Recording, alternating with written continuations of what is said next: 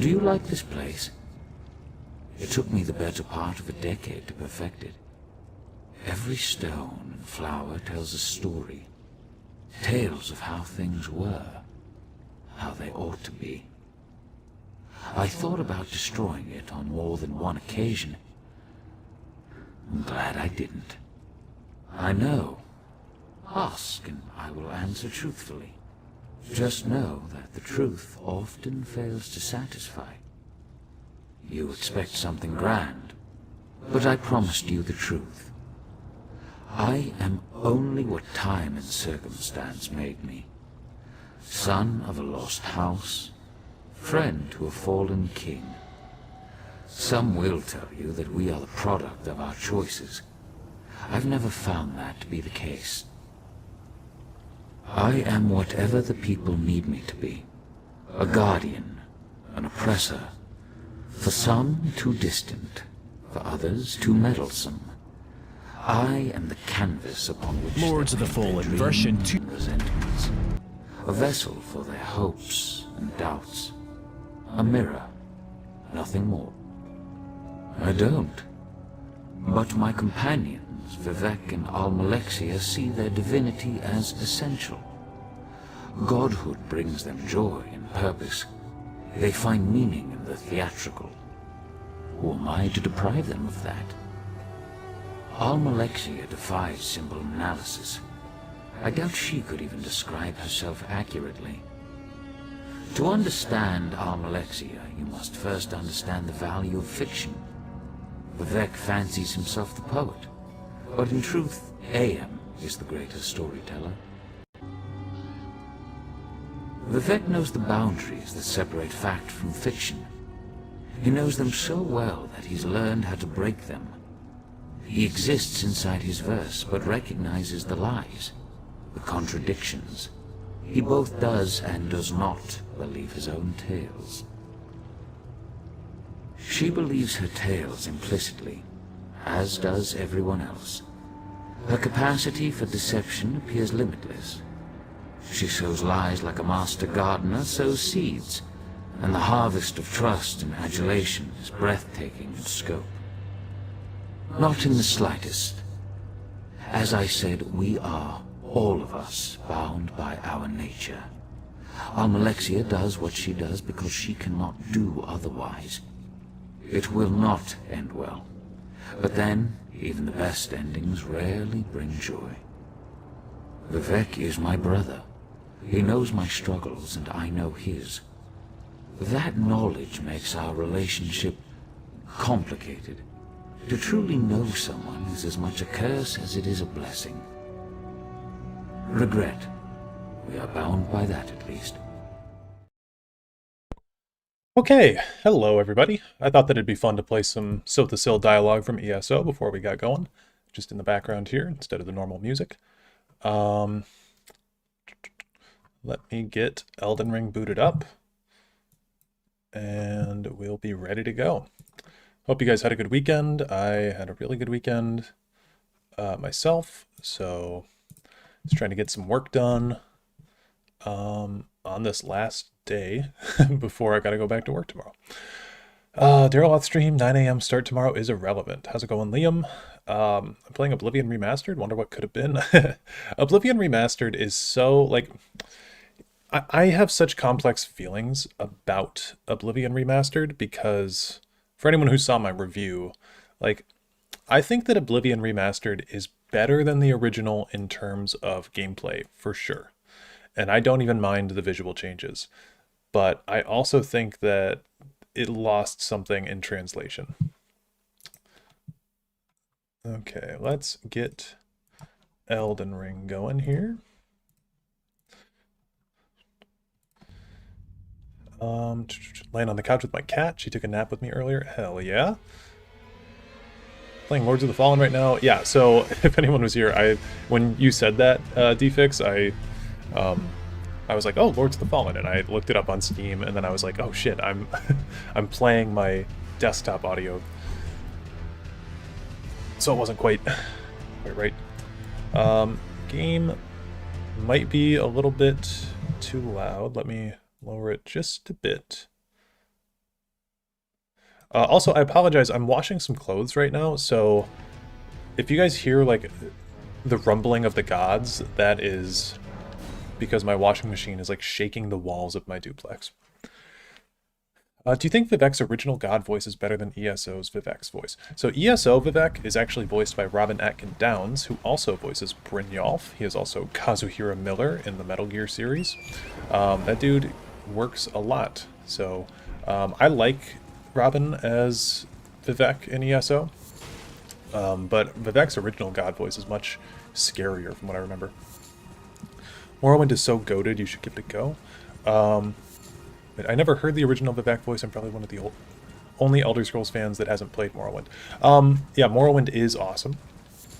His original voice did not make it into Morrowind, though. That is correct. It's in the sound files. It's very scary. Yes. No, Morrowind, I think, actually, I've said this several times, I think that Morrowind aged better than Oblivion. Because Oblivion was made in this weird time. We call it 2006, that's the weird time.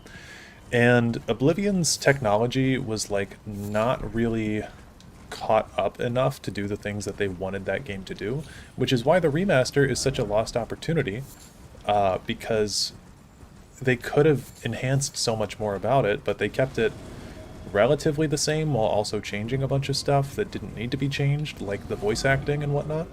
So Oblivion Remastered just feels like an overhaul mod. My theory is that it was a giant test to incorporate the creation engine into Unreal 5. Yes, I think so as well. I think that's a totally likely scenario. Okay. I've never heard those files. Does he do all of Vivek's dialogue? Because that's like pages. I don't believe so. There's just a couple lines of him like saying a few things. It's nothing too major though. Okay, so we got our Carrion boy.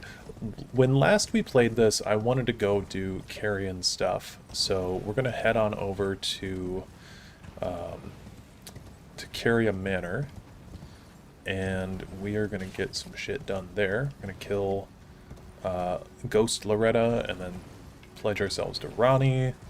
We're going to talk to Celavis because we do need to do his quest for the magic scorpion charm, because I think that's going to be helpful for our build going forward. And then what else did I want to do over there?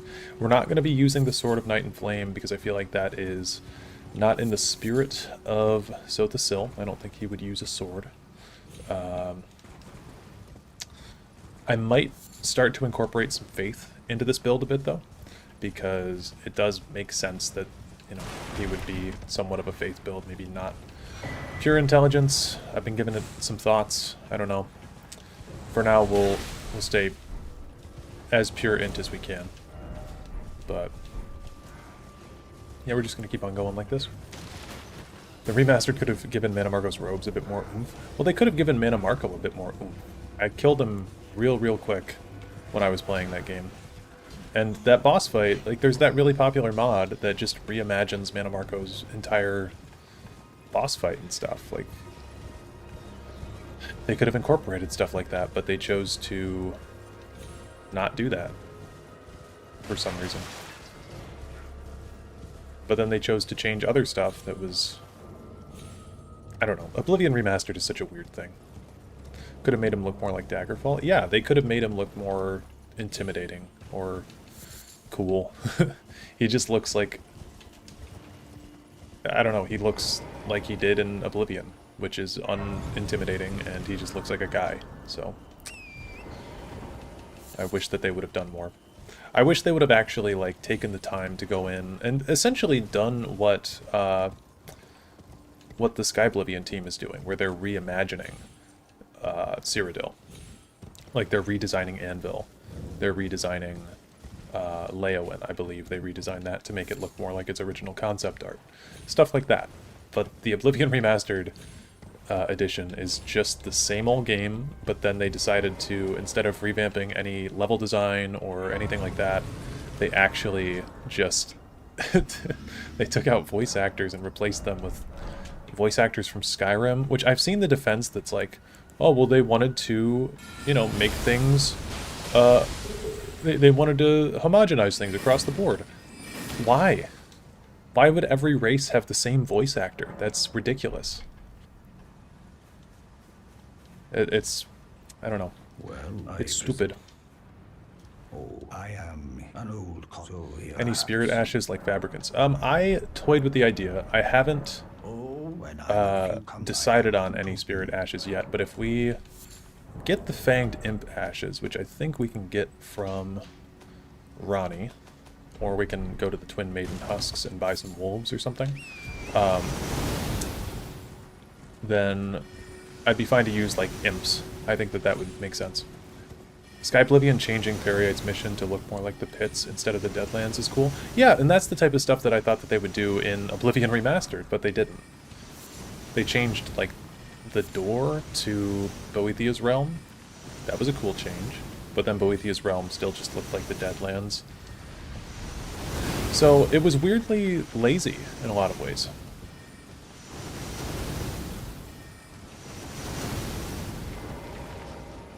I like the theory that it's not really Mannimarco in Oblivion. He's just some guy posing as Mannimarco, and that's why you're able to kill him so quick. Don't actually believe it, but it's funny as fuck. Yeah, I included that in my... I think I talked about that in my Oblivion Remastered review and in my Mannimarco lore video, actually. Because I was like... I think I brought up Mannimarco in my review of that game, that the fight is still so shit that people think that... Like, that there's an entire fan theory about how bad it is. So... maybe they were trying to tell us something with Oblivion Remastered that, yeah, that's actually not Mannimarco, it's some imposter. But I also, notoriously, I don't give Bethesda the benefit of the doubt almost ever, because I think that they can do better, and they seldom do. So I don't like to give them, like, there's a creative space where it's like, I was actually just watching a video with my girlfriend about Disco Elysium's art style.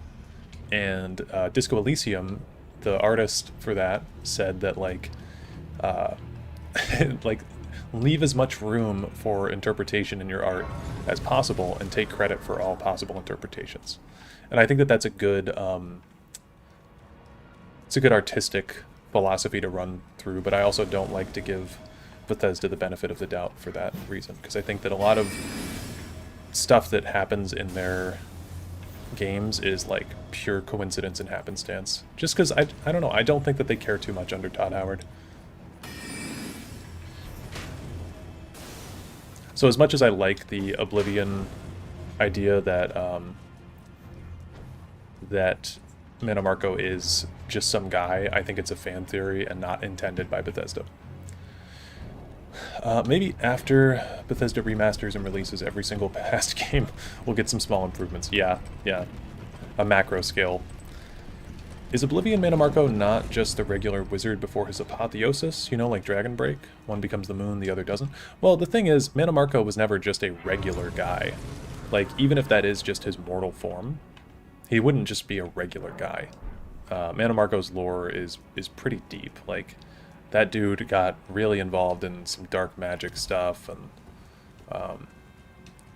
tried to ascend to godhood at least 2 times that we know about. So that is another theory, though. It's another fan theory that Mannimarco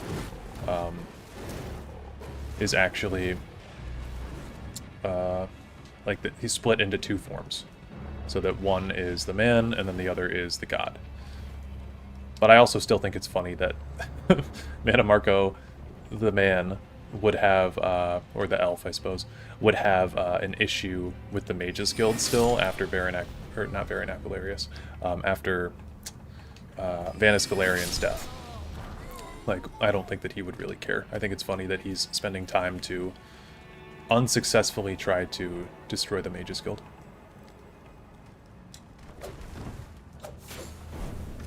The Rhymed Crystal Bud. Hopefully they have Elder Scrolls 6 be their last hurrah with tasks and hand it off to another studio. That would be nice.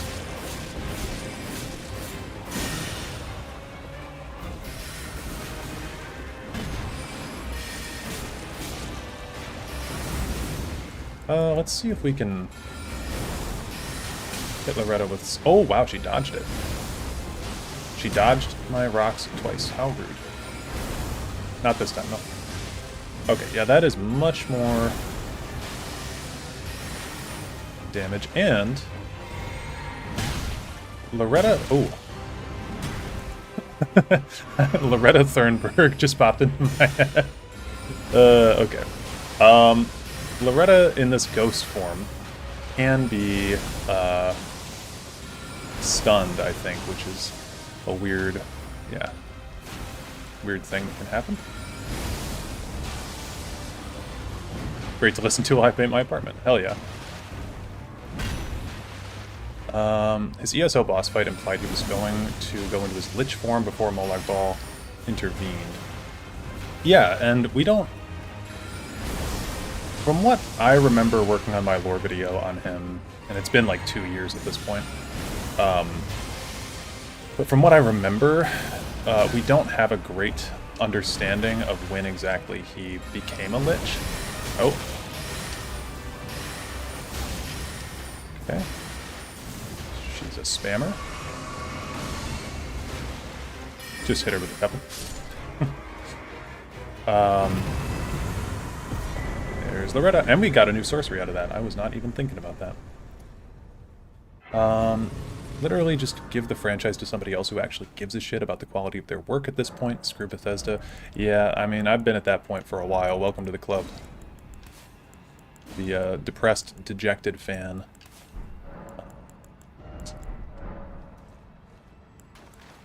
I mean, that's really like Hell Hath No Fury, like a lover's scorn, right? But it's like Hell Hath No Fury, like an ex-fan as well.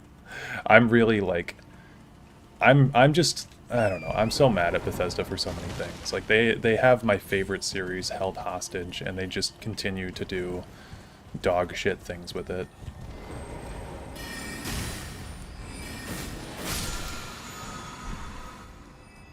I don't think we need Chilling Mist, but I like to go grab it anyway. Big projects like Skyblivion and Beyond Skyrim are far more exciting these days than Test 6. Yeah, my only issue with getting involved in those things... I mean, Skyblivion is different for me. I am totally going to play that. And I have played Beyond Skyrim. Like, I played Beyond Skyrim Bruma, and that was fantastic. So I like to see other people do stuff with the world.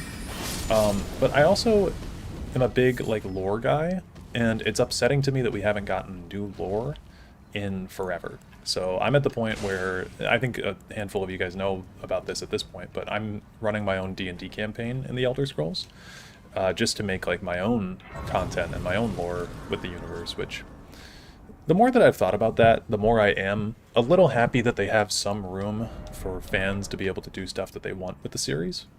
But I also do like... I like well thought out worlds and stuff, so I would like it if Bethesda was able to,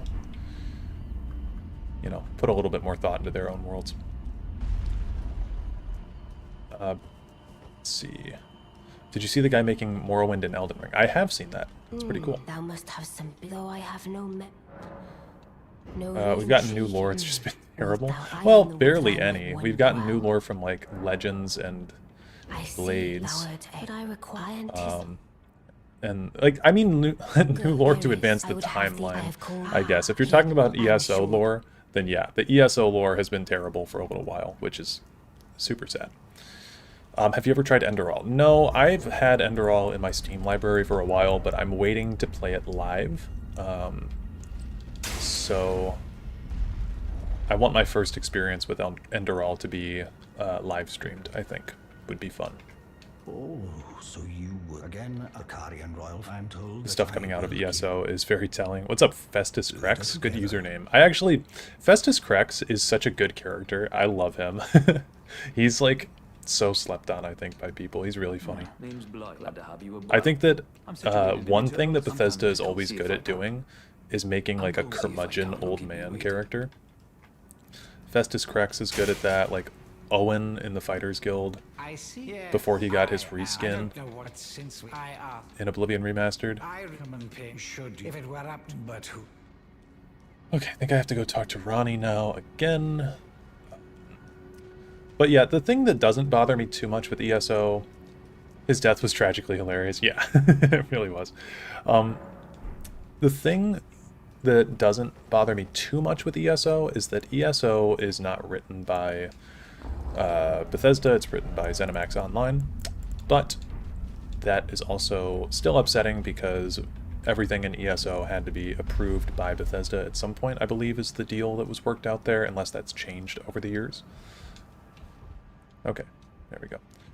We do have to go pay a visit to Celibus.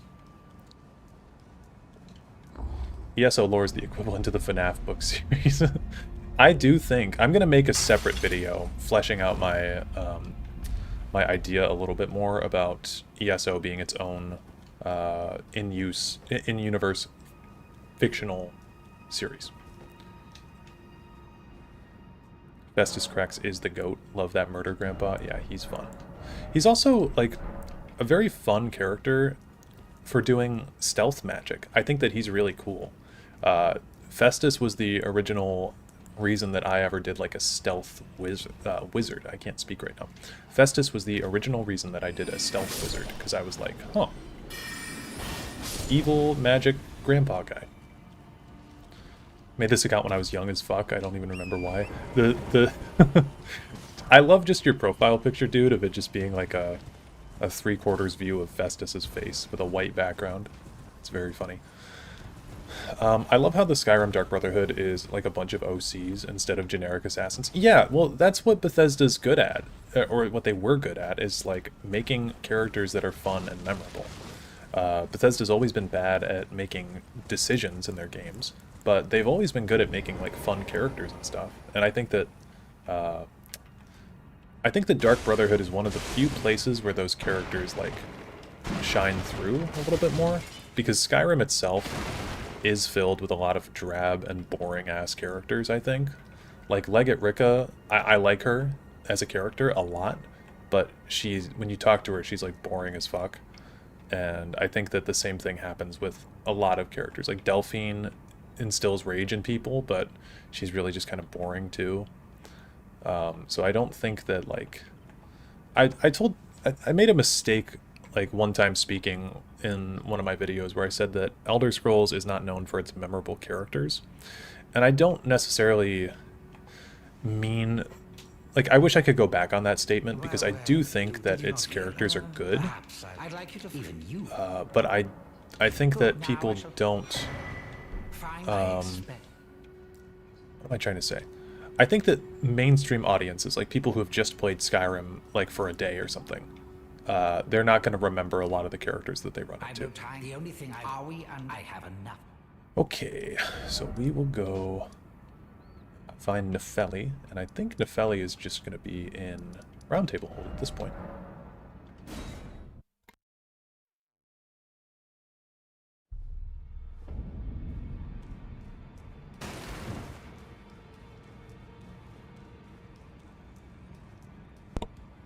Leggett Ricka and Delphine are both kind of one-dimensional, I get it. Yeah, like, a lot of it feels like the voice acting in Skyrim was like, hey, Game of Thrones just came out, we're trying to be serious for this one. And so a lot of the goofy voice acting that was in Oblivion got replaced with, like, super serious voice acting in Skyrim. But yeah, I don't think Bethesda's voice actors have ever been, like, phenomenal or anything, if we're being objective. Okay, is Nefeli at the village of the Albinorics?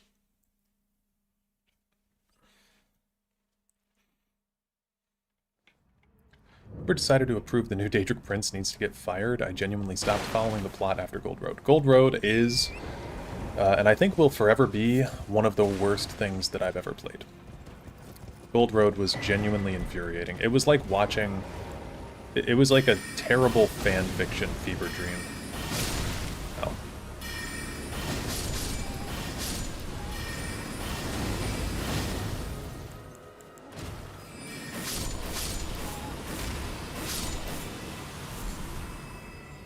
Okay, is Nefeli here? Where is Nefeli Lou? I'm gonna go look this up real quick. Because maybe we can't do this at this point. Where is Nefeli Lou?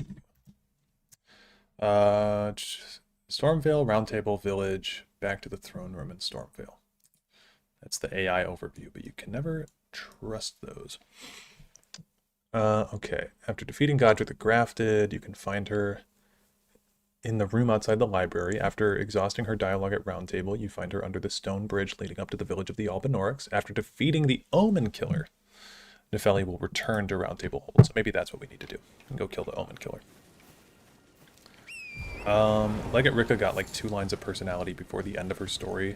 Galmar, on the other, is just got a bad personality and 100 lines of "Damn elves, I want to kill them." Yeah, Gunmar I think is an interesting character that just didn't get fleshed out. Like the Civil War in Skyrim is so cool in theory, and then, you know, the way that Bethesda handled it is like, wouldn't it be easier if we just cut a bunch of corners and we just cut a bunch of corners and the same thing happened on both sides of the war?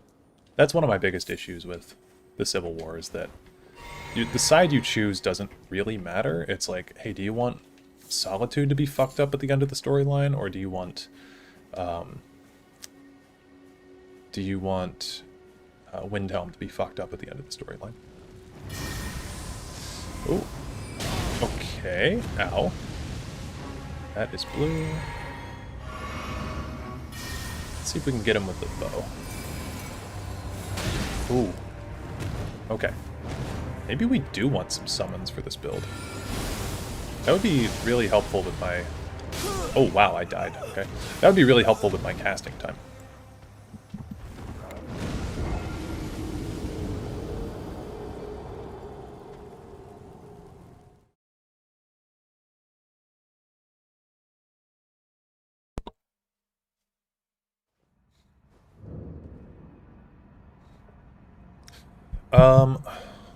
I think what makes the Skyrim characters memorable is their dialogue being so memeable, even if you can't remember their names.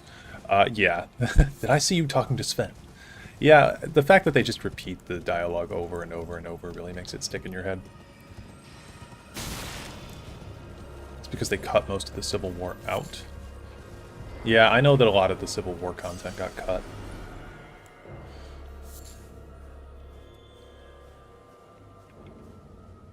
Okay, let's see about, like, right here.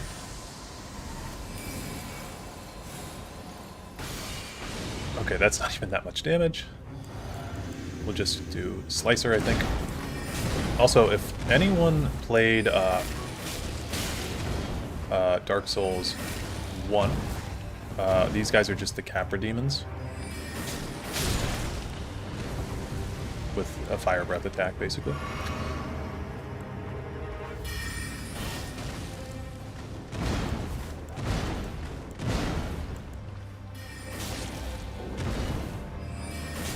Okay, goodbye.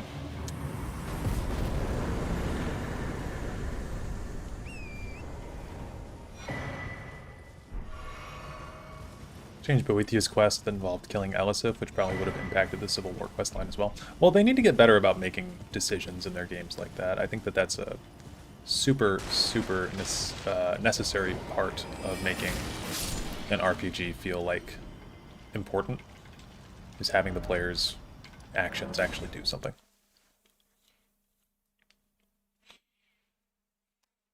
I think I really need to look into the cut content in Skyrim, because I always hear the coolest things, ever followed by shame they never added it. It's also Bethesda's work ethic, I think. Like, they could have probably put in a lot more work into their games, but they don't. I mean, I'm the first one to tell you they like to cut corners, right? That's why their code is like a spaghetti code that is constantly breaking and stuff. Okay, we killed the Omen Killer. She returns back here. Maybe she's sitting in her sad boy spot. I don't know. Maybe we need to talk to Gideon. Yeah, I haven't even talked to Gideon. I probably fucked this whole quest up a bit. Okay, let's go talk to Gideon Ofnir. Oh, I can't very well. It is safe here. It is safe here. Alright. He's still here. Allow me, you, a housekeeper. Remember your There's nothing left. Kind of stuff bleeds into how they do Fallout. Like, I really wanted to kill Elder Maxon. Yeah, well, that's the thing, too, is that Bethesda doesn't let you interact with the world half the time. They're like, oh, we make these big, open worlds. Like, isn't it cool that you can pick up the pillows in Morrowind? It's like, yeah, it is. Make it worthwhile to interact with the world, though. Don't make it just like a novelty. We of the Godric, the General Radarator, right, Morgott, and Renal. He'll still be after. Okay. Is that potion bloody Celivis? Oh, I wanted the round table. But, oh, would you not? Yeah, we can do this quest by giving Celivis, or by giving... Here, hold on. Yeah, we needed to talk to Gideon. Let me figure out how to do this quest, because I hardly ever talk to Celivis, because I don't really play magic characters. Celivis quest. Elden Ring.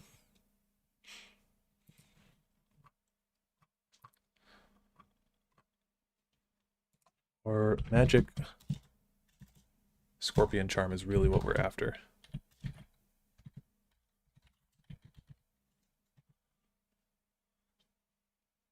Ooh, my Google Chrome does not like that. I don't think it likes running OBS, Elden Ring, and Google.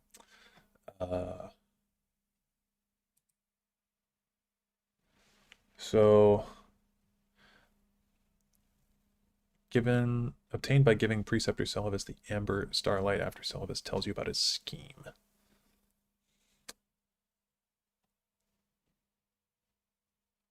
Okay, so we give him Amber Starlight. How?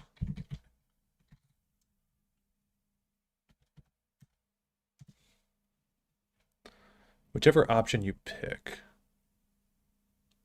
Hold on. Okay. You have the option of giving it to him or giving it to Nefeli.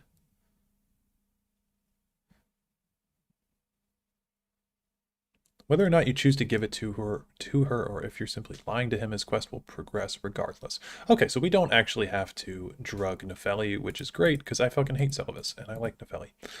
So, let's get on with it. They wouldn't let you kill their precious Brotherhood of Steel. Bethesda loves the Brotherhood of Steel. They love the Brotherhood of Steel because the Brotherhood of Steel is marketable. Well, wonderful. Make the journey to the capital. The Brotherhood of Steel has a logo, and when you have a logo, you can put it on t-shirts. Is that bloody Celivis? Oh, the round table. So that's why the Brotherhood of Steel is in every single Fallout game that Bethesda makes, because they can then put it on a mug or a t-shirt or a poster. That's the problem with Skyrim's marketability, is that all the Elder Scrolls games have vastly different symbols and stuff. Okay, let's go get her set up as well. You're new, no matter loud, you're a... Look at her, she's crushed, she has it. I saw her eye. I see nothing special. Trap, that's all there is. No, well, no grunt. Stormhawk Ash is so cool. My favorite used it instead of Mimic because that's boring. Mimic is, I use the Mimic tier on my most recent character because it is a quick way to speed through the game. You're telling me? I don't believe. If I do, I suppose I'll ask Matt certainly. I know I can tell. I suppose I'll ask Matt. I'll ask Master Hugh to teach me. Back already, no matter. The girl. Are you out to absurd? I refuse. I don't doubt. Okay, round table stuff continuing. I did pick up the Carrion Regal Scepter, which we need 60 int for. So our next 30 levels might just go into intelligence. Get the Lone Wolf Ashes, the crafting kit, and a stone sword key if we need it. And I will also get a finger seal just in case we need it. So we'll use up all of our runes. I wonder if you have an old father, I'm sure talk. I think she also gives you I'll see you again. the Arsenal charm, I'll right? see you again, warrior. Okay, we'll see her around. I think the next thing that I need to do is kill either Radon, or we can go kill Draconic Tree Sentinel. I think either of those are obtainable. But first we need to go talk to Celibus.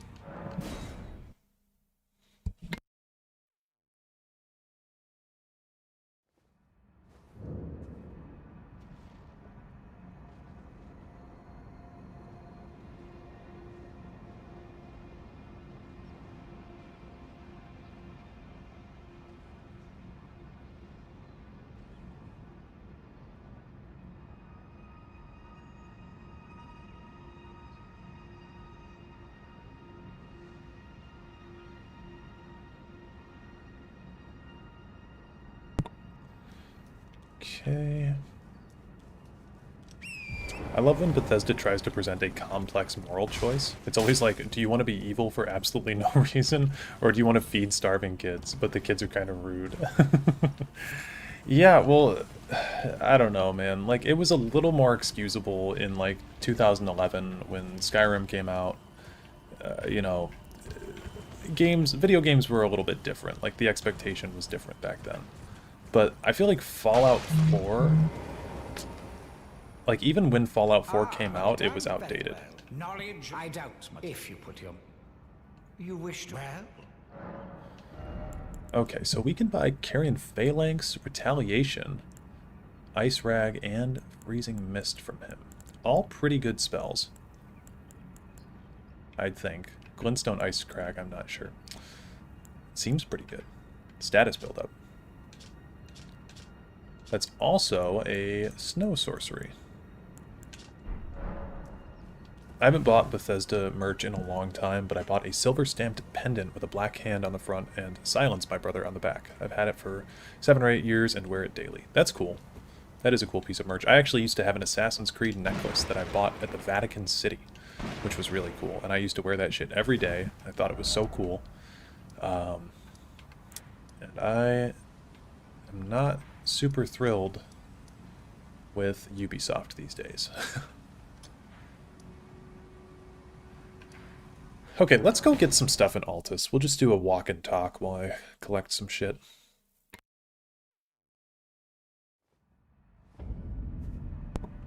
I really didn't think about how substantial... Oh, I can go up to Volcano Manor. Ugh, I should do that while I'm here. But I didn't think about how much sorcery was going to actually cost us. I hear, take my hand. We will take your hand.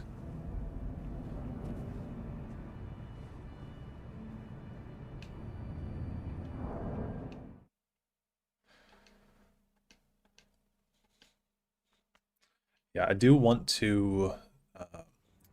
so after we do all these runs in Elden Ring, I think we're going to do Assassin's Creed Black Flag to finish out that series that I was doing. And then I'll be able to work on my Assassin's Creed retrospective and kind of talk about my experience with those games and why... Like, the thesis statement is that they should have stopped at Black Flag. Because I think that any Assassin's Creed game that came out after Black Flag is just, like, not even really trying. Okay. Not even trying to connect anything to the greater plot. Because I think the Desmond games had a, like, story they were trying to tell, and then they killed Desmond. And then it stopped having meaning. Black Flag playthrough, thought I'd never see the day. Yeah, we're gonna do it. I bought it when it was on sale a little while ago, so we will do it. But I've got so many different things. Like, I almost need to take like a full month off of work to get things caught up, which is nice because I'm gonna be having winter break come up, so I think I can get some projects done. But I've got a lot of stuff that I want to do. Do I not have the lantern on this character? Oh, I didn't buy the lantern. Wow. It's okay, I know my way around here.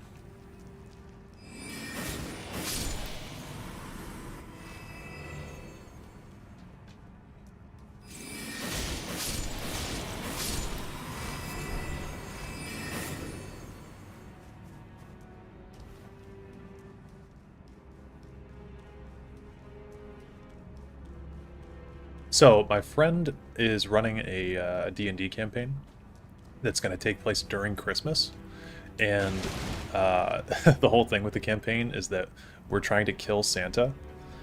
It's a super, super fun idea, and so I'm going to be playing a rogue, and the rogue is going to be Santa's first toy that's like really fucked up and experimented on by Santa while he was trying to like get stuff right.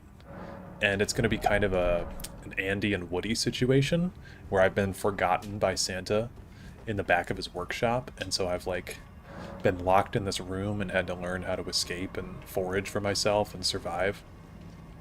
It's a really, really fun character idea, if I do say so myself.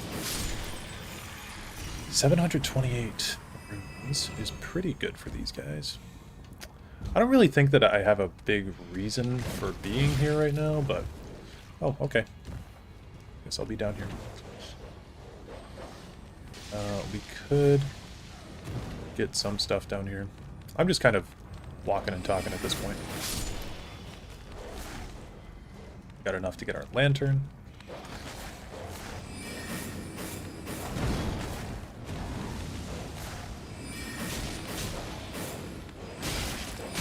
Ooh.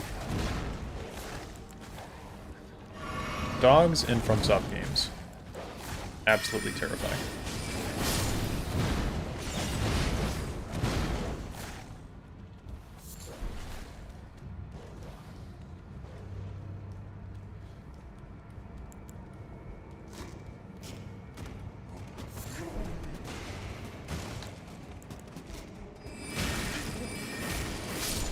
I was also thinking for the Almalexia run.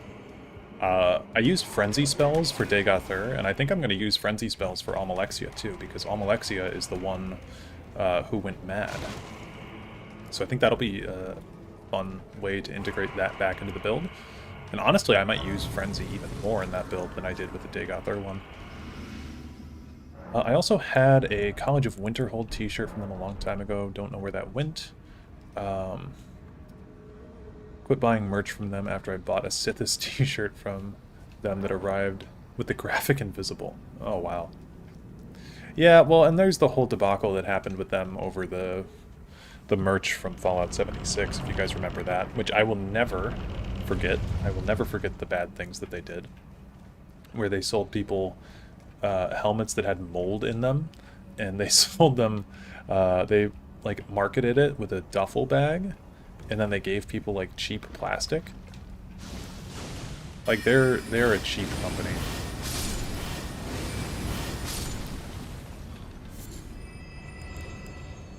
I had somebody call me cringe the other day in my comments actually for saying that I don't like Bethesda. They're like, how can you say you don't like the company that makes your favorite game? I'm like, oh buddy. Or no, they were saying like, it was after my video about Bethesda's use of AI, which I was not trying to strum up any drama over that. I was just like, I saw that video and I wanted to give my 2 cents on it. But this guy was like, uh-oh, Dareloth's going to become a channel that hates Bethesda. And I was like, it's literally in the description of my channel. I've hated Bethesda for a very long time.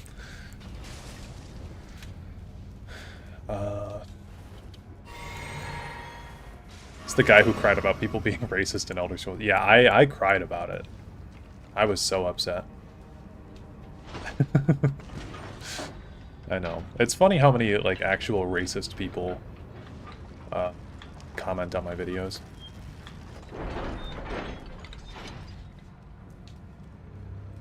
It all started with horse armor. That it did. If I can put my shield on... Does that actually stun this guy?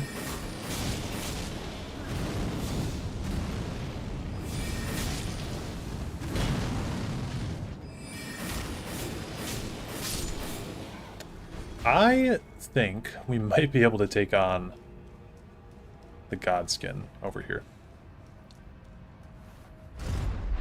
There's a shocking amount of dog whistles in the Elder Scrolls and Fallout fanbase. Yeah, that's true.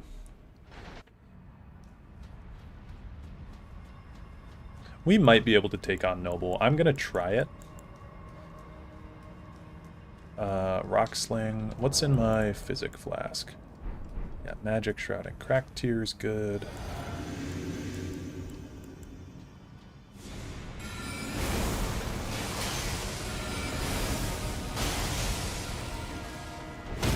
Okay, stunned. Oh.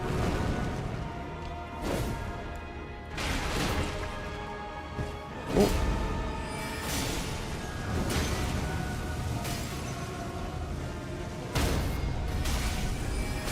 Oh.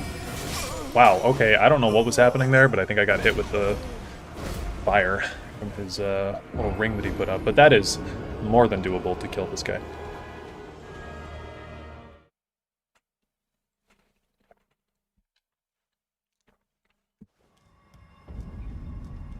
Not that I really want to fight Praetor Rykard. I'm just doing this to get some souls. Or runes, whatever you want to call them. Parry is so broken in this fight. Yeah, it is. If you know how to parry, I do think that Elden Ring becomes so much easier. I think we're going to save the Physic Flask for Phase 2, actually.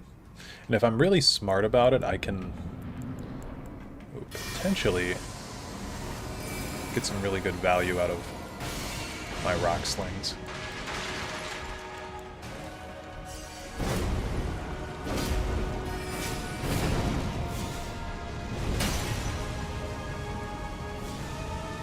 Ooh, if I had Carry and Retaliation, that could be really good. You input reader, piece of shit.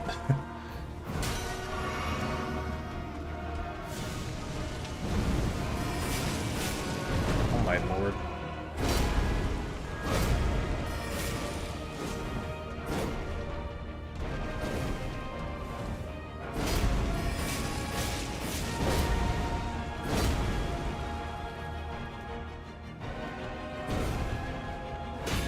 Oh.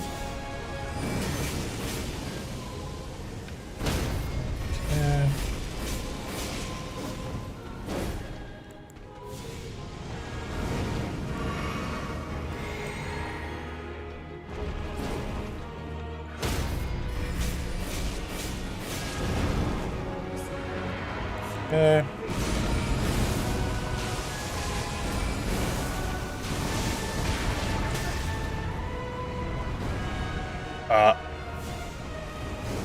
Hello?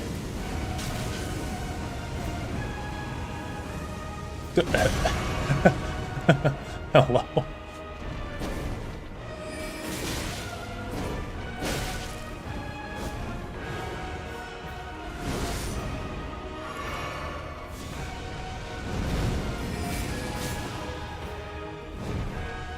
Okay, I would also like to drink my flask.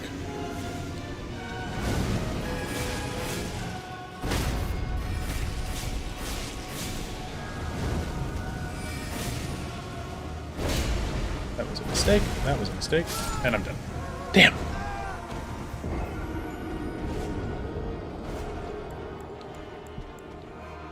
Okay, honestly, a big problem with my build is that I have too much shit equipped, so I don't need all these spells. I want to be able to swap between Slicer and Rock Sling, and that is about it. So, that's all that we need, I think, and then we can get him.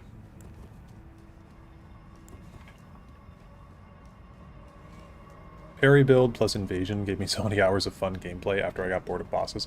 I don't like fighting NPCs. I just really, really don't.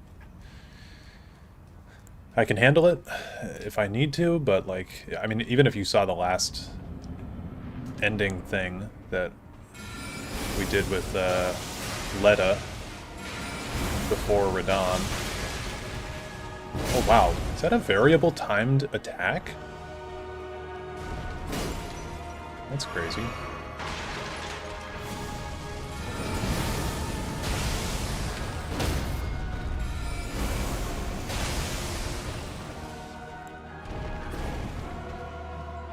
is.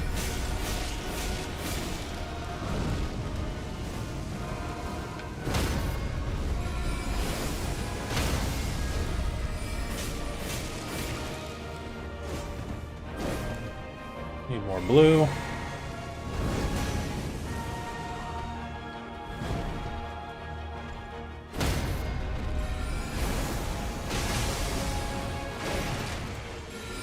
Oh, he's hiding. Still hit him though.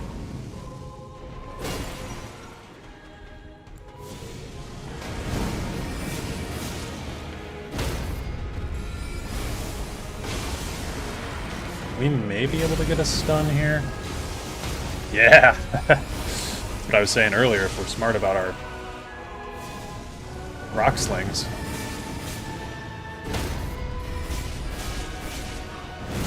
Ow, he was pissed.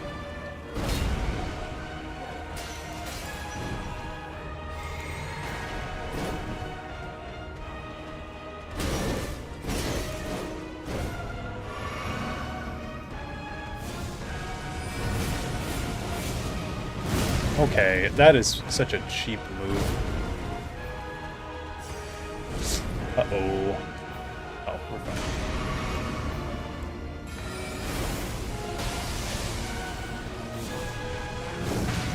I just don't want to be in this with him. I've died every time that I've been in there, I think. Okay, we'll do that. Oh, my camera got fucked up and it's not locking on.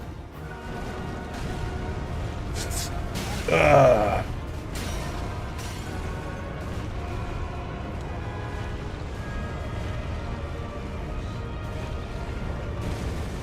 Jesus Christ. That's such a cheap... I'm dead. No, I'm not. I got saved.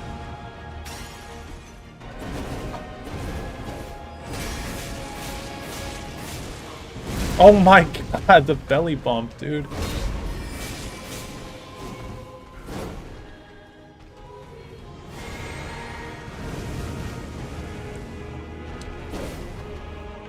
Oh, I knew that I shouldn't have parried that. I was trying to parry it.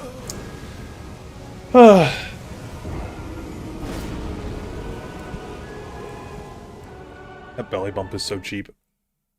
Vigor is such a waste in Elden Ring. No more than 30 is needed. If you're me, you need like 60.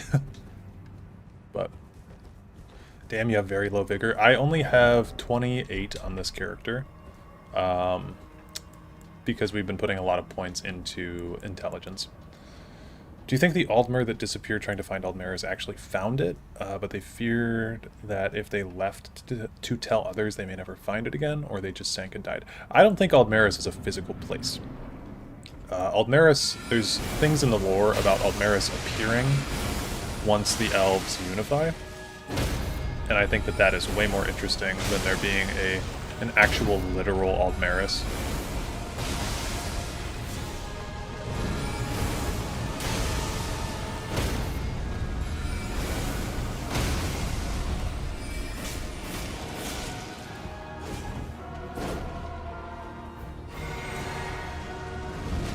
Get my souls back.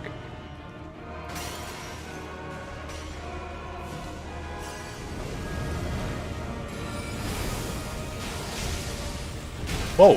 Whoa! I've never seen that attack before! I've got like 1,000 hours in this game. I've never seen that attack. He can do a slash? That's crazy. So Aldmeris is the friends they made along the way? Something like that. Yeah, but I don't think that Aldmeris is a real place. I think that, I think that it'll arrive when the elves unify, and I think that that is what the Thalmor are trying to do. More or less. Or I think that's one explanation for what the Thalmor are trying to do.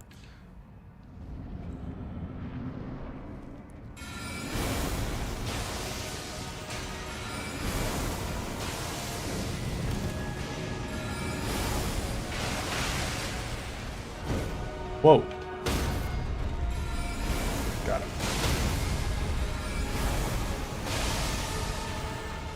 That slash attack, he did it twice. Do, do, do, do, do, do, do, do. Do, do, do, do.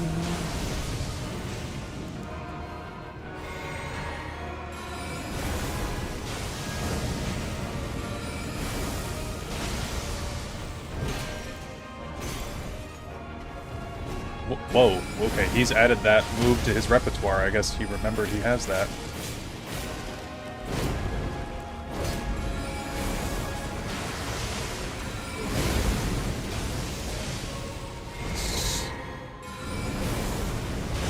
There we go. Ooh.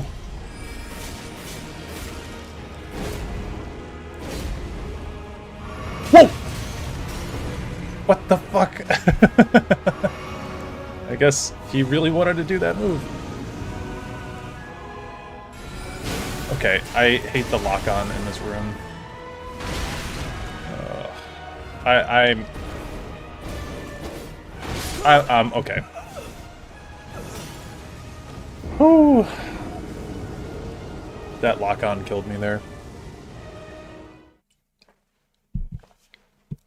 Aldmeris might be Aetherius, where the Gnostics want to go back to. It could be. It very well could be. But I think that Aldmeris being an actual place is honestly a little boring, especially when we have lore that says that it's a real place. Or that it's... sorry. Especially when we have lore that can suggest that it's not a real place. What we're going to do this time is we're going to run in there, grab our souls, and then leave, because I am having a horrible time with Phase 2 of this fight, and this guy's pissing me off. So, my rooms are here, and then we just leave, and then it'll put you outside of the boss arena. This guy's totally optional, so we'll go fight him in a couple of levels if we need to, but I'm kind of just fucking around at the Volcano Manor for no real reason, so... We'll go get stronger and then come back later. The constant pain of no Godskin DLC looms in my mind. I know. I want a DLC so bad that it does like Glow-Eyed Queen stuff and Godskin stuff.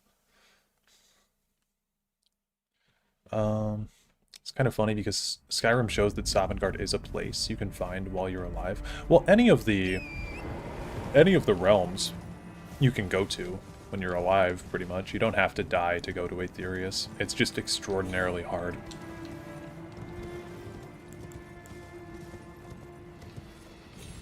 Like, I think that there's some talk of, I think Kirkbride calls them cosmonauts that are, like, ethereal space travelers, basically. And they're really, really...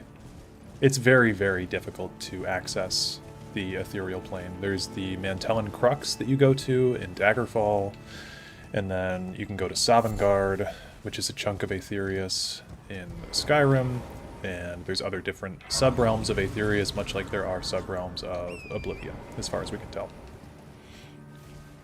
Aldmeris is Lorcan's prostate, the waters of chaotic creation. He secretes effluvia? Michael Kirkbride, probably. Yeah, that guy's just saying nonsense half the time.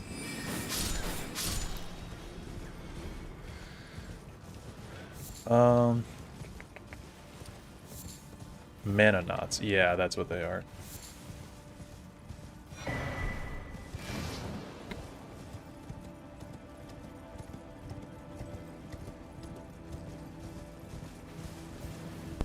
The name Versaduce is now stuck in my head. Versaduce. That's our guy. I was kind of hoping that I would find more positive information about Versaduce, but like, that dude seems like a really shitty leader. So, I don't know. I guess him being a snake is like, that makes sense. How many runes are you worth, sir? Probably a decent bit. Oh, wow. Nice. Cool attack. Okay, for fuck's sake. Come on, Rocksling. I'm gonna kill this dog before he gets involved in things.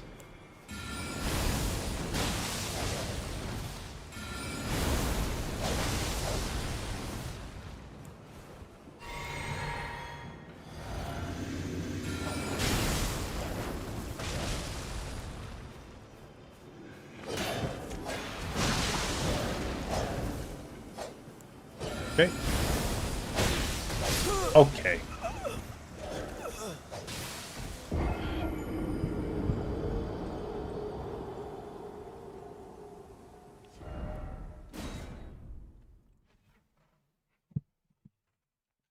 My headcanon is that the Akaviri are just humans that look like Yamato/Japanese, and Seichi are snake creatures that now rule as nobles over the human Akaviri.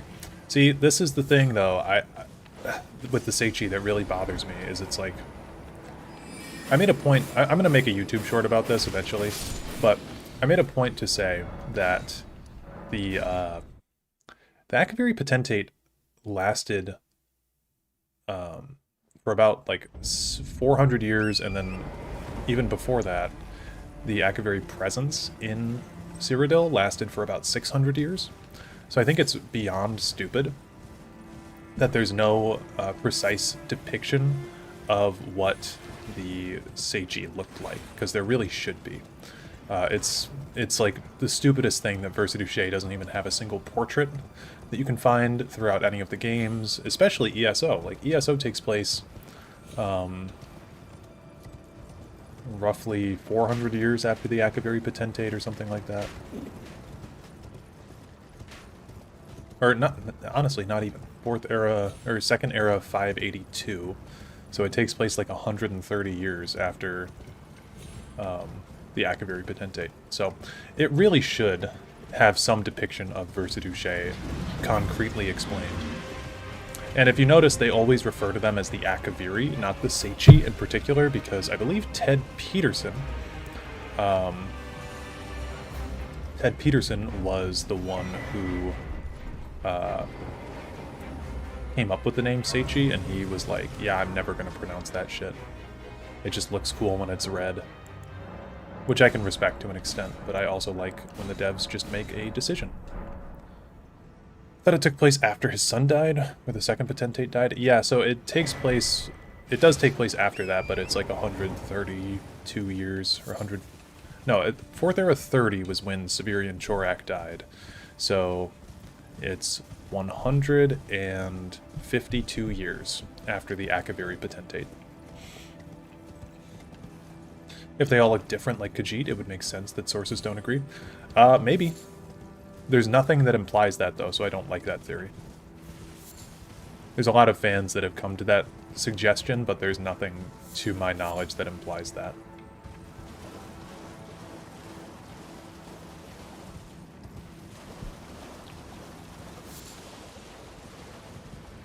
Nothing that implies that yet. True.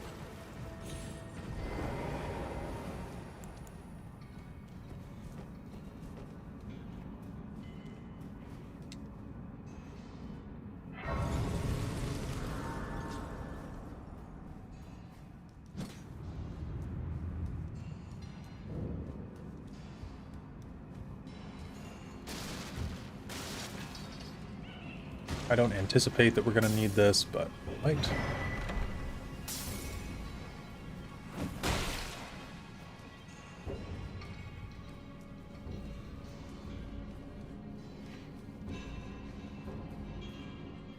But yeah, so far with the Seichi, we just have a lot of different running theories. ESO Journey to Akavir. I'd throw up. There's some people that think that the trailer for Elder Scrolls 6 takes place in Akavir, and honestly, I think I would hate that. Because if that's what Akavir looks like, I am no longer interested. At all. I think Akavir should look entirely alien. Like, go high fantasy balls to the walls with Akavir. I don't want to see some, like... I don't want to see something in Akavir that I could see in real life.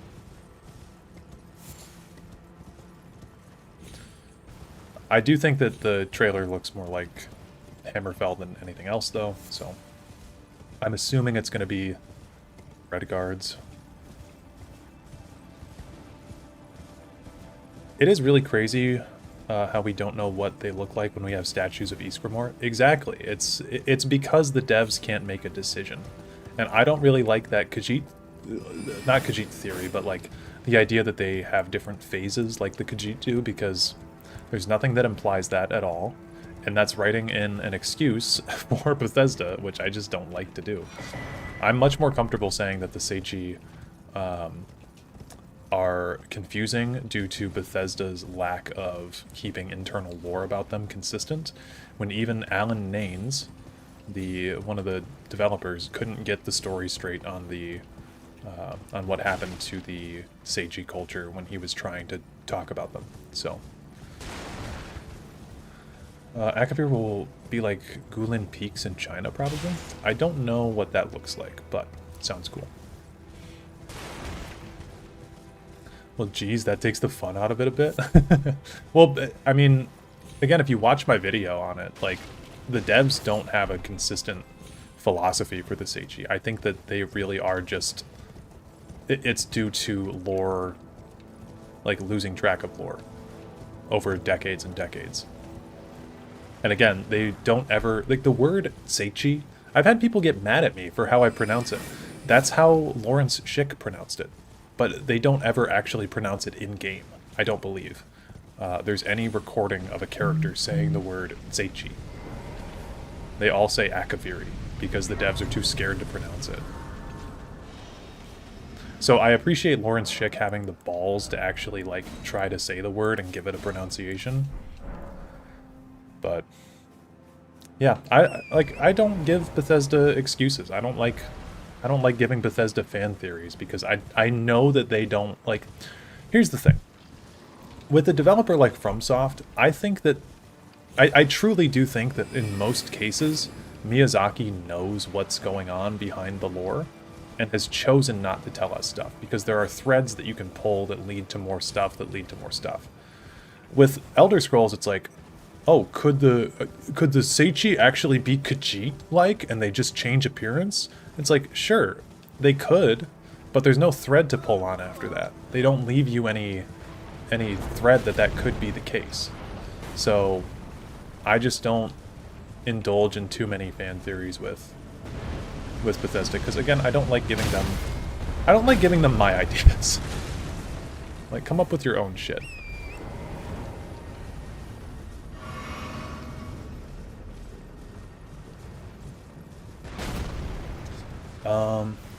Their explanation will probably be that the Akaviri slash Seichi have forbidden their depiction like Muhammad or certain Chinese kings. I mean, that could be more interesting, I guess. Let's see what our damage is like on this guy. Oh, that's pretty reasonable, actually.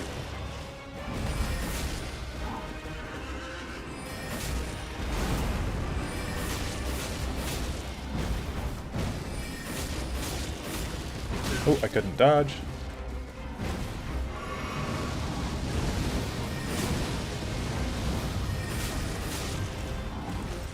Let's go on phase 2.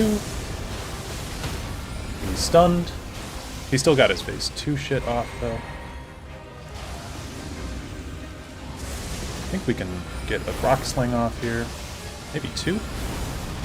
That's fine. Still get it off. I'll do another one. That is not even going to hit. I'll do another one. I'll do another one.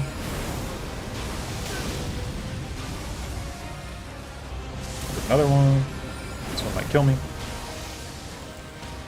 Cool. Now we heal. We heal. I think we slice the rest of our way through this.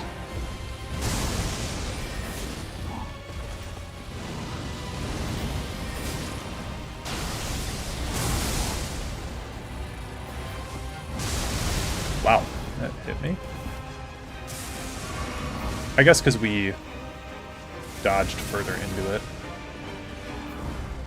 He is going to have to reapply his... Oh, ow. I have to reapply his phase 2 shit.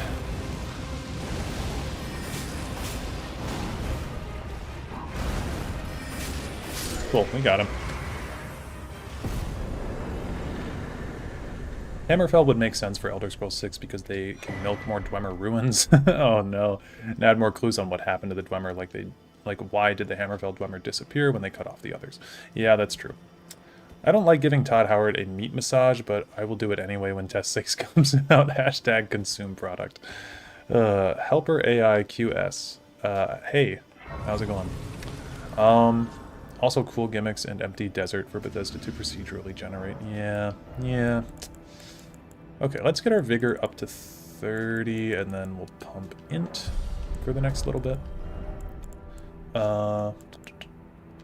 Honestly, Slicer and Rock Sling might be able to carry us through the whole game.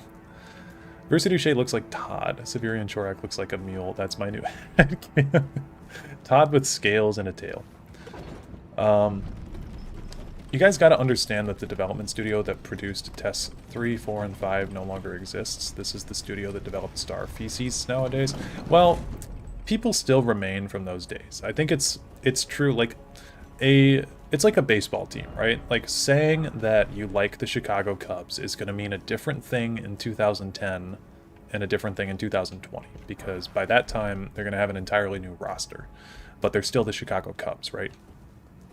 So yes, it's like, yeah, it is a different team, but this team should still have relatively similar values. I don't know, I'd say I'm happy coming up with my own ideas for messy lore for the same reason I don't boycott McDonald's. I could criticize big evil companies, or I could just enjoy my cheaply made burger. I guess, but I don't like to just enjoy my cheaply made burger. I'm not gonna, like, I don't like enjoying Bethesda's slop. Why would I enjoy it when they could make it better? You know, like, I think that they should strive to make the best product that they can. And at least with Skyrim, I do feel that Skyrim is a good game. Like, I think that they, you know, I think that Skyrim is dated, but I think that it is a good game for the most part. But what I won't excuse them for is, like, taking these sloppy shortcuts and trying to make a quick buck off of me. Because, like, know your worth. Like, know that you, as a player, don't have to play something that's fucking terrible. Like, I put 80 hours into Fallout 76. That was not worth my time. That game was absolute dog shit. And eventually I was like, you know, I don't care. I won't settle for slop because I didn't order slop. Yeah, exactly. Like, I'm not gonna endorse them making shitty products and then come up with excuses for why the shitty product isn't shit. If I look at a shitty product, I'm gonna be like, damn, do better. That's how people can grow, you know? That's how they, like, they're not going to get that wake up call until people start doing that.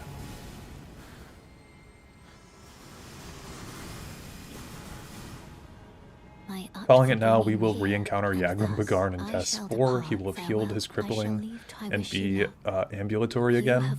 Will be a recruitable companion. I'm all down for recurring characters in Elder Scrolls. I think it helps tie the series together a little bit more. But that would be some dog shit.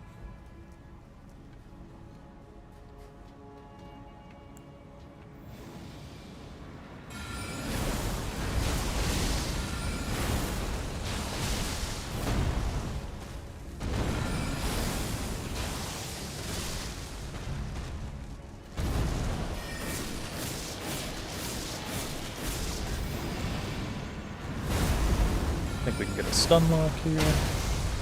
Go.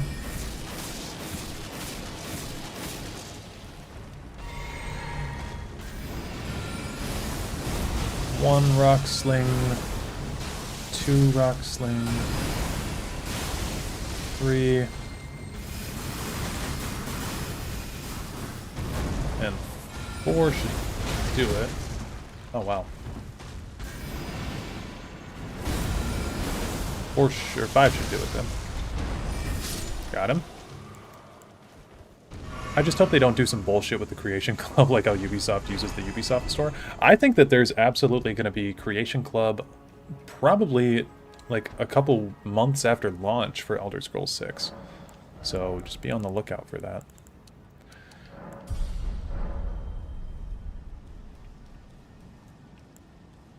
They're soft launching the fuck out of the Creation Club for Elder Scrolls 6. Yeah, they might release it with the game, I don't know. Oh, the classic combo between chuckle and fuck over here.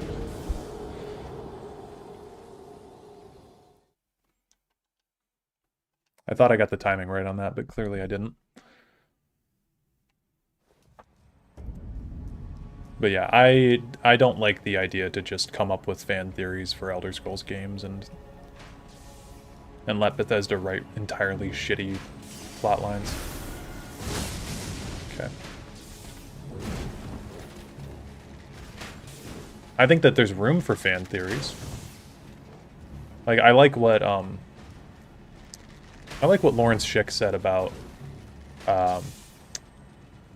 you know, your interpretation of the world as a player is just as valuable as anyone else's from an in-universe perspective. But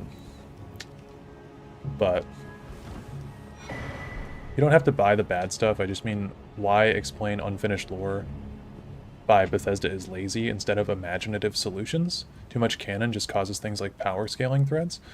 Because it's something like, okay, if they want to leave threads, like I said earlier, then leave some thread to pull. Like, you can... okay, as a world builder myself, it is so lazy to come up with, like... Let's say that we had a world where the dragons are gone, okay? And, I don't know, let's just say kind of like Dark Souls. The everlasting dragons were there in the beginning, and then it's like, oh, mysteriously, the dragons vanished. You, as a world builder, need to have a reason in your head why the dragons vanished. And then you can plant seeds throughout the games that the players can find and come up with their own solutions. You don't have to give them the full answer. But Bethesda doesn't plant seeds. Like, Bethesda truly will just be like, the dragons vanished, and then they won't have a reason in their head because... like that the dragons vanished. Do you understand what I'm saying here? Like, Bethesda's version of this is completely lazy. And all that you need to do is play other games by new developers. I think a big thing is, like, Elder Scrolls fans a lot of the time are trapped by Bethesda, where they're like, yeah, I just get on and I play Skyrim every day. And I just mod Skyrim, and I've been just playing Skyrim for like 15 years. And, like, go play games by other developers and you will realize how mistreated you are by these fucking nimwits.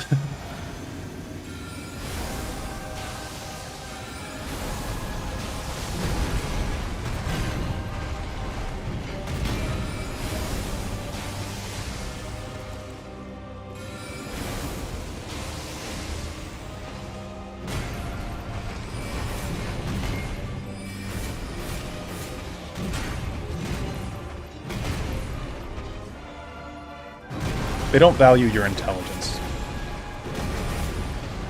And Emil Pagliarulo will be the first one to tell you that they don't focus on the plot of their games because their players are so fucking stupid that they just want to build shacks all day instead of actually engaging with the story.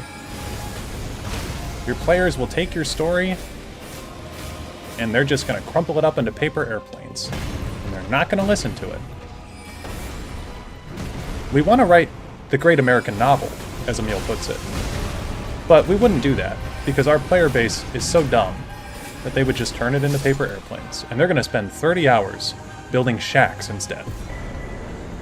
So I have no respect for that company. And I think that if you do, you really need to look at what they've done in the past couple of years. And again, know your worth.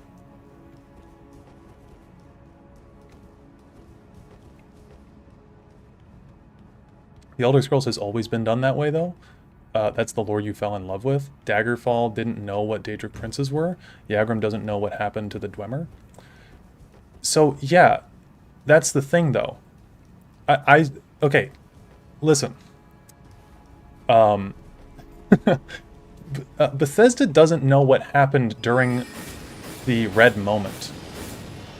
Okay, like, this is an actual statement by the devs.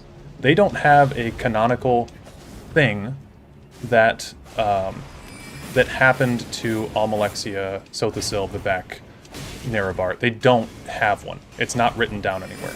There's no true version of that event. And personally for me, that makes that event so much less interesting. Red Moment or Red Year? The Red Moment. The Red. I think it's referred to as the Red Moment. That's the moment where Nerevar gets killed. They don't have a canon explanation for foul murder.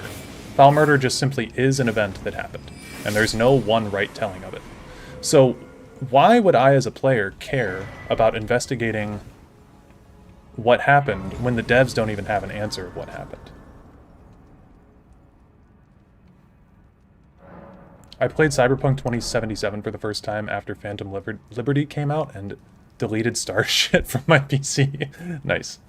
Imagine my reaction going from playing Skyrim forever to starting BG3. No contest. Yep. Open the stream and it's Bethesda slander. Parentheses fair. That's how you know it's a Dareloth stream. How's it going? What's up, Ilya?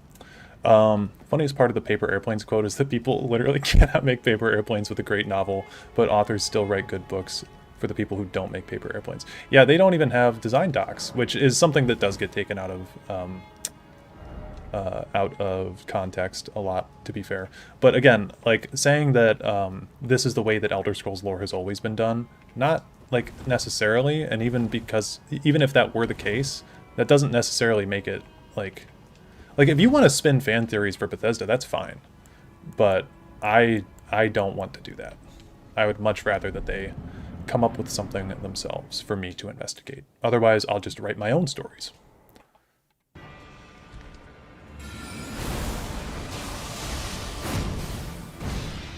Okay, Rock Sling is still incredibly powerful.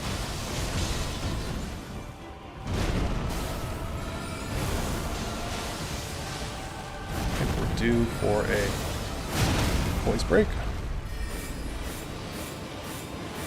If we're smart, we can get him down. Get a couple rock slings in on him. I don't know how... Oh, we're dead. Oh, we're not. Oh, we're dead. Foolish ambitions to rest.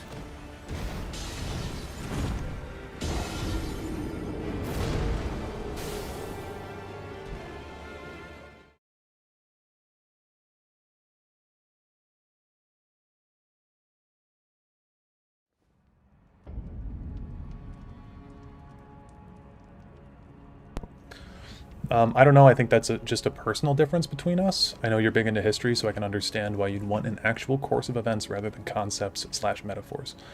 I mean, I do want concepts and metaphors as well, but I think that, again, writing blank spaces into your lore is fine to help the players figure out. And you don't need to, like, Tolkien it, where you have a page for every fucking tree branch, to paraphrase from the ERB, but, like... I don't know. I'm not interested by filling in mistakes for Bethesda. Because they feed so heavily off of their fans already to make interesting stuff for them, I'm not going to do it anymore. They feed off of their fans for mods and content and Creation Club and DLC. Like, that Oblivion Remastered DLC is, like, what a bunch of slop. That's so disrespectful to me as a consumer of them. It's so disrespectful to not include extra content in your remaster. Like, to make me pay $60 for the game that you've already played, and then on top of that, pay an extra $10 for a horse armor joke again. It's Bethesda's attempt to try to look like they're in on the joke, and then, you know, they're really just trying to make money off of you. So, yeah, I don't know.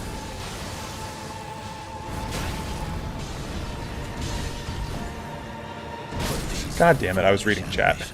Repeatedly shitting the bed, packaging said shit, and then selling it seems to be Bethesda's MO. Yep. What you want is set history where X is written to have happened in conjunction with written history with Yes, okay, that's a great way to put it. Yeah, like, written history does not have to be the same as what actually happened, right? That's a great way to put it. Like, people's interpretations and cultural differences are very important. Like, the thing that's interesting about the Red Moment with what happened to Nerevar is how that interpretation has shifted Dunmer culture between the Ashlanders and the houses. But also, like, there should be some series of events that actually took place, in my opinion. Oh, god damn it. I'm getting really bad at pressing. Oh, wow. Thanks, FromSoft.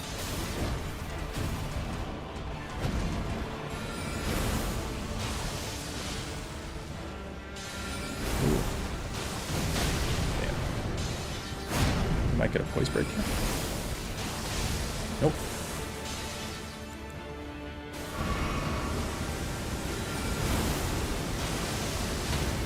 There we go. And now we can use Shackle. Get him down. 1, 2, 3, 4, 5, 6, 7. There we go. Buff up. Think about here.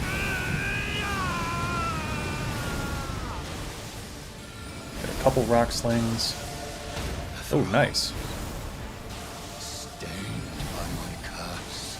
Such shame I cannot bear. It's crazy that that hit me. Thy part in this shall not be forgiven.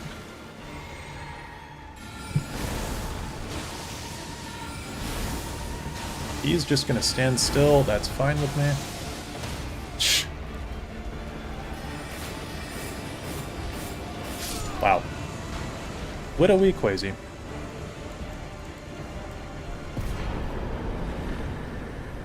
If it were really a joke, they'd have priced it how they did in the original game. Instead, the pricing is up to suit modern pricing. Yeah. Because they want your money. If it was really a joke, they would make it free. Yeah. Well, and the content they were trying to get you to pay was so stupid. I feel bad for people, too, because they made that a marketing trick. Where here, let me pull this up for you. Let me pull this shit up.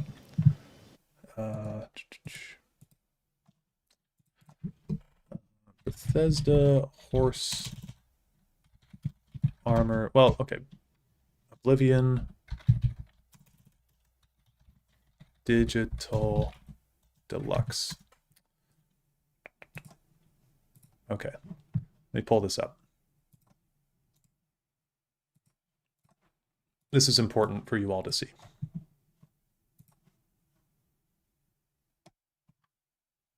I think I can just go here, image.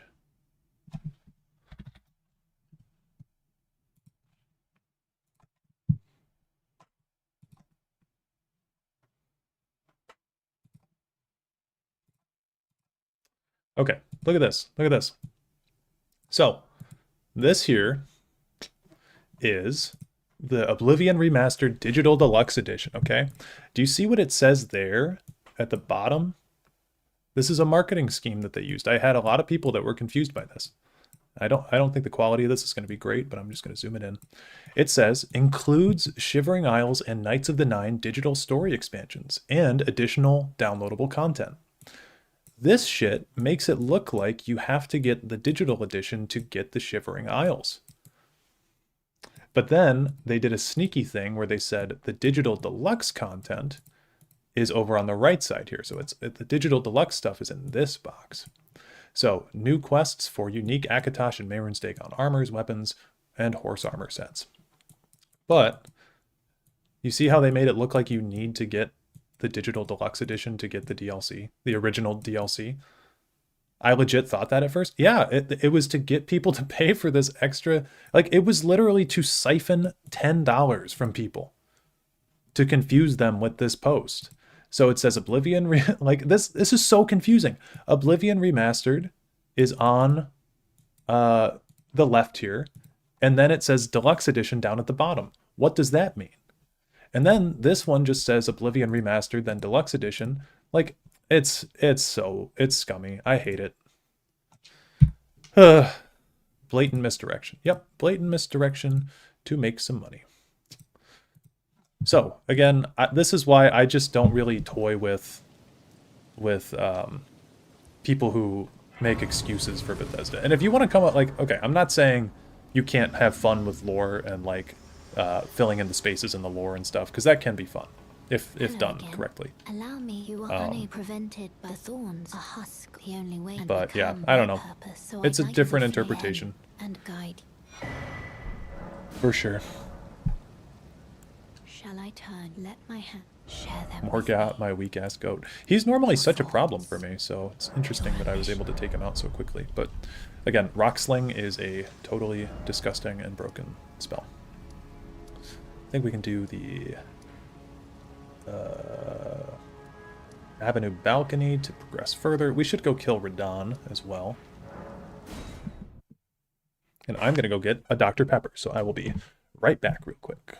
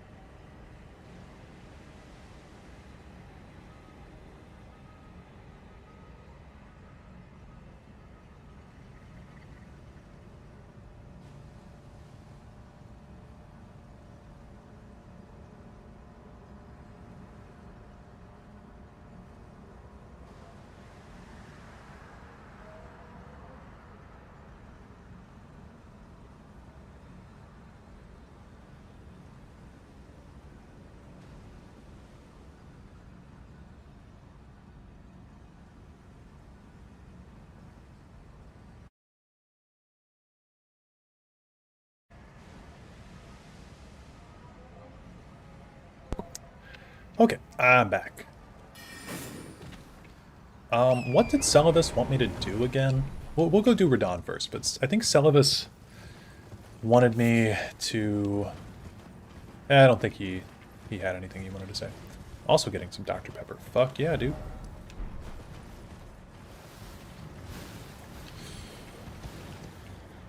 I miss Dr. Pepper, Kryzen Diet. The zero sugar kind just tastes terrible, IMO. I actually really like Diet Dr. Pepper for some reason. I bought two things when I was at the store the other day. I bought Diet and I bought regular, because I like both.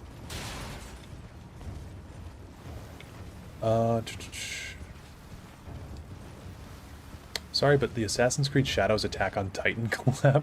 What a fucking embarrassment. I love Attack on Titan and I love Assassin's Creed. Don't fucking merge the two, it doesn't work. That is crazy. I didn't know they did that.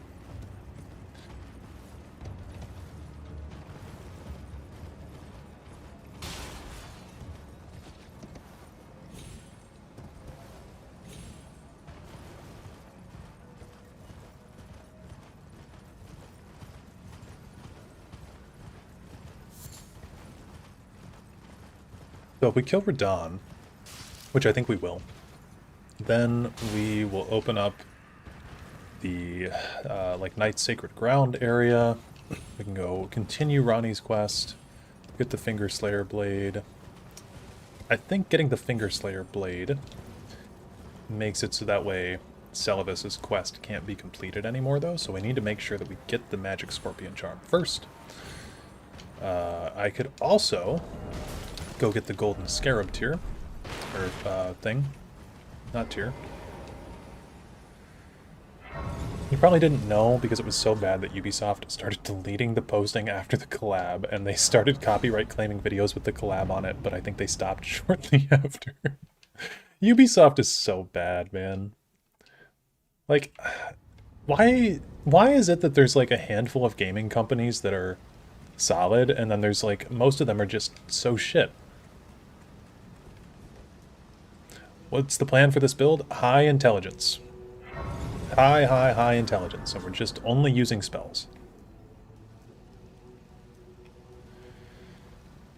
I have a regular one every once in a while, but I mostly stick to 0 sugar. That and a bunch of other calorie counting choices that I've had to make.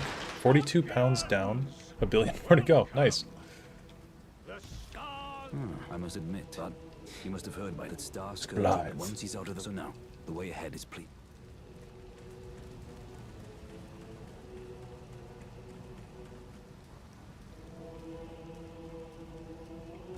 Are you good in the festival? I'm gonna watch this cutscene. I think we're way ahead of schedule with this build. Before we begin, allow me to paint you the full picture.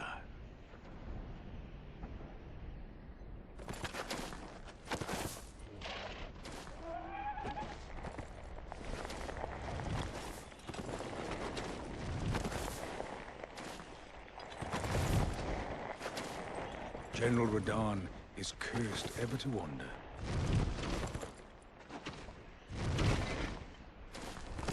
Eaten from the inside by Melania's scarlet rot, his wits are long gone.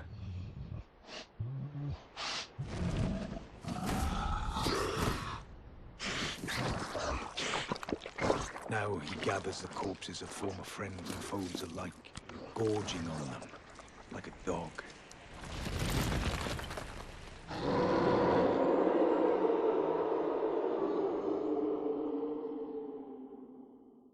Howling at the sky. But now, we must make merry. Oh, gathering of champions! The cell. Okay. Damn, is that Radahn? I didn't recognize him without the PC melting femboy lasers. Uh-huh.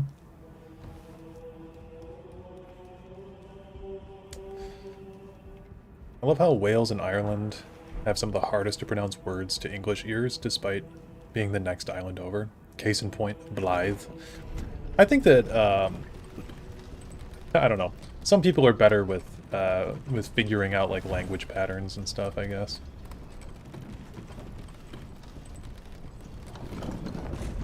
I really wish that I knew a foreign language really well. Is that how you pronounce Blythe? Yes. It's with a TH sound.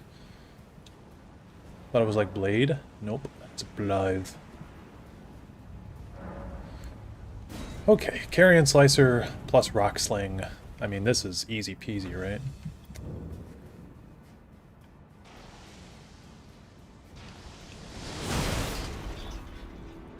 I can't remember. Did we summon help in last time? Don't remember if we did. That's Alexander.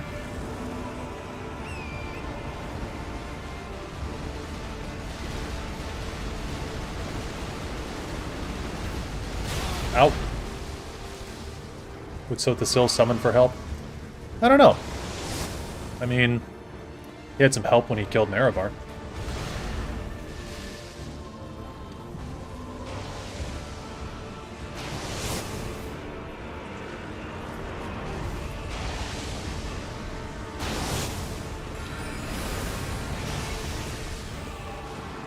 Oh my god, dude. What the fuck?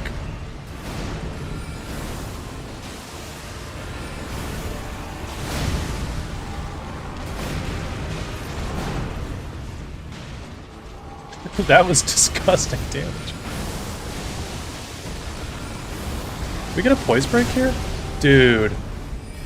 Crazy.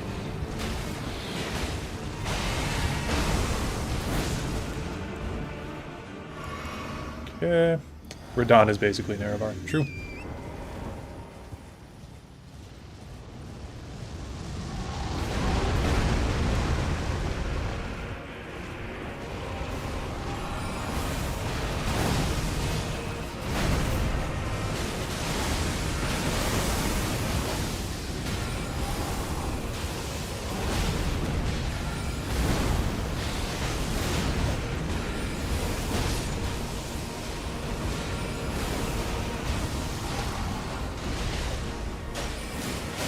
Wow.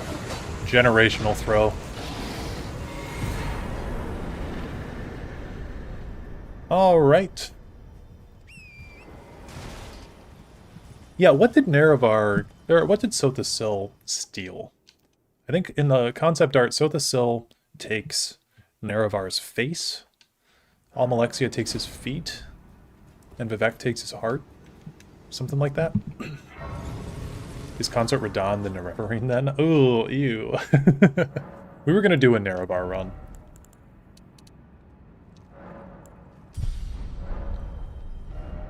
Okay, we go down here to go get the dagger. I'm going to go check in on Celavis because I can't quite remember how his quest works. Mikola is Dagothar. No, we did the Dagothar run already though.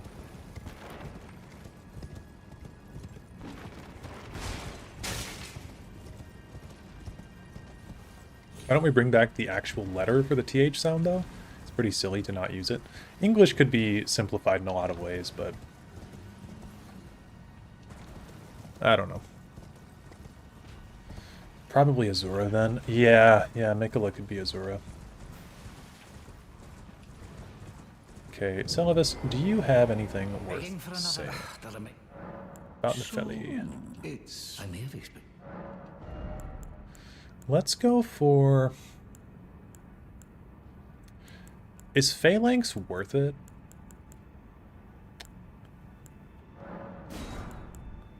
I don't know if Phalanx is worth it. I'll get both of those, though. I like Carrion Retaliation, even if it's not the best. Oh, wait, do I have to... I have to find Celavis's room, don't I?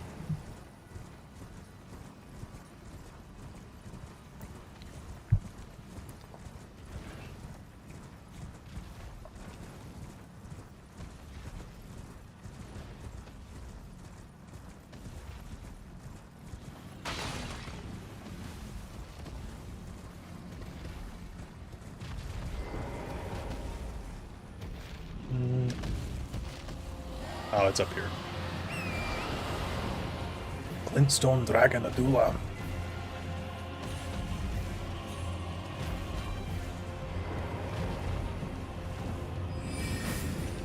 Go.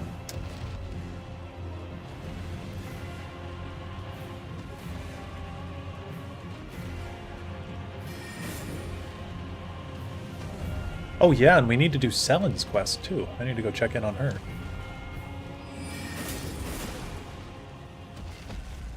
Okay, found his room with all his fucked up stuff.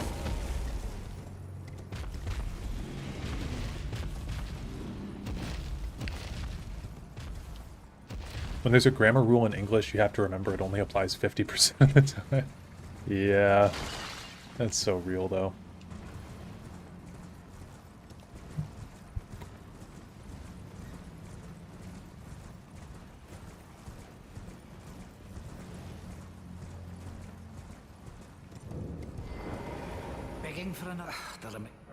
You break into a man's office, fine, and you trick Nefel. I believe that you yearn for a... Well, normal. But perhaps now. Okay, I think we want... Jarrite or Finger Maiden Theralina?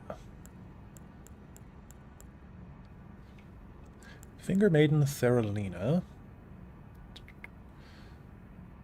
Spirit of Finger Maiden who never met the Tarnished she was meant to guide, using healing incantations and holy water pots. You know what? We'll take her. Begging for another... Okay, and then I'm gonna quit out and join back, because I think maybe that's how you progress this quest.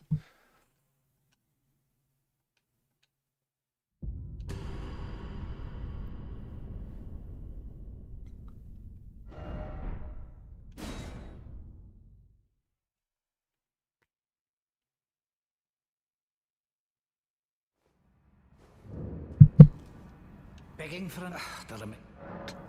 Oh, come on, dude. Celavis is the biggest creep. I agree. This guy sucks. We need to progress his quest, unfortunately. So the Magic Scorpion Charm is given after that. Celavis questline.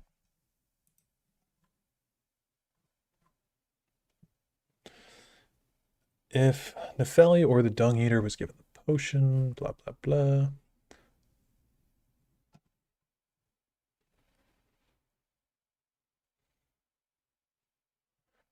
Locating Celevis's hidden chambers in the ruins will allow you to ask about his chamber. Oh, you have to buy 2 puppets. Okay.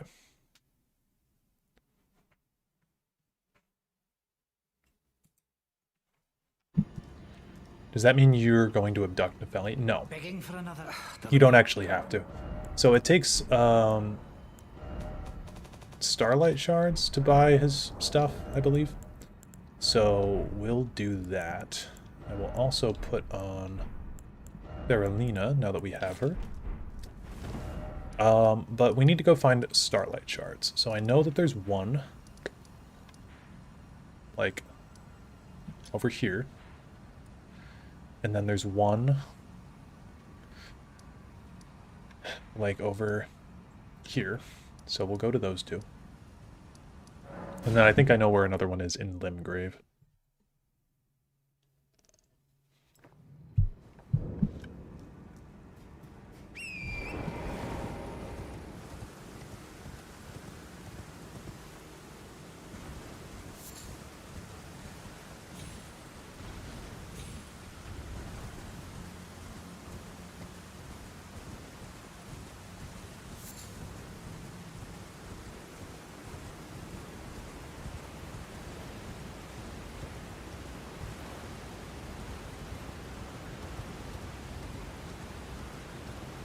There it is.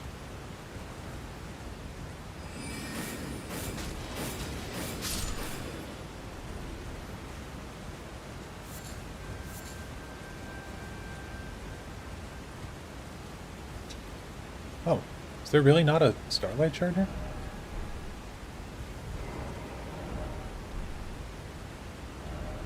Does it have to be at night?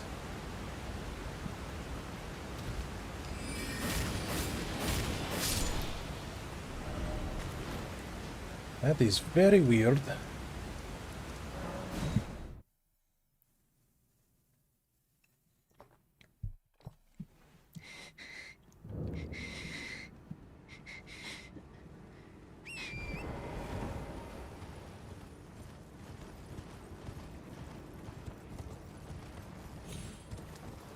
That is so weird. Did I grab these already?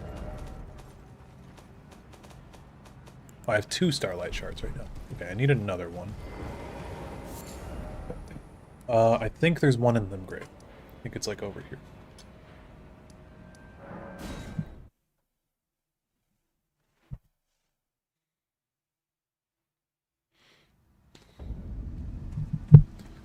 Besides killing Nerevar using the heart and replacing, I think, Boethia in the Pantheon, was Sotha Sil a scumbag like Vivek? Sotha Sil seems to show much more remorse for what he did than the other 2 of the Tribunal. But he's still a pretty bad guy. I think there's some implications that he was having an affair with Almalexia as well in some of the lore. I don't know if that's ever been like confirmed or not, but that's a thing. Are you going to do a Morrowind stream when Poison Song releases? I actually do have an entire playlist of my Morrowind live stream that I did about a year ago at this point. I think over a year ago. I played through Morrowind on the channel. And we didn't do everything in that playthrough, but we did a decent bit. Okay. Starlight Shard complete. We'll go back and see Celevis. Hopefully be done with this quest soon. I want that magic scorpion charm.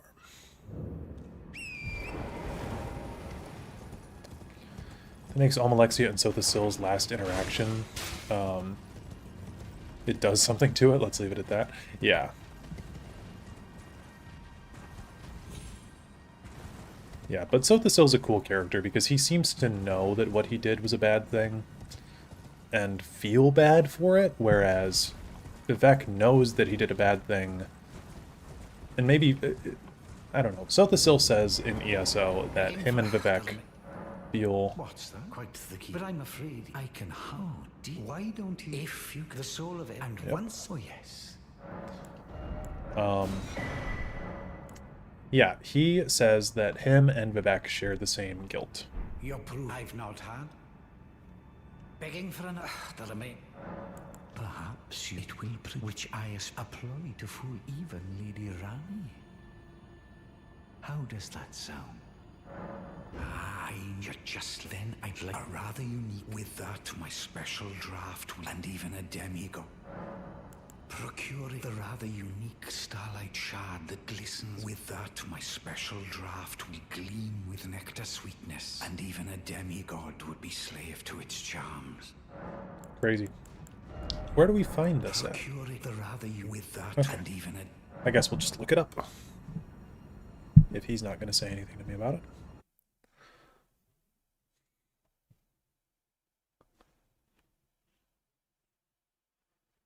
To acquire the Amber Starlight Shard, which can be found in the Altus Plateau. Oh, Pydia sells something for it. I actually forgot about him entirely. So the Amber Starlight Shard. God, I know I did this once, but it's been a while. Okay, we'll put that over here.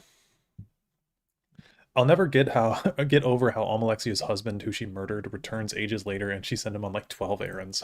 Yeah. It is pretty crazy. Okay, so we got the Amber Starlight Shard. So we have to do this. Go here.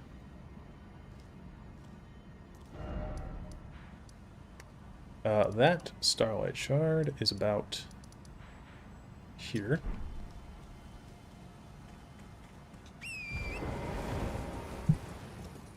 Yeah, let's go talk to Pydia.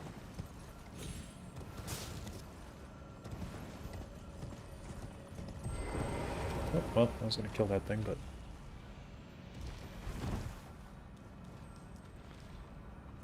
One?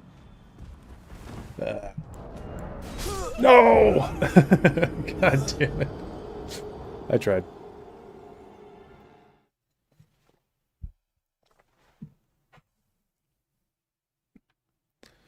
I read a quote that Almalexia is the greatest liar, and that's because she lies to herself, and she's not bad, whereas Vivek and Sotha don't lie to themselves. That is what was playing before the stream started, actually. I was playing Sotha's dialogue from ESO before the stream started, and yeah, it's a quote from Sotha in ESO. He talks about how Almalexia believes her lies implicitly, therefore there's some excuse for her, where it's like, oh, she's kind of just, I don't know.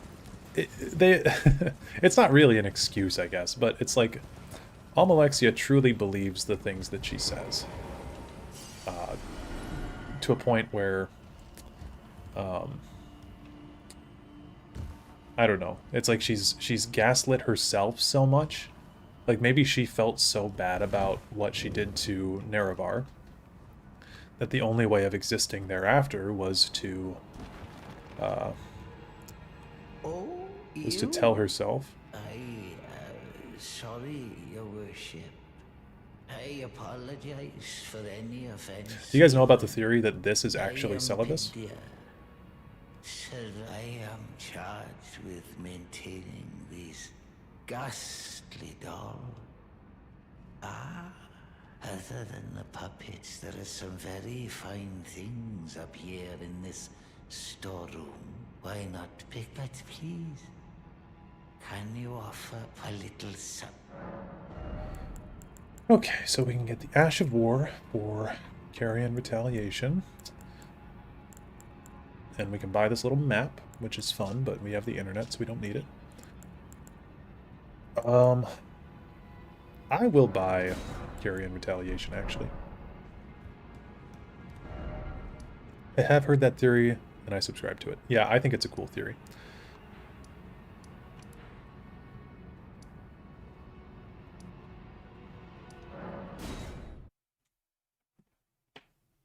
The Tribunal DLC questline is not really the best. Makes Nerevarine look like a buffoon. The Tribunal DLC is okay. I think that it's fine. I've seen some people that really don't like it. I don't get the hate for that DLC that some people have, but it's fine. I think conceptually it's really cool. But yeah, there's a lot of like dungeon crawling stuff that you gotta do. I mean, the KKK believes the things they say doesn't make them any better. Right. That's why I hesitate to use the word excuse, because it's not really an excuse. What fuels the theory? So the theory is, well, so if you kill Pydia, then Celibus dies. And when Celibus dies, I believe Pydia dies as well. So it is an interesting little theory. And another example of FromSoft kind of being like, hey, here's some threads you can pull on. Plus, when I met that guy, when I met Pydia, he was like, oh, you!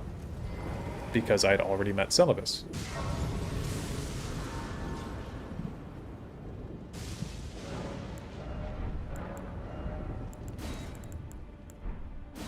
I'm going to try out the Glintstone Ice Crag. I think that's a fun idea. The question is, what out of those three options with the Tribunal is the worst? I think that Vivek is the worst of all of them, honestly. I think that Almalexia genuinely went crazy due to the abuse of the Heart of Lorcan. So I'm really interested to delve deeper into her character in a lore video that will probably come out within the next couple months. So for those who don't know, anyone at the Master Thief tier for the channel gets to help me choose what the next big lore video is. So I've got a couple that I like sift through that would be interesting for me to do, and I've had an Almalexia character study on the slate for a while. So when we finally get to that, I'm going to be interested to see what conclusions I can come to from that. Heart of Lorcan overdose? Kinda, yeah. I mean, I don't think that Almalexia is like Mother Morrowind, right? So it's interesting because she's supposed to be like the most caring of the Tribunal. And we've got cool acts of her, like going and killing Mehrunes Dagon when he invaded and stuff, but yeah, more like withdrawal. Yeah, actually, true. But I think that Almalexia and Vivek both fell in love with the idea of being gods. And Sotha still remained pretty humble, and he was like, yeah, we did a terrible thing to get this power. But now that I'm a god, I'm going to use that power to the best of my ability. Ow. Whereas Almalexia likes that she's a god, and Vivek also likes that he's a god. Can we survive this? I don't know if we can. Very barely.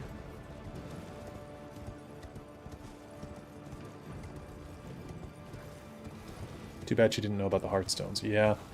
Maybe the Heartstones didn't exist yet.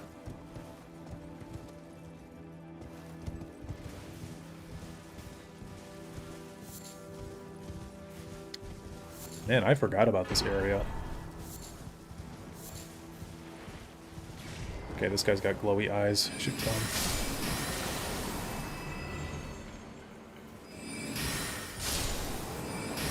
Yeah, that seems like a pretty good spell to me. Okay. Did that. I'll go get my magic scorpion charm. Hopefully. I think that's the end of this quest. Humble guy admits he regrets cutting off his friend's face. Yeah. Actually, a question. Where would Tribunal's souls go after their deaths? And where did the souls of their adherents would go? I think that the whole your soul goes to this specific place thing has always been an undercooked idea in Elder Scrolls. I would like to know more about, like, soul metaphysics. Because I don't know that there's a book or piece of lore that actually specifically tells us where your soul goes when you die. I know that it's supposed to go to Aetherius and people can, like, pledge their soul and stuff, but I don't know. Maybe that could be a lore video that I do at some point, is like, what happens to your soul. Well, what the blessed goodness to think, my... yes, please. Cool. Just the scheme. Vivek's soul goes into my Azura Star. Yeah. Now that you say that, do you think the Heartstones shooting out of Red Mountain is proof that the Heart of Lorcan is still inside? I don't know what happened to the Heart of Lorcan. I'm hesitant to say. I know that the Heart of Lorcan... Well, I feel that the Heart of Lorcan is still around. So if you listen to Mankar Cameron's dialogue, he consistently refers to Lorcan. Well, he thinks, for one, if anyone hasn't seen my Mankar Cameron lore video, I really like that video. I think it still holds up. The microphone quality's not great, but I think that video still holds up. Mankar Cameron, and I'm saying that like it's a dated video, it's like 2 years old. But Mankar Cameron believes that Mundus is the plane of Lorcan. And so, because of that, he thinks that the heart of Lorcan is the heart of the world, which makes some sense, right? Lorcan's body is essentially the thing that stabilizes the plane of Nirn. About the face, feet, and water thing, did the Tribunal do that thinking Nerevar would come back and just be chill about it, or did they know that they were getting killed down the line?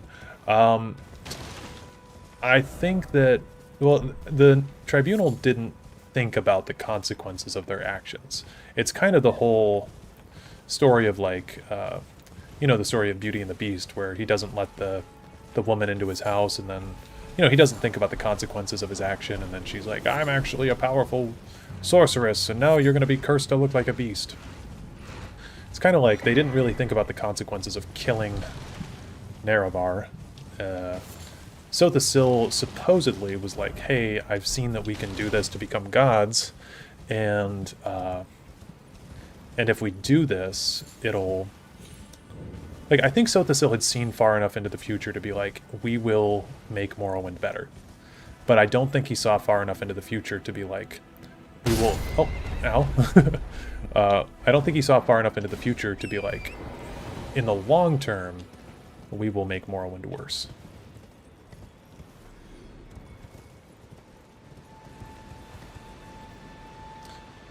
I'm of the opinion that the heart got unbound and isn't a specific object anymore. I think a cool thing would be if the heart returned to Lorcan, right?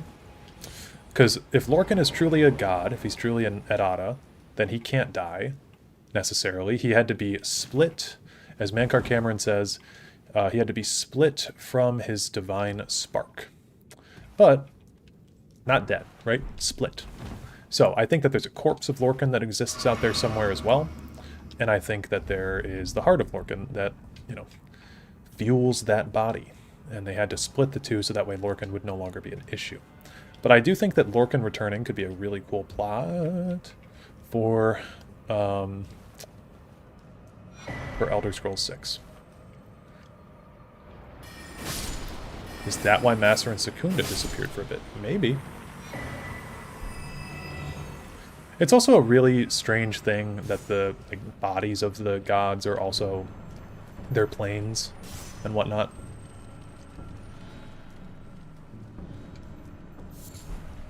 I stand firmly that enchanting is way more deserving of being illegal than necromancy. The Soul Cairn is literally eternal torture, or eternal boredom, which is some kind of a torture. Mankar Cameron is the only reliable narrator. I really, really like Mankar Cameron, and that I do wish that we could see him more. Like, it sucks that he's only in a little bit of Oblivion, because I really fucking love that character.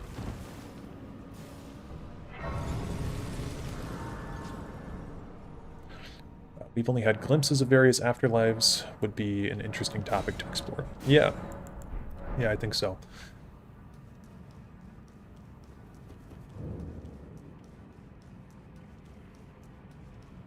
The heart of Lorcan is Kingdom Hearts.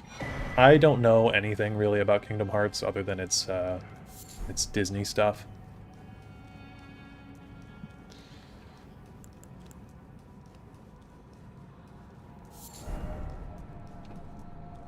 To be fair, how many people in universe actually think the Soul Cairn exists? Well, yeah, the actual education level in Tamriel seems to be shockingly low.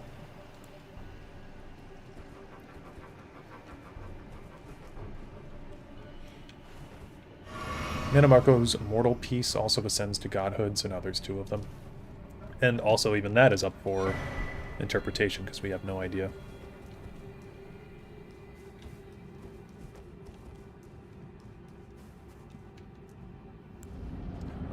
Oops.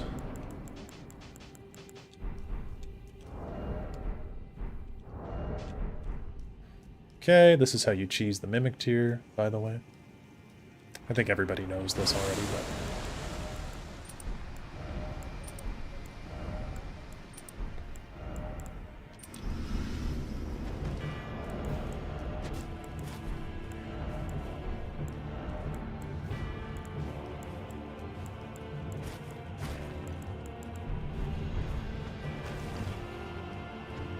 Oh no, I don't think I had pants on. I think I had gloves on.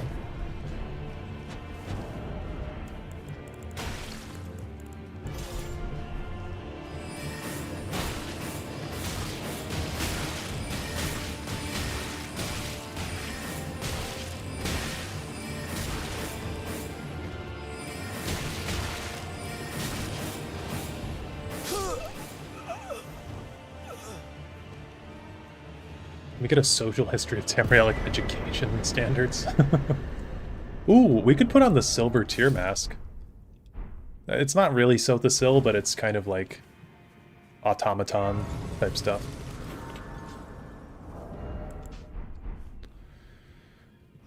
TBH trapping someone's soul could make a cool... To make a cool ring is pretty fucked up, even without the soul cairn. It is, yeah.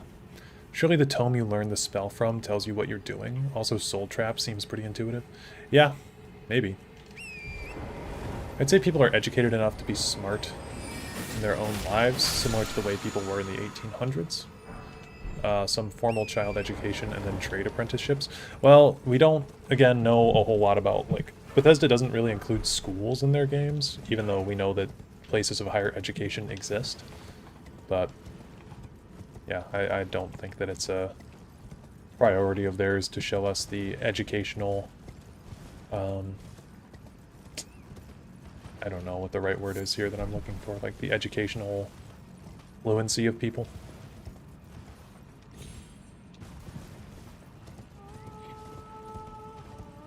I've always wondered if Lorcan was really a trickster, and if he wasn't, why did the other divines tear him apart? Well, yeah, there's a lot of room there for, like... I think Mana Marco's... Or not Mana Marco. I think that Mankar Cameron's really interesting. Where he's like, yeah, Lorcan was the original god of this plane, and then the other gods tricked him and murdered him. And they're the tricksters. They're the pretenders. You see Lorcan as a dead trickster. It's in every legend, but he's really... He doesn't have... Lorcan never got a say in anything. Right? Lorcan doesn't get a chance to tell his story. It's from the eyes of the divines. History's written by the victors, type thing. This is all well and good, but could you beat Elden Ring as Fargoth? That would be fitting because he has a ring that he's concerned about.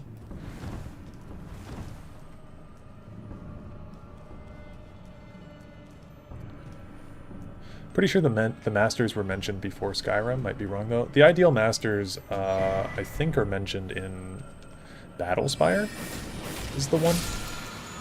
You go to the Soul Cairn and... Or no, you go to the Soul Cairn in Daggerfall, right?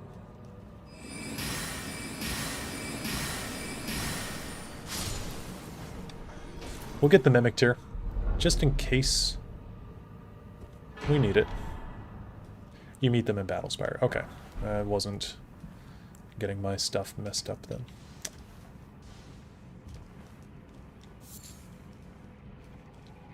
I've got a lot of space in my brain for Elder Scrolls lore, but I can't promise it's always 100% accurate.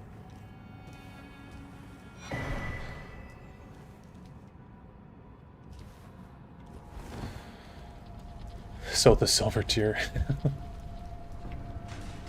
Would a soul captured inside Azura's star go into the soul cairn, or would Azura accept the soul into her realm since they were unlucky to be snared? Well, also you have to keep in mind, do the gods care about souls? Because Clavicus Vile seems to, like, his whole shtick is, like, you know, dealing in souls. That's, like, a big thing about Umbra and, in the Infernal City and, Lord of Souls books.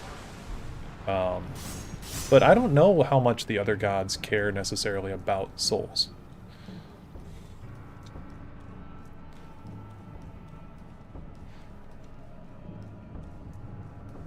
The ideal masters do look like soul gems, yeah. Wow, the big giant guy didn't spawn. That's nice.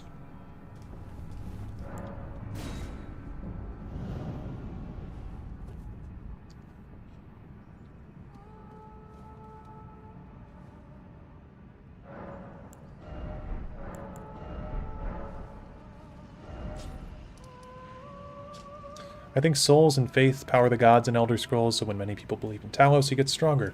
That is fan lore as well. It's never been confirmed by the gods. It's a fan theory that has gone... It's grown like wildfire, but that never appears in Elder Scrolls lore. I don't mind the theory, but it's I'm hesitant to say that that's how the metaphysics work, because that is not supported by in-game lore.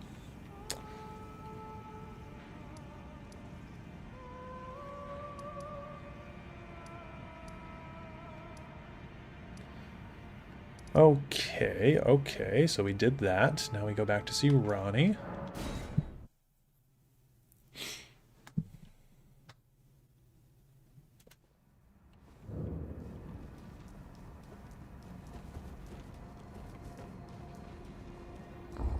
Azura takes the soul if you side with her. Yeah, I do need to, I think I do need to do an investigation on how souls work in the Elder Scrolls, because it's always, like I said, it's always been ambiguous to me. I don't really understand how they work that well. Even in my sleep, it is in my thanks soon must... my strange, I must thank you, Mail. It was but... Okay, now we don't have to go do this, but... I do want to go do this, because we can get the intelligence charm from over here, which will be helpful.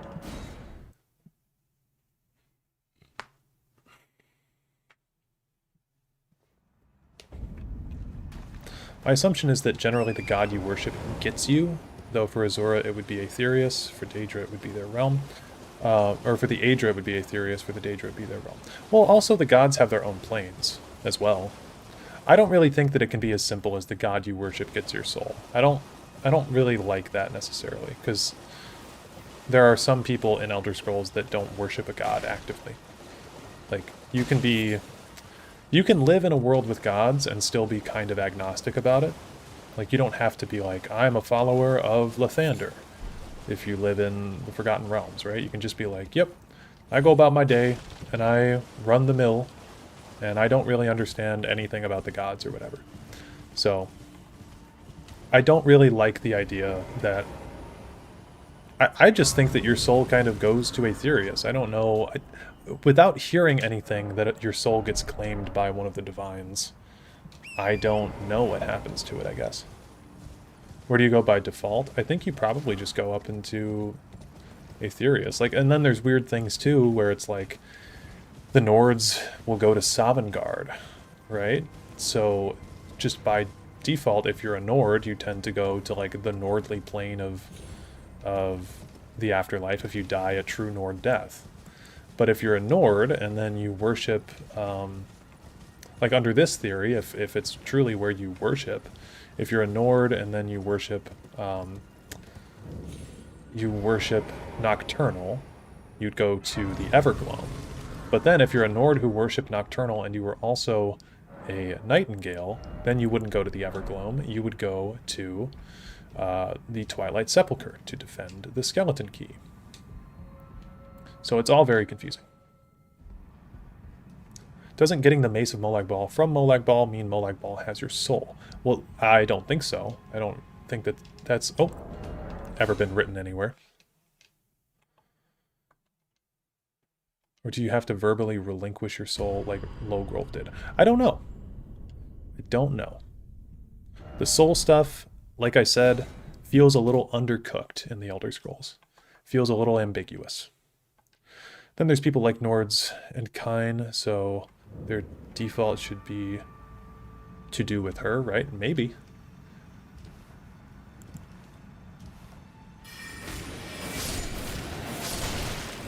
God, I hate these hands so much.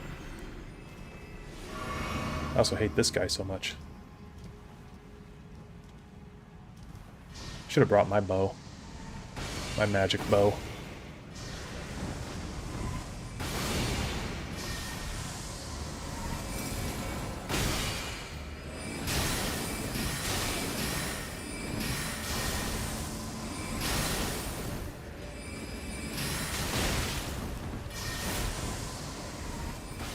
Oh, oh.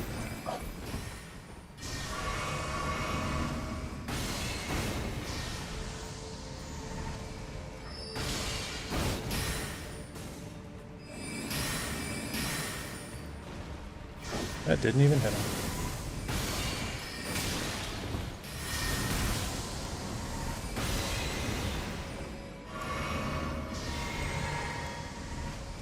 This is what I mean when I say that I hate PvP.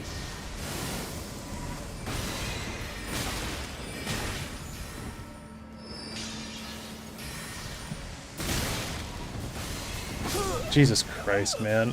I absolutely hate fighting NPCs. Sorry, I'd like to talk about lore, but I gotta sleep now. How often do you stream? Maybe I can catch up next time. I stream kind of whenever my availability allows it to. Or allows me to. So, I don't have like a stream schedule, but I try to do like once every week or two.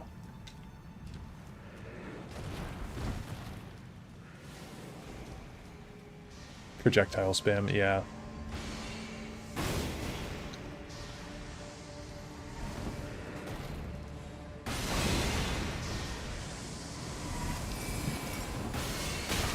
Okay, yeah, we'll just do the classic run away from this guy.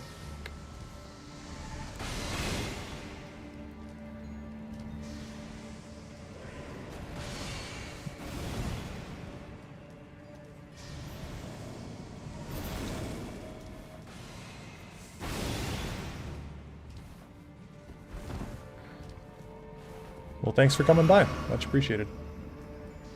Can we... Oh yeah, we just get right down on here.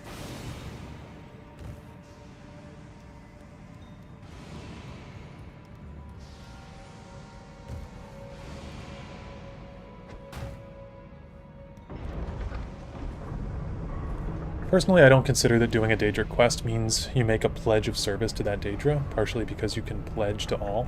Yeah, I don't think that making a... Like, there's nothing in Elder Scrolls metaphysics that makes it so that way a promise means anything as well. So, again, I'm also a little hesitant to, like, say that if you pledge your soul to someone, it automatically goes there.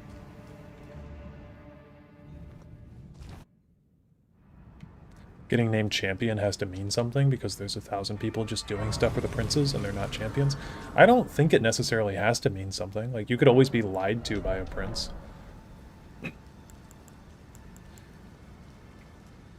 Like, a prince just saying something doesn't mean that you're important to them either.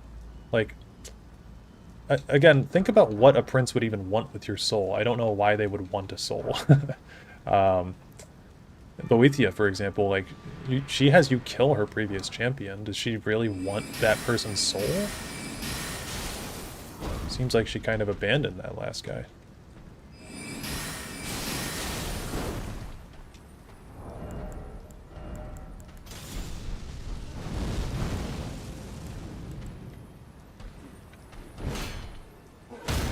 Okay.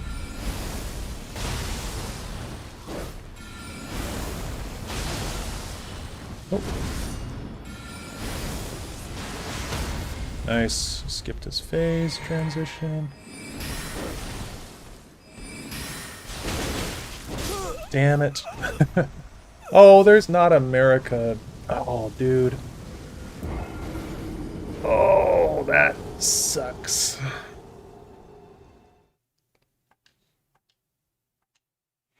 Did I stop at the site of grace? I did. Okay. Okay.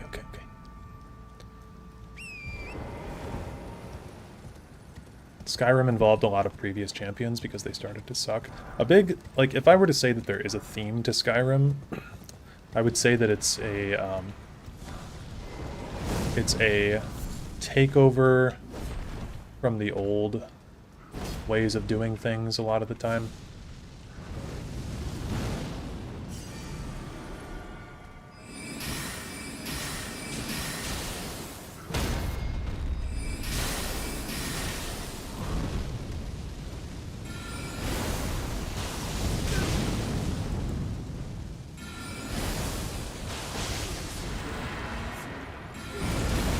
Skip this. There we go. Oh, he's still rolling.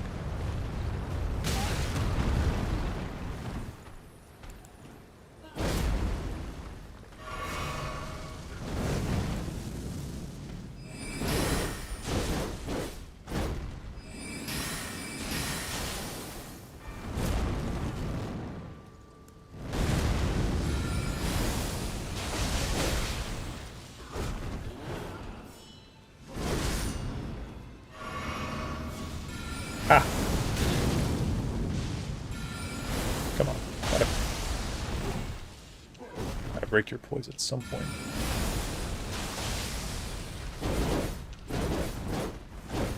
Surely the next rock sling. Oh, I lied.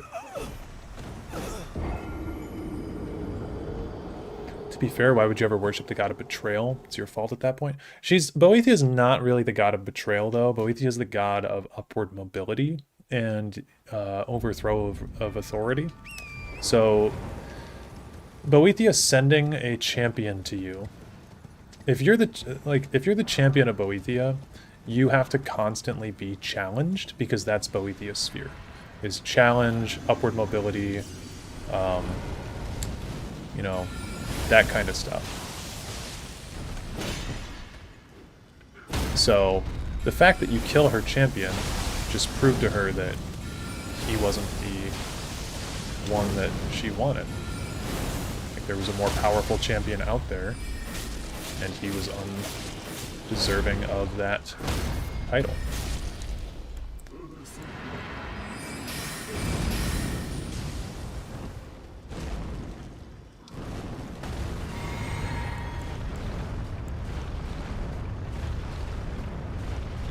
Would Sinding count as a champion? No, I don't think so.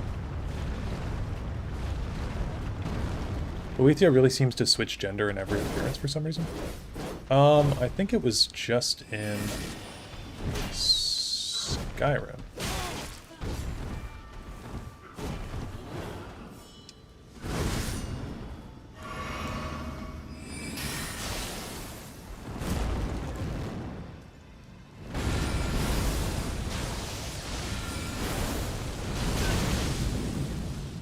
The gods can change their appearance.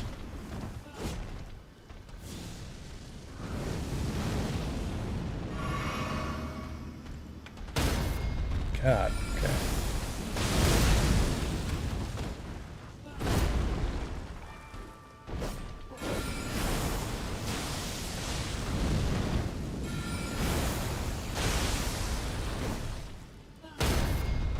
Oh, damn.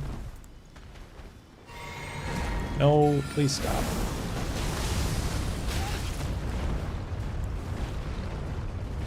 Oh boy.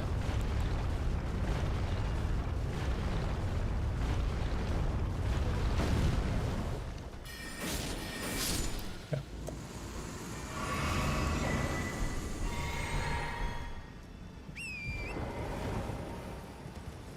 Another thing, there are graves in the Shivering Isles, so not everyone there is on their afterlife, presumably.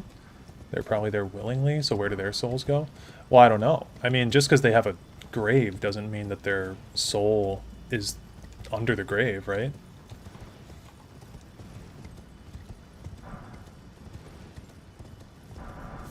See Boethiah as the embodiment of Nietzsche's will to power, but, you know, flavored as a Daedra.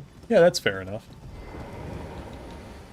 Daggerfall, she looks like a chick in her sprite and concept art. She's actually wearing heels, which is something that never came back in Elder Scrolls. Yeah, we love our they-them queen. King.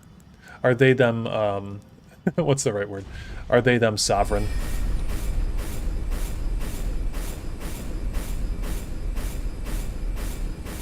Didn't think anyone in New Sheoth was there after death. Well, then there's the Hill of Suicides in the Shivering Isles as well that you have to take into consideration. So when you die in the Shivering Isles, your soul, or if you commit suicide in the Shivering Isles, your soul gets sent to the Hill of Suicides. So there's that to think about. But again, it all just seems very not super well thought out, because Elder Scrolls is a series that's been going on for 30 plus years, and sometimes there's stuff that doesn't get thought about as much as others. So now, again, we as the players have to come up with something to think about, which this I'm more like, the metaphysics of how souls work is, where did Tessa's soul go? Yeah, good point. But, yeah, I don't know. I think it's a really interesting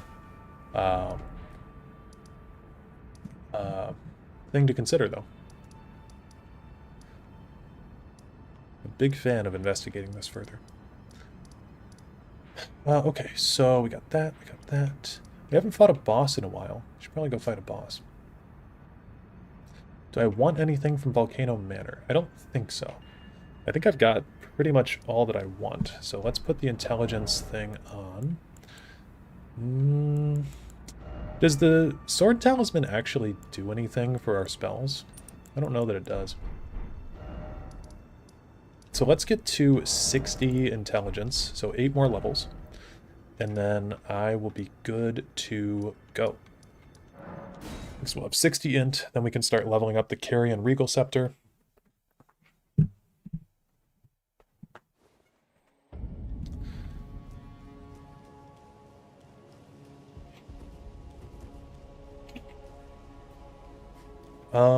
If the Daedra are outside mortal gender distinctions, then either it evolved into mortal races or one of the Aedra just really liked it. I blame Mara and Debella. I think that the Daedra are embodiments of change, and so they're liable to look however they want, right? Some Daedra have shapes that they prefer, because Daedra have Mimics, and Mimics are their natures, and natures are fixed for the most part in the Daedra. But they're also embodiments of change. So it's really, really stupid. Like, they lost me at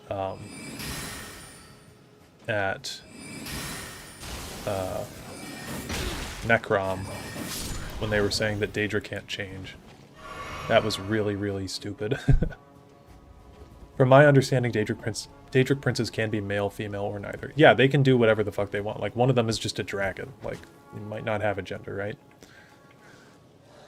If you start thinking about Daedric princes with, like, cock and balls, you know, I think that's your sexual fantasies creeping in.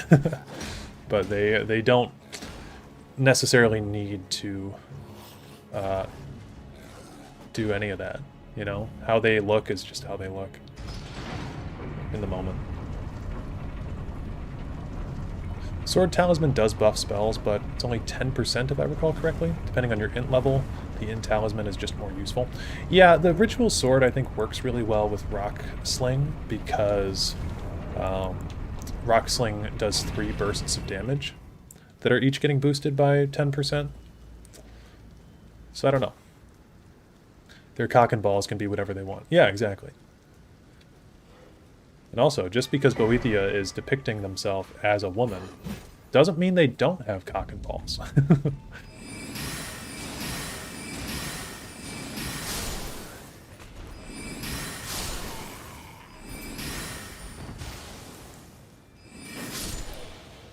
You never know.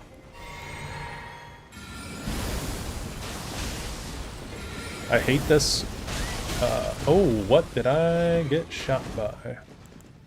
A guy hiding in the corner.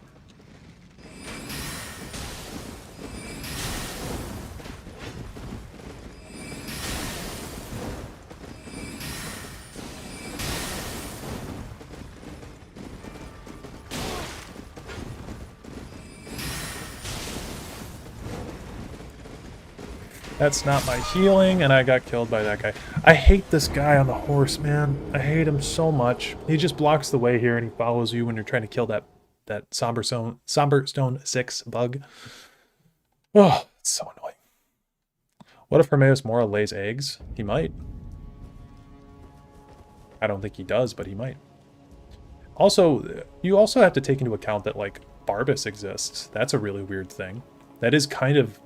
If I had to think about, like, Daedric reproduction, because I do have a video that I want to make on Daedric biology eventually as well. And there are a couple instances of Daedric princes reproducing. We have... Molag Bal has a daughter named Molag Grunda, and then we have kind of Barbas is a, like, it's a split off of Clavicus Vile's original power. That's what Barbas is. But it's kind of interesting because it's like, does that count as a Daedra reproducing?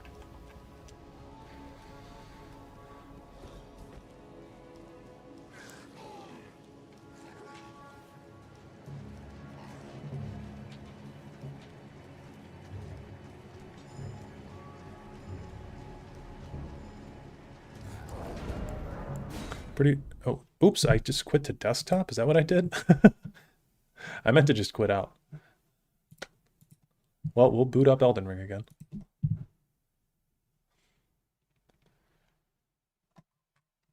I also still haven't played the Night Rain DLC. Have you guys played it yet? I have it. Just haven't touched it yet.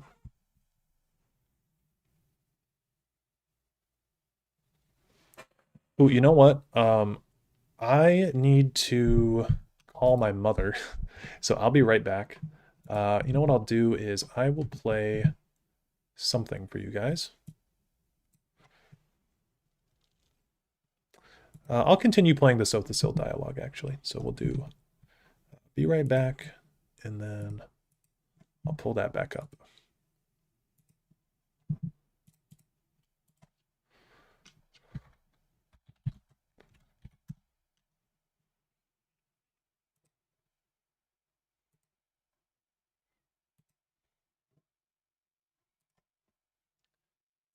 And hopefully this won't be too long of a call.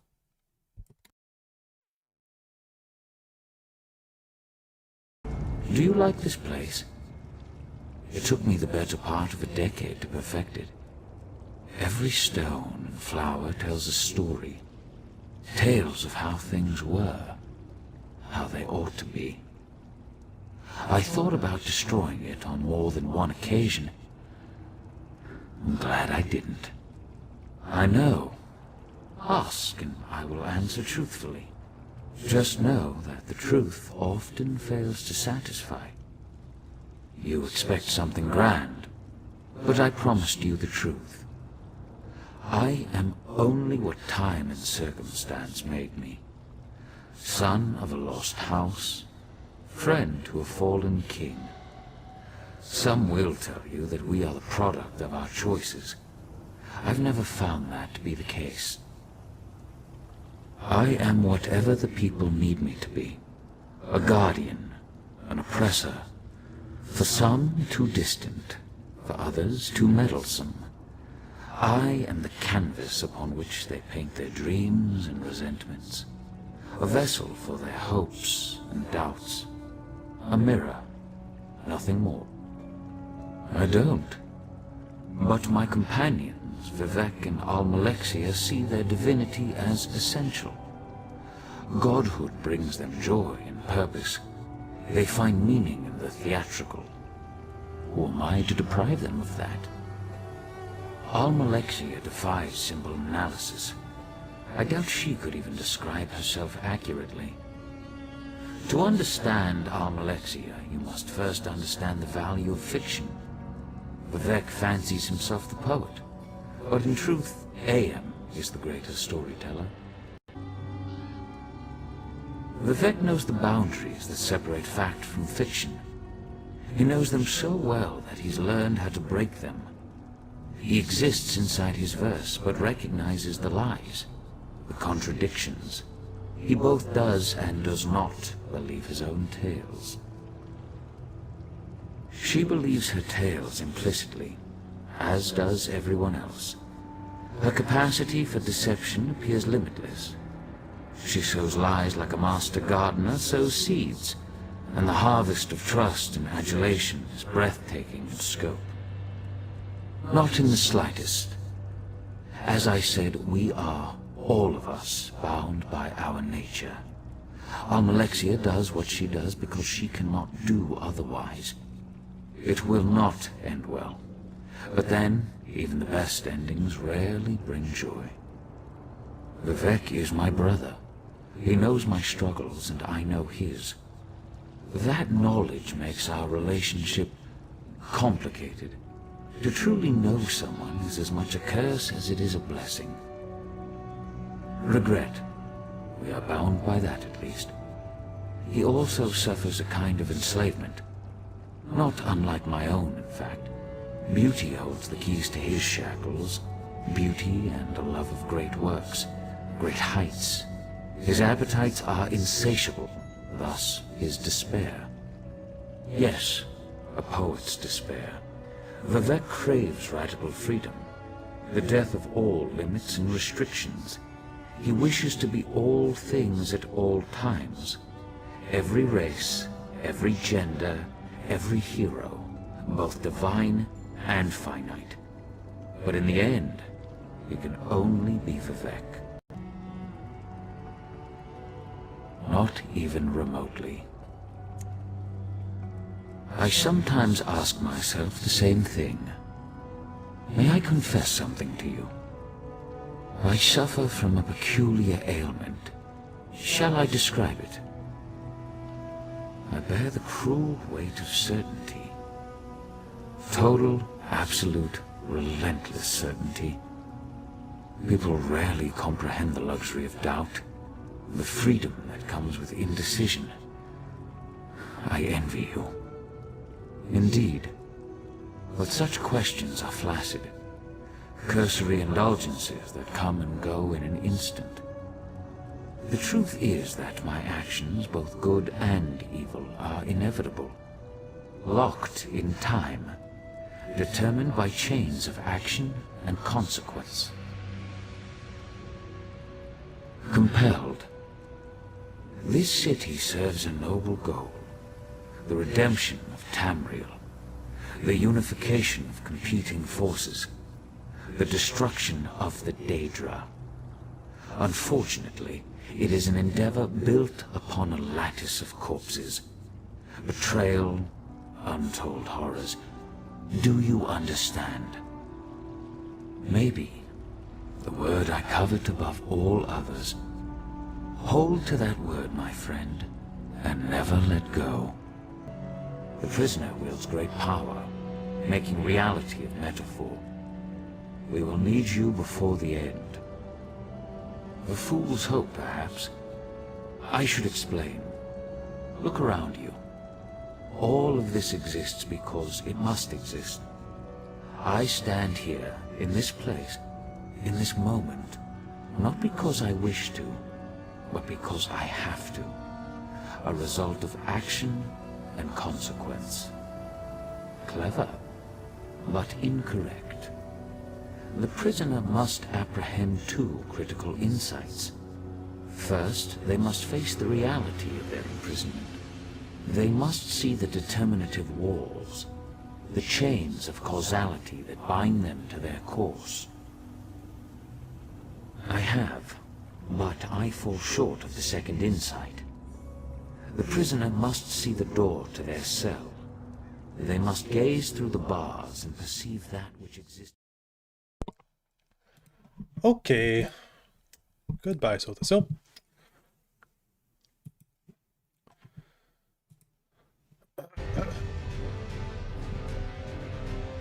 let's see. Talos mantled half of Trinimac. In this video essay, I will ... Who plays Sotha? Not sure. I really like him, though. He's good. Do we think Vermina had access to Uriel Septim the Seventh's dreams, or is that Akatosh only? I actually have toyed with that theory in the past, because it's kind of strange that Uriel Septim could see things. Maybe Uriel Septim the Seventh was the champion of Vermina. He mentions the gods, so it could have just been Akatosh, or he didn't know. He was being generic. crazy implications that it could have been any one of them, giving him divine spoilers. You know, this dialogue is actually pretty damn good. Yeah, Sotha Sil's dialogue is really good. Sotha Sil explaining why he spends all the grocery money on lotto tickets. I suffer from absolute certainty. Sotha ASMR.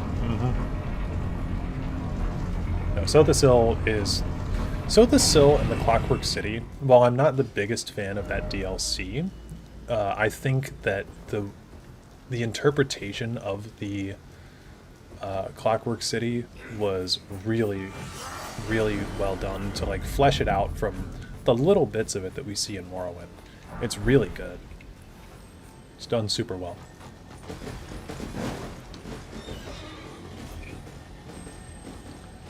And the main reason that I don't super like the Clockwork City DLC is just because of the nocturnal stuff and the crows, the Blackfeather Court.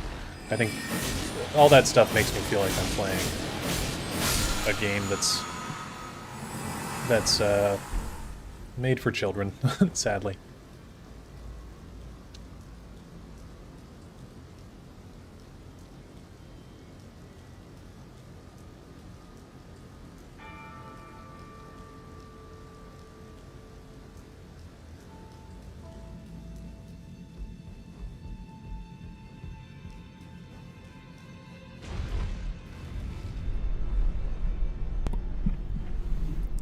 On Sotha Sil, wasn't there some mentions how he was actually closest to the people, although he's also considered very distant? Yeah, so after the after the Chimer became the Dunmer, Sotha Sil was the one out of all three of them that actually comforted the people and made them feel like safe and that the tribunal were going to guide them. And Almalexia in Morrowind, in the DLC, she tells us that Sotha Sil always had the closest connection to the people. And she's like, I never really understood why. Because Sotha Sil is the one of the tribunal that actually feels guilt for his actions. And he became a god, I think, because he wanted to make Morrowind a better place. Whereas Vivek and Almalexia, I think, or maybe not Morrowind a better place, but he wanted to like tinker with this idea of perfecting Nirn in his kind of image with his worldview. So his worldview doesn't necessarily align with Almalexia and Vivek's necessarily. Like he's trying to build, what's he call it? Like Tamriel Reborn or something like that. Tamriel Reborn's the mod. He's trying to build like a new version of Tamriel without imperfections, without the Daedra. Because the way that he sees it is that the Daedra were seeped in by the cracks left through creation. And so the Clockwork City is an attempt to recreate Tamriel anew. Without the imperfection, so without the Daedra. Would Sotha even do... Sotha Sil does not call him he does not call himself a god. He knows that he's a man, or a mer, or whatever, but he knows that he's a guy that has a lot of power, and he's trying to use that power to do good things, as far as I can tell. That's my read on Sotha Sil. But he's also a complex character, because he had to murder people, like what he says there. The Clockwork City is built on betrayal, murder, and the bones of generations. Nocturnal as an antagonist just doesn't feel right. I agree. Have I ever tried? Oh, the Tamriel Rebuilt mod for Morrowind. I have not. No. Original Morrowind Clockwork City didn't look or feel like a city at all. No, it was just like ruins, basically. But yeah, Sotha Sil does not call himself a god. I don't think that he's in it for the godhood, whereas I think Vivek and Almalexia wanted to be gods. Sotha Sil wanted to do other things with the godly power.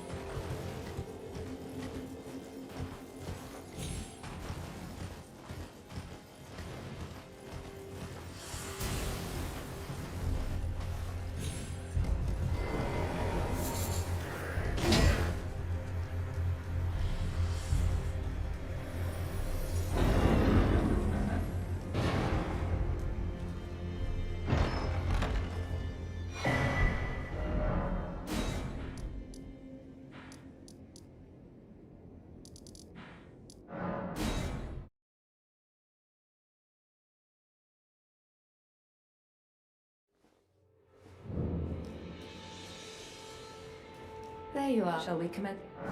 Our art, but what is glintstone? Golden amber, wild glint. It should not be for glintstone. A fact lost.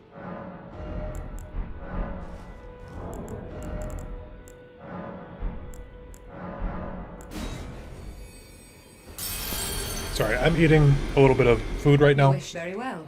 but I'm gonna continue kind of playing in the background. I didn't feel like I needed to stop. So, it shouldn't take me too long.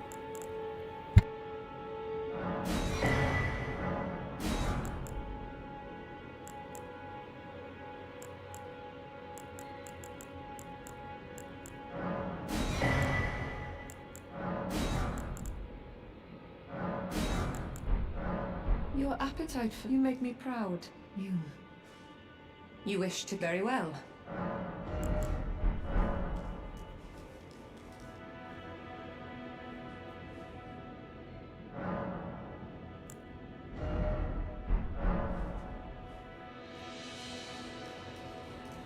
There you are. Shall we commence the...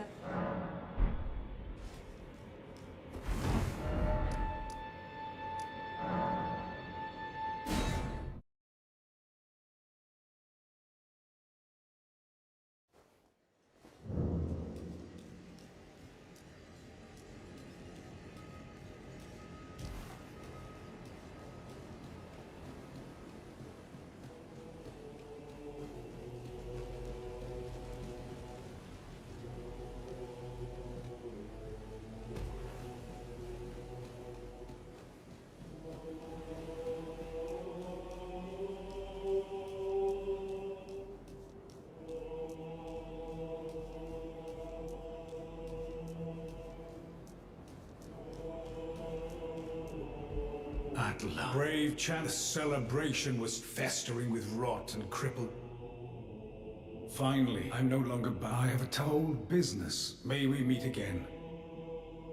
It's time. May we meet again.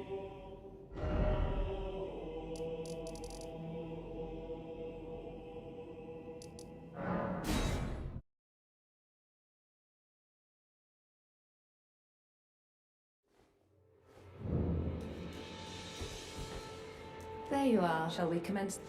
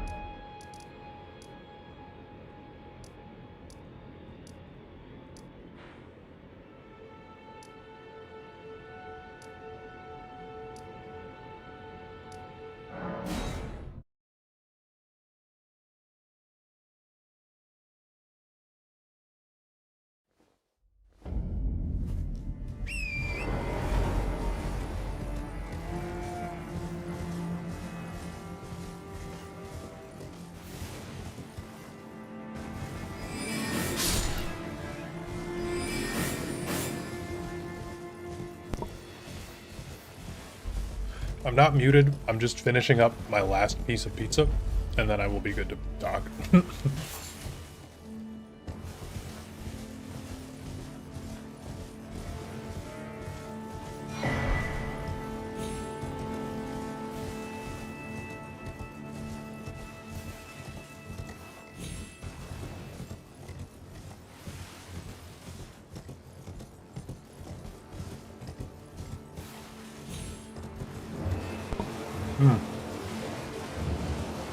Is it good pizza?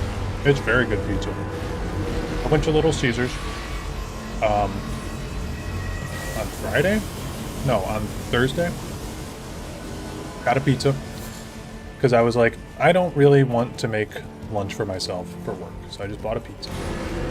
And so I got it hot and ready. And I was also running my D&D campaign, so I was like, I just need something quick so that way I can DL. Dude, this pizza, the one that I got was so good. It was like perfectly browned.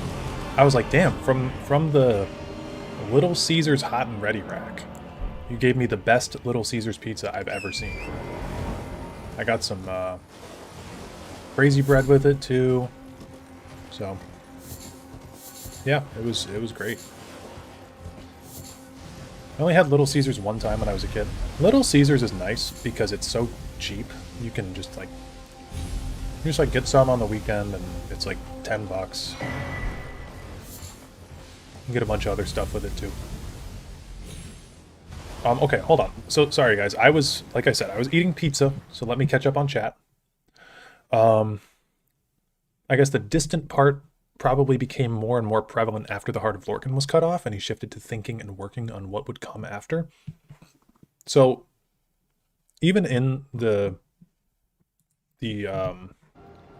second era when we meet Sotha, he seems a bit distant. Which is like, I think by that time they had been cut off from the heart, like in the early stages. So maybe that would make sense, yeah. I feel like Sotha and Almalexia focused on the living part, whereas Bevek focused on the god part. Bevek was out getting freaky with Moe Ball, and Almalexia was basically just playing dictator. Yeah, Almalexia definitely had more of a focus with the people, but her and Sotha, I think Sotha helped take out Mehrunes Dagon, which is pretty cool.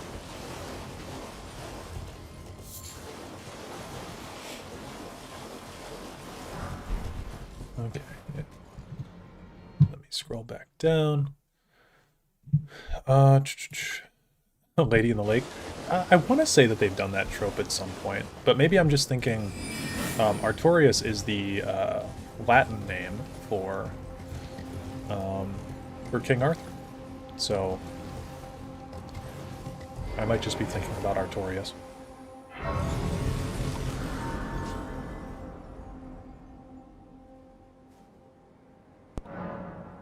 Little Caesars is a restaurant chain, right? With the breadsticks or something?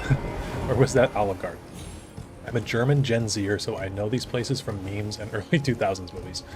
Okay, how do you say welcome in German? I always forget. But welcome to the stream. Little Caesars it's a pizza chain. They do have breadsticks, but Olive Garden is the chain that's a sit-down restaurant, and Olive Garden has like unlimited breadsticks that you can have. Is it worth killing this thing? Probably not. These things are so unpleasant to fight. Check our range.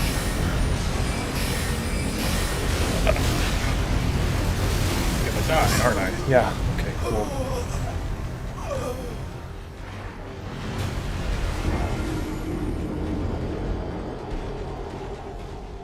Why does Mehrunes Dagon constantly invade Nirn only to be kicked out? I've read that he's all about change and each invasion is creating change, but it's like... So, Mehrunes Dagon, if you're, again, to take Mankar Cameron at his word, Mehrunes Dagon seems to believe that Nirn is his realm. He was created, and again, this is all very esoteric lore that might be outdated, don't know, but the ESO DLC seemed to kind of confirm some of this. Mankar Cameron was the one who kind of... Okay, I'm getting my streams crossed. Mehrunes Dagon is believed to have been built in Lig by the Magna Gi to sort of reclaim Tamriel. And Lorcan, because Lorcan is the original god of change, and Mehrunes Dagon's kind of taken that mantle up as the Daedric Prince of Change. So it's a whole weird thing where he thinks that Nirn is like his rightful realm to rule. It's so sad that Mehrunes the Razor died of Ligma. It is very sad. Yes. Aethys ass. God, I need to play through Pillars again. I just love Pillars too much. I need to play through Avowed again, actually. I got halfway through a playthrough. Well, I beat Avowed once, and then I got halfway through another playthrough. And then I stopped. But they've just updated the game, and they delayed one of their updates, which, thank you, Obsidian. Very cool. Because I would like your updates to work when they come out, so... They've delayed one of their updates. They said recently that they're like, hey, we've got something planned, and I think you guys will be excited about it. So I'm anticipating either Avowed will be becoming co-op, which I think would be really hard to do, but that was the original intention for Avowed, or they're going to be planning a DLC. So proud this emote is my contribution. Yeah, it's a great emote. I'm assuming Molag Bal invading Nirn is because he sees it as a form of domination. Well, oh, yeah, for Molag Bal, for sure. Well, Molag Bal's whole thing is like, I'm gonna dominate Nirn. Molag Bal is, so he sees his realm, like, we don't really see this interpretation done that well in ESO, but his realm is supposed to be, it's supposed to look like Tamriel if he were to have conquered it. So I think, I'd have to get this checked, but I think that there's some stuff that says that the Imperial City appears in his realm in Cold Harbor, but it's like covered in shit or something like that.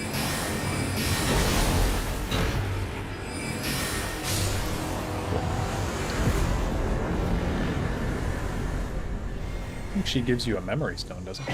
Yeah. Cool. Okay, so I was trying to do Selen's quest before, but I forgot about it, so... So there's a white gold tower in Cold Harbor? Yeah. That's the idea, anyway.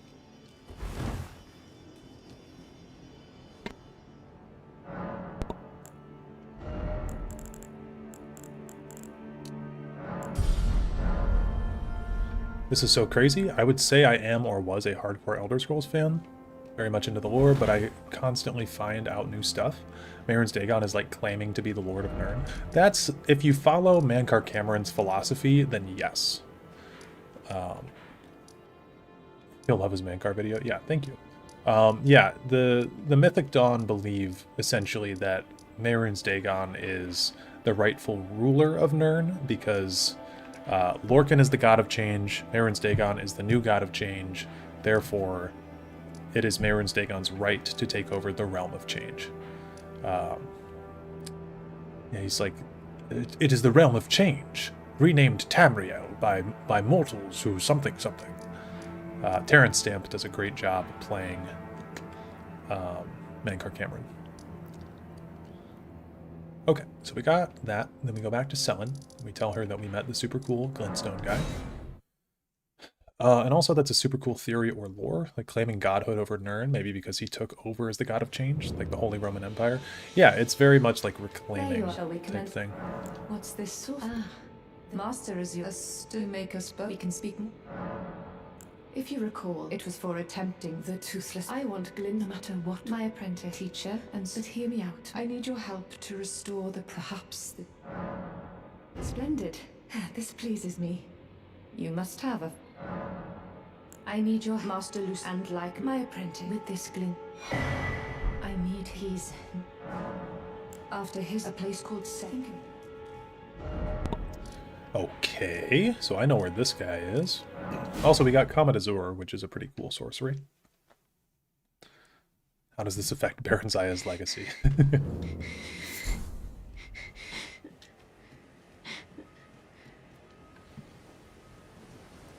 I'll put on Comet Azure, but I don't know that we'll actually use it. Oh, it also requires 60 intelligence. That's rough. Do we have a staff that boosts Glintstone Sorcery? The Meteorite staff boosts Gravity Sorcery, but I think we just get a Carrion staff and that'll boost Glintstone, right? So we might have to farm more wizards.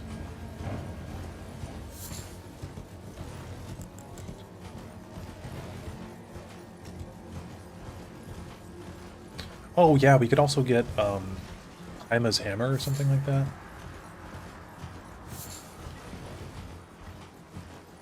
I think it's right here?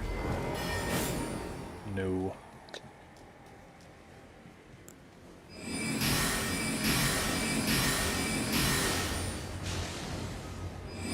Or the Gavel of Ima.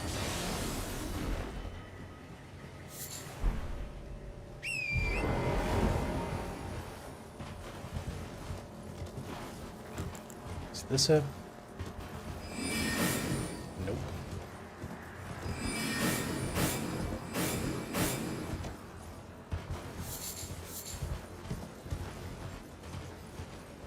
I know this is one of the better... Oh, there's signs in front of this one. Yeah, this is one of the better hidden walls in the game. So if the Sill strikes rocks, he's gone mad.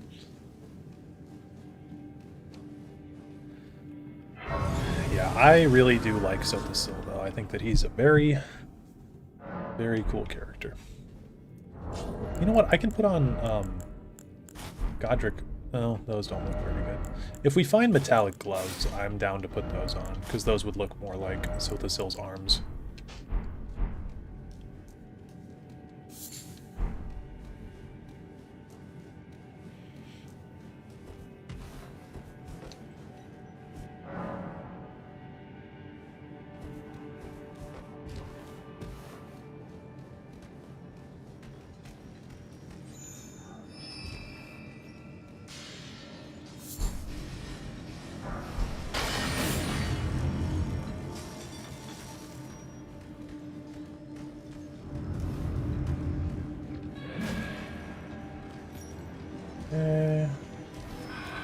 Shit.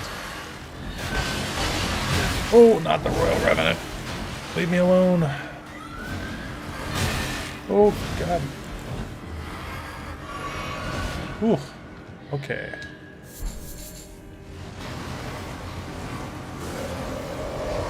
Oh, my lord. I thought it was down here. Man. Must be in a different spot.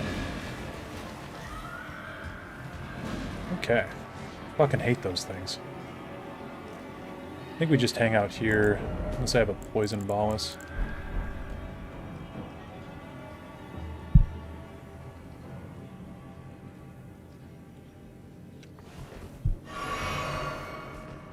Still kind of bummed out that Elder Scrolls is probably going to Hammerfell. I was hoping so much for High Rock. Had this whole headcanon about super high fantasy, Bretonia style knights and quests, super magic, fucked up Dareloth runes. The whole thing would look pretty fantastic, but have these mania-like vibes from the Shivering Isles. Yeah, I think that with ESO's depiction of Bretons, though, Bethesda would not do anything super interesting, sadly.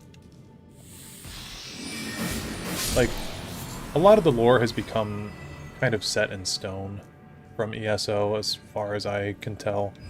Like, they're going with a lot of the ESO interpretations of things as of late. With art in, like, castles, and with art in blades. Legends, the art in Legends as well is based off of ESO's art style, so...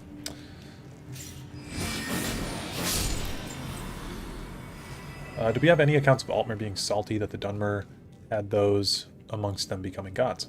I don't know if there's any direct quotes like that, but it sounds about right.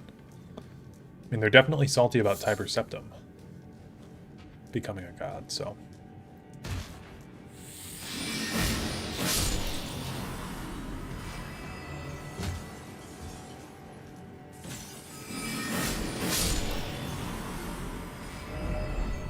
Liar ahead for sure.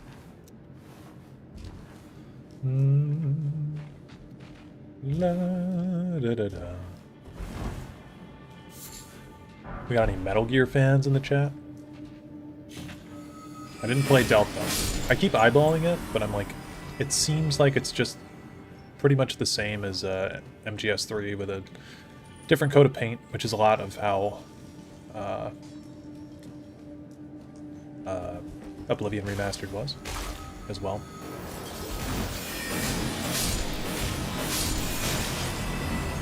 I recently played through MGS5 again, though. I played through it first on console, and then I played through it on PC recently. I feel like the Altmer would have called them false gods, taunted them about how they failed in the end. Yeah, I think that the Dunmer gods failing is a huge strike to Dunmer culture. I don't know why I'm even choosing to do this, but...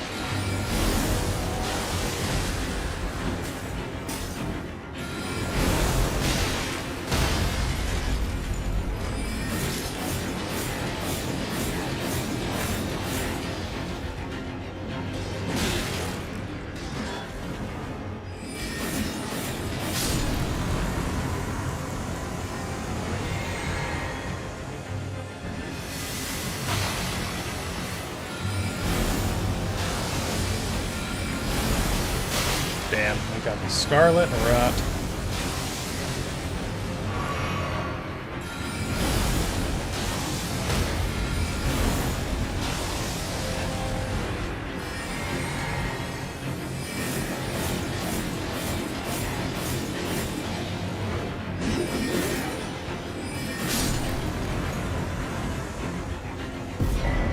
Crystal Torrent. Cool. Is there not, okay, there's this thing, I guess.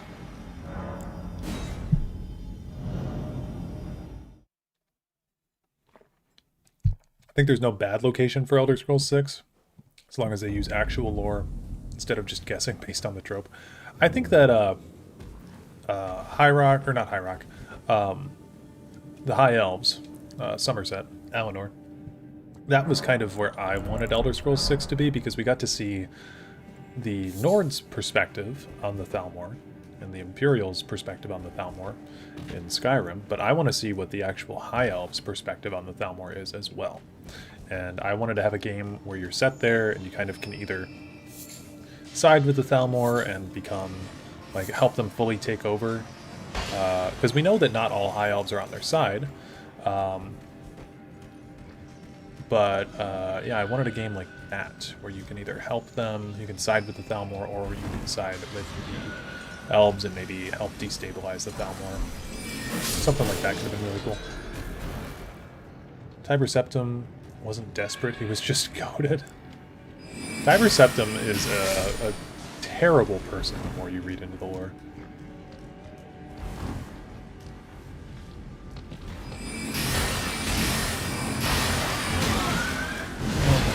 Dude, I don't want to fight one of these things. Jesus Christ! Oh, I don't want to fight a Royal Revenant. We should get Larian to work on the next Elder Scrolls. I know Larian would do some crazy shit with Elder Scrolls. Would the Thalmor let anyone in? Don't know. Don't know. Honestly, probably not. But if you're sympathetic to their causes, I would like it if we did have a game like that, it would be harder if you weren't playing as a High Elf to side with the Thalmor. Like, they'd probably send you on more missions and stuff to prove yourself. Even more so after that Divinity trailer, Lamau. Yeah. Yeah. No, Larian, I trust Larian to do good work. Okay, can I hit this guy?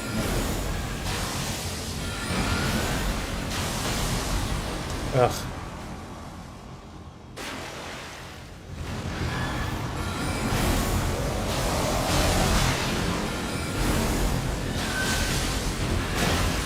Oh, let me grab my shit. Okay. Ooh. God damn, dude.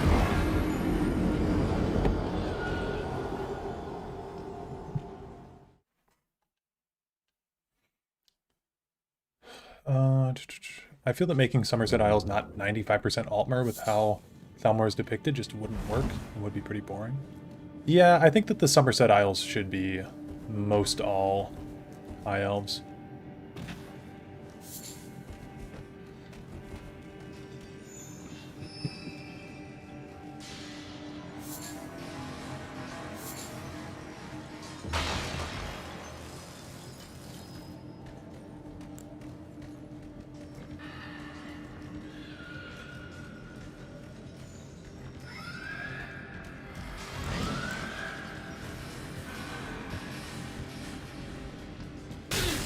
God, Jesus. Okay, that actually hit him. That should hit him.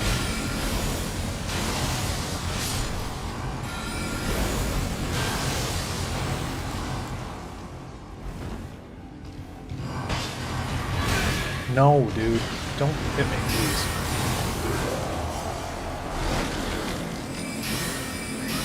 Oh my god, thank you. Holy. Alright. Over here. No stars ahead. Damn. Oh, it's up here, isn't it? Yeah. Okay.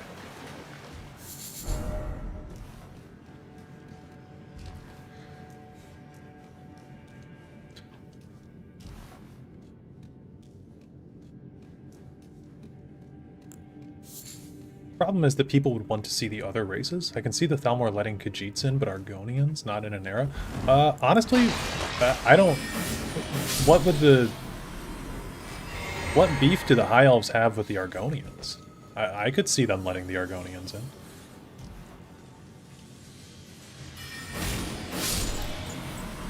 I think that the Thalmor are mostly just upset with men. I don't think they'd have any beef with the Argonians, necessarily.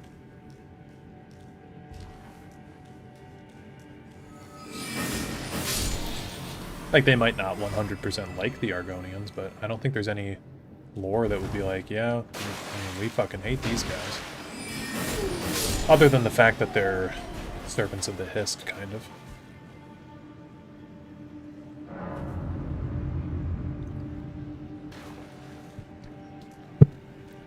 Okay. Hello, Glintstone Sorcerer Lusat.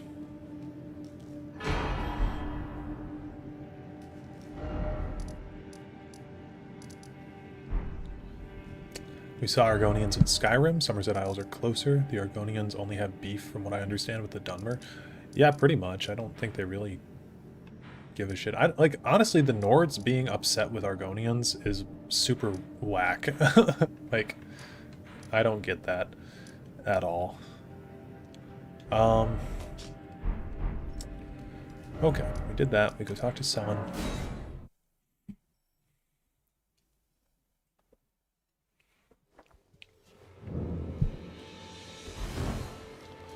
Love how the Thalmor are obsessed with eugenics and apotheosis, but choose to ignore the lizard men biologically intertwined with tree gods. I have a favor. There is more to it than that, though. I mean, the Thalmor don't necessarily, or the High Elves don't necessarily practice eugenics. Who could you have my... I am true. This brings of the body. Starlight Shard. My body is imprisoned in the ruin. Do Bosmer/Valen would have strong opinions on the Hist? I don't really think so. I mean, what's interesting is that the Argonians actually predate the elves, I think, in some sense. And they definitely predate the men on Tamriel. Because Topol the pilot found Argonians in Black Marsh when he was scanning the coastline. So, super interesting stuff. Like, the Argonians are the true and rightful heirs to Tamriel.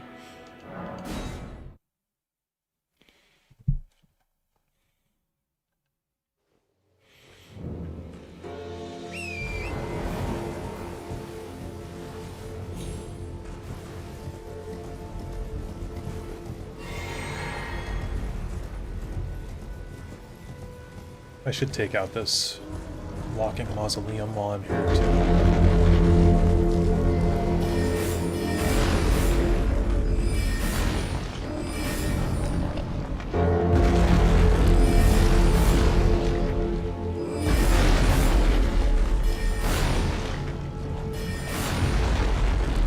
Topol mentions Khajiit for sure, but he describes them differently than they appear in games. That's the same thing that he does with the Argonians.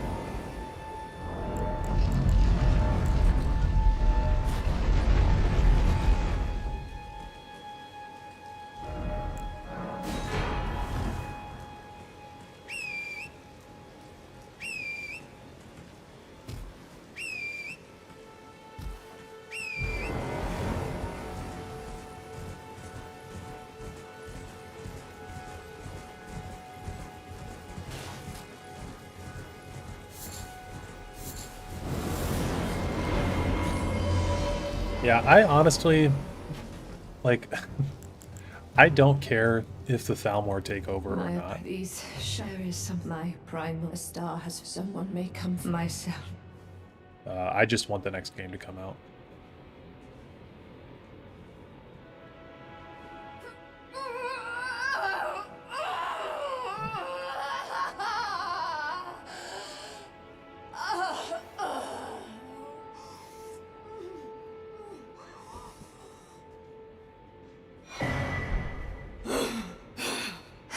This. Ow.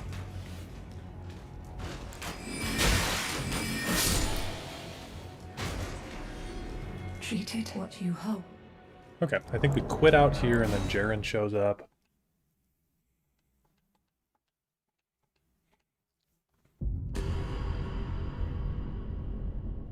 The orcs just standing there wondering why they can't have a province of their own. It's really fucked up how the Bretons and the Red Guards just attack Orsinium every once in a while. Ah, well met. I hardly expected to see the champion of the festival here, of all places. You didn't know Selen, did you? Well, just put it behind. He was known as obsessed by the primeval, the most dangerous mate. It is a woman. She was like, I suspect, I'm sure she'll turn up eventually, in a sickening thought. I suspect, I'm sure, a sick.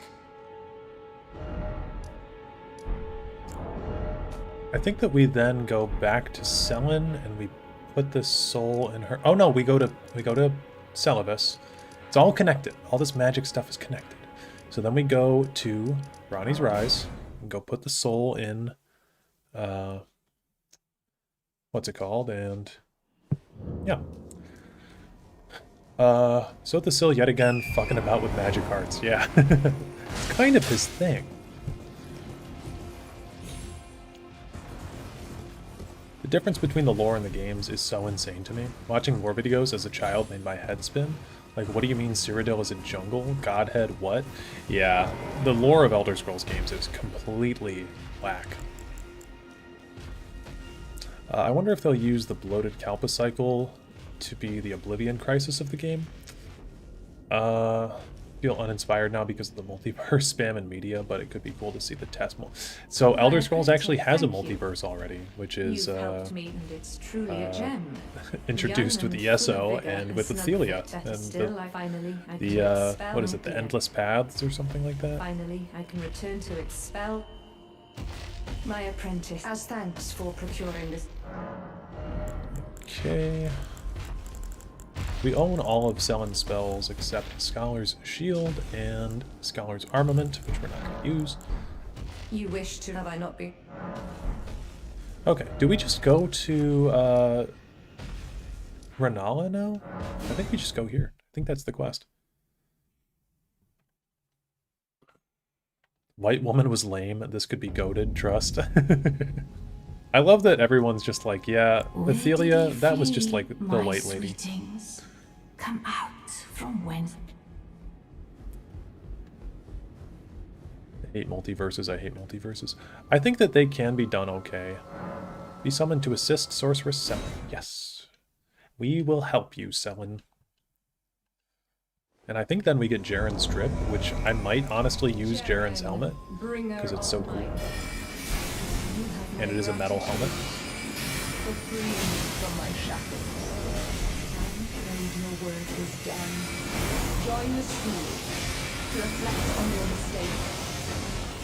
I should definitely stop better with spells.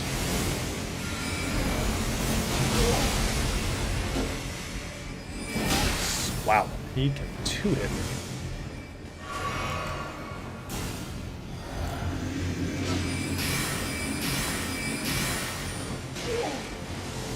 What did someone call her the other day in stream? Selling feet pics?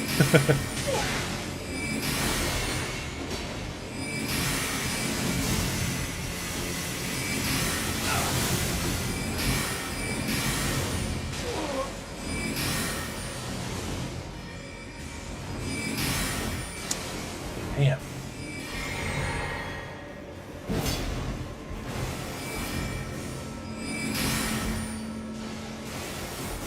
Why can't either of us hit this dude?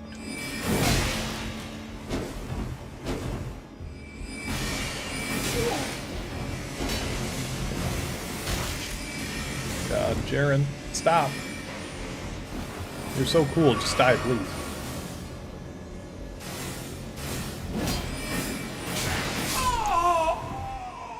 I think selling feet pics was me. Good.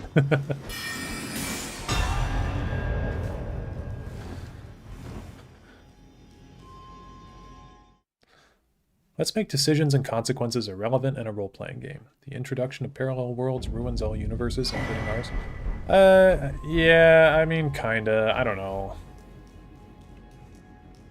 Ah, you've saved my... Do you see this? With the bodies of Mars, so that we, my apprentice... I'm not opposed to a multiverse thing. Like, think of your teacher. I just think it needs to be done well. My apprentice. Y'all think Elder Scrolls 6 will change the combat? Do you don't regret know. Glintstone is when you become lay bare next time? Oh, if you fail, you can always pay. Oh, don't fret. Okay, we want Shard Spiral, because that spell is insane. And then Selen is going to turn into a big, old... Where did he flee? Disgusting ball. Come out from whence Athelia got banished to the Starfield multiverse. Yeah. That's canon. Okay, Shard Spiral is great. It works very well. Memorize Shard Spiral. And I think I'm going to put on Carrion Retaliation just in case. And Stars of Ruin is also pretty good. So, we've got all of this. We're going to head on up to Fire Giant. Is that next? That's crazy. We've been speeding through this game. I would like to get... I'd like to get to Moog, and to get to Moog we need the Rolled Medallion, and to get to the Rolled Medallion we need to go up there. So let's go do that. Wait, that ball lady is from 4 seconds ago? Yeah, there's kind of like a time skip that's implied when you sit down at a Site of Grace in this game. It just basically reloads the area. Bring back dice rolls just for rage bait. I would also like to do this this tribunal run thing with Baldur's Gate. So I think, you know what could be fun is if I did a run of Baldur's Gate 3 as the Tribunal and Nerevar. We'd all be drow. I'd have to download a mod that lets me like make custom characters, but I could download a mod where we would have Sotha Sil as a what kind of a wizard would he be? Probably a portent wizard. Although like artificer would work, but there's not an artificer class.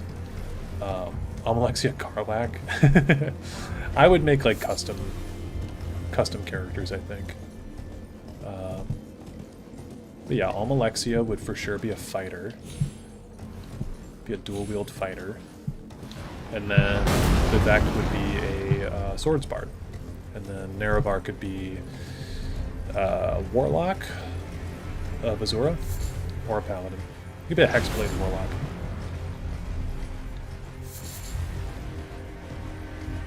Can't play Souls-likes games, man. They're such downers. It's just all ruined kingdoms and a warning against human greed. Like, damn, where's my adoring fan? Yeah.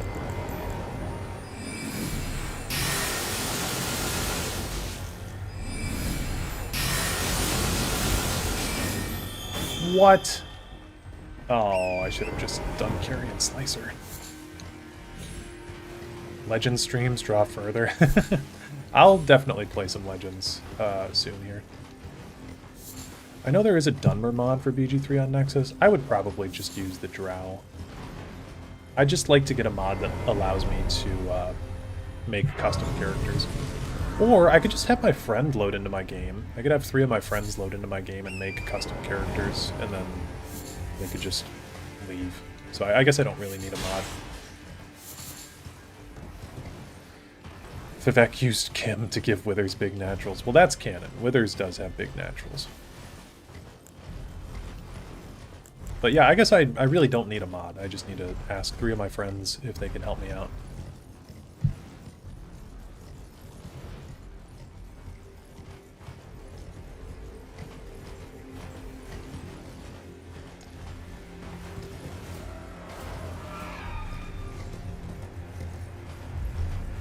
I miss how silly Morrowind is. Her sped up walk when she chases you is funny because she has giga-buffed stats. Oh, Almalexia? Yeah. Yeah, Almalexia is for sure a silly head. Certified goofball. With enough Kim, everything is possible. True. Okay, so... Queso. We have a decision coming up. We can go fight Nile.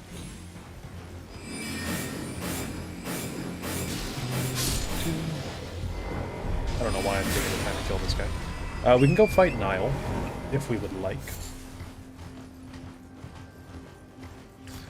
And I think I could win that, but he's also got those 2 soldiers that are super annoying. So what I've been doing is going to get the Bewitching Branch, and then I just use that on one of the soldiers, and then we take on Nile one-on-one, man-to-man, and things are good.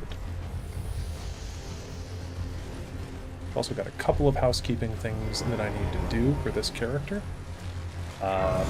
This character really is just a showcase of how good Carrion Slicer is and how good Rocksling is. Because I normally struggle really hard with spells, but those 2 are just insane.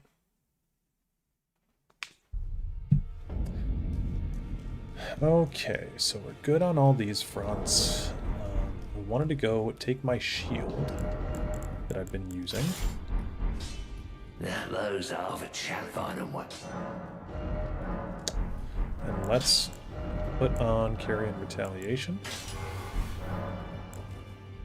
So we got that now. We could go get Albrick's Drip if we want down here. That's definitely a thing. Look at all those blood stains. Or... Oh, hey. It's Rogier. Or... Oh, we gotta go get the moon. We'll go do that real quick. Well, you know what this? The fingers shake when they are about 1,000. No matter. Got the moon. And do we need anything else? I don't think we do. So we need a couple more levels. That's what we need. So that way I can start using the Carrion Royal Scepter. Carrion Regal Scepter, my bad. So, easiest way to do that is to get to Moog, and then we can farm. But in order to do that, I need to go get the Bewitching Branches. So we'll go do that by going over to this church and talking to the guy that sells them.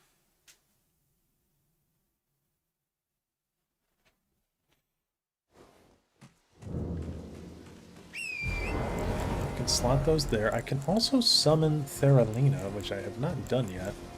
I should probably upgrade her too. I could get her up to a +3, I think. And I've got Ghost Glovewort 3, 4. Oh, okay, get her up to a +4. What do you need? I want any. I want to buy, I think, 3 of those at least. Oh, and let's go get... Well, okay, while I'm doing shit, guys, why do I not get Godric's Great Robe? Because then I can just buff my way up to 60 a lot quicker. So we'll go get Godric's Great Robe. And I've only got 5 Great Robes, but it's okay. We won't ever die. Ow.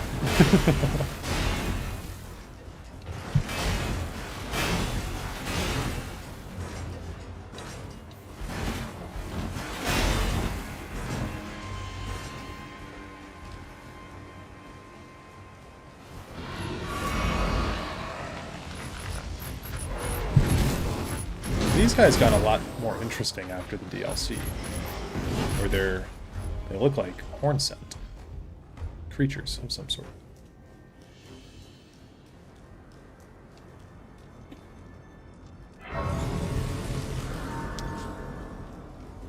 Okay, that's unlocked.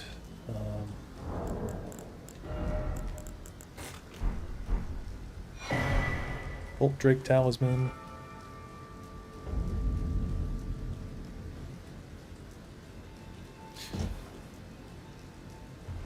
Do you think when you cast a bound weapon spell, some random Dremora loses his sword for a minute? I think... I'm pretty sure it's something to do with either chaotic creatia or some energies of oblivion being transmuted into a sword. Ow.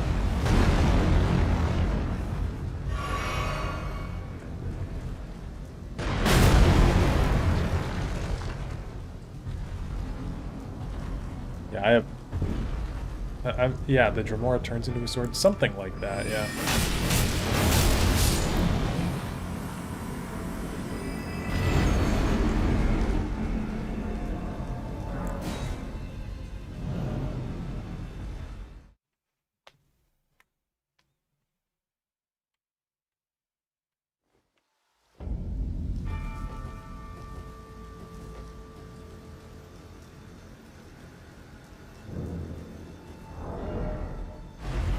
So I'm at 54 intelligence, so I need one more level in int. And then with Godric's Great Rune, I can buff my way up to use the Carrion Regal Scepter, and then we can go and upgrade it with Smithing Stones. So we got 1, 4, 5, 6, and 7, and we can get an 8 from that bug that I didn't kill. So we could get the thing up to 8. That'd be pretty damn good, I think. Be a pretty good boost. Meteorite Staff sorcery scaling is at 228 right now. We'll see what the Scepter is with no buffs once I can actually wield it. But actually, let's crush Morgoth's Soul. And just use that to level up real quick while I'm thinking about it.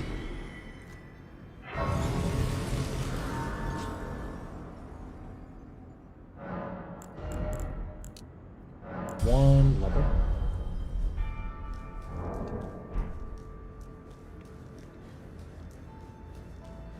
I'll slot in Godric's for a sec here.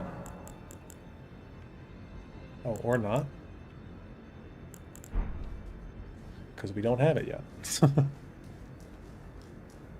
We don't have it activated yet. Did anyone else go most of their first Elden Ring playthrough without ever using these things? Because I did. And I had a shit ton of rune arcs saved up on that first playthrough.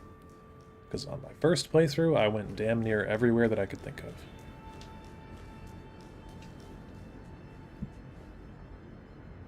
You know what else we could get is Scholar's Armament. That could be kind of fun. So let's go here, slot in the rune arc. Or not, did I say Scholar's Armament? I meant not that at all.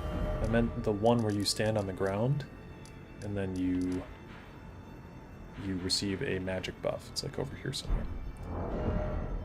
Okay, so Carrion Regal Scepter is 162, actually. It's not that great. Well, let's buff it up and we'll see.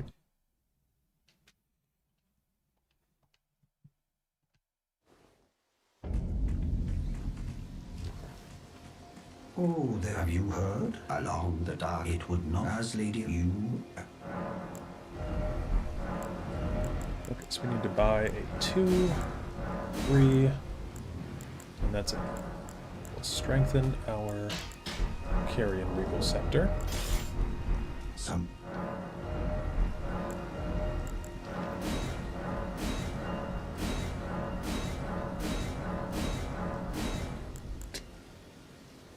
Okay. We are at 249, which is better than our Meteorite Staff.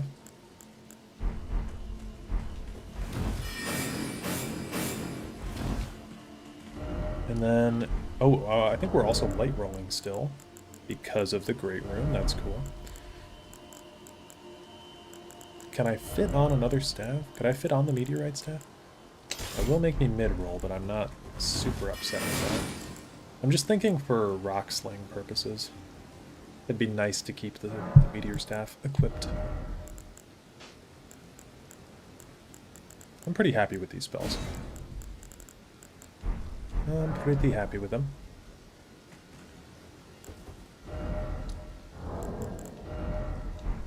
Okay, let's swap this out with this. And yeah, we'll go take on Nile. See if I can do it. Oh. Okay, we'll go back to round table for 1 second, then I swear we'll play the game again, I promise.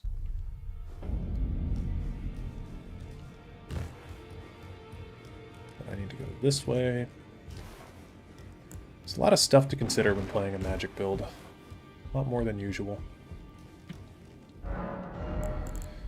I need to offer the ghost form pickers and smithers, smithing, blah blah, blah blah blah.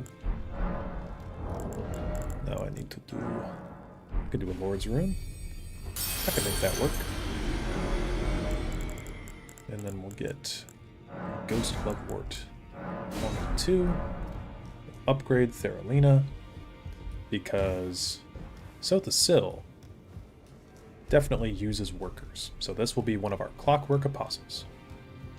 Good to see. I have you to thank, though. I can happy I'm as yet. But, and if there's, well, I search Roderick. Roderica. 3, 4, okay. I didn't want to be doing much, just lay out. I don't think we really have anything that we need to talk to him about, so we'll keep on keeping on. Similar question, was Muatra already a spear, or did Vivek turn it into a spear? This is something you can read about. I don't remember exactly. I just read this for some reason, though. But, yeah, Vivek, like, bit off a piece, air quotes, of Molag Bal and then turned it into a spear, if I'm remembering the story correctly. So, yeah, just your typical gross stuff. Mountain top right here.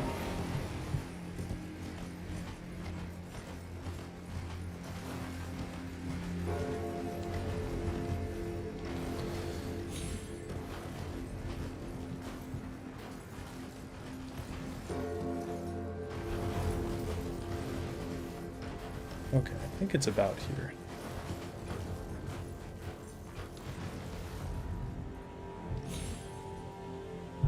Oh, I fucked that up royally.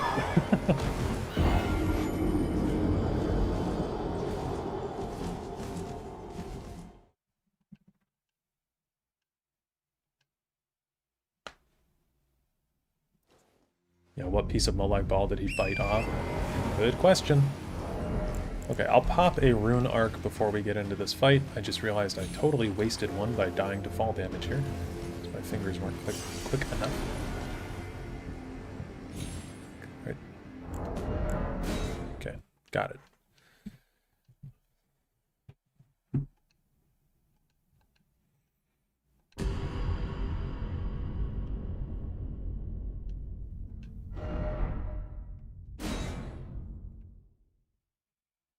Oh, guys, audio has been doubled this entire time. I'll turn it down a little bit. So I apologize if that was absolutely awful to listen to, or if it was just loud.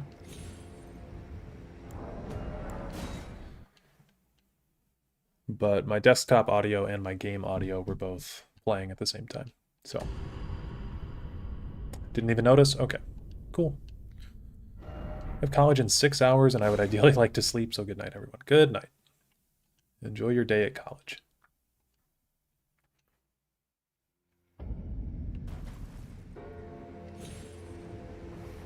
Got it? Damn it. Will we stay on the tree, though, I wonder? I hope we do.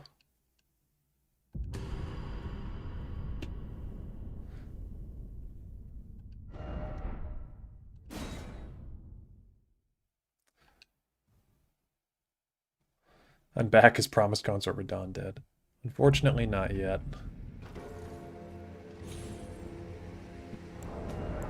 Trying to do this Castle Soul skip. It's quicker if you can do it on the first try, and then after like 14 tries, it's like, oh yeah, maybe I should have just gone in the front door. So the cheese, indeed.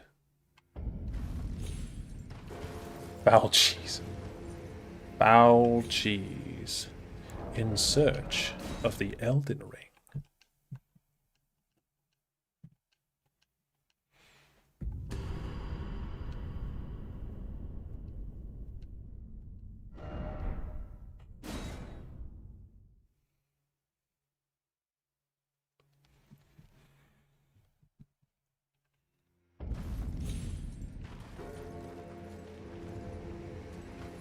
I did this so perfectly on the Dig Other run.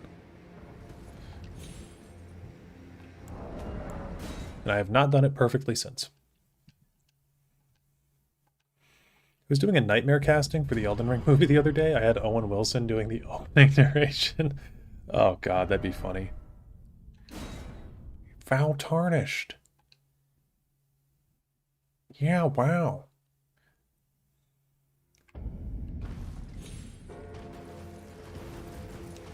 The loathsome dung eater. Wow.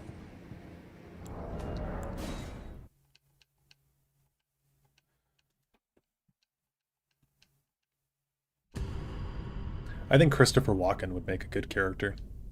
I don't know who he would play, but I just like Christopher Walken.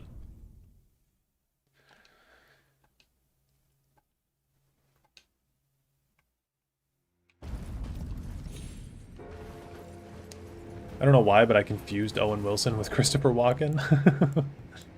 Dude, no way. It's because they both say wow. They're both known for saying wow.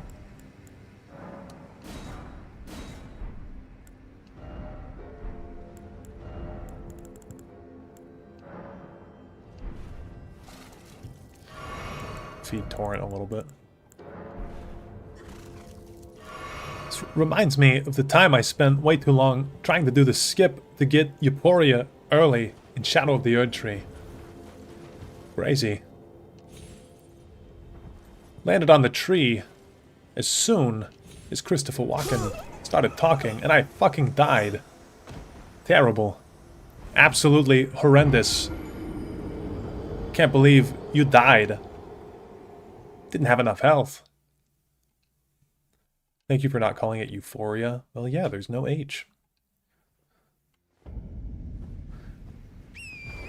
I would never, ever. You sound more like Arnold now. Yeah, you know, the other day I watched Jingle All the Way with my friends. We do a movie night. My friend picked Jingle All the Way with Arnold. What the fuck is happening? Why is this tree skip taking so long?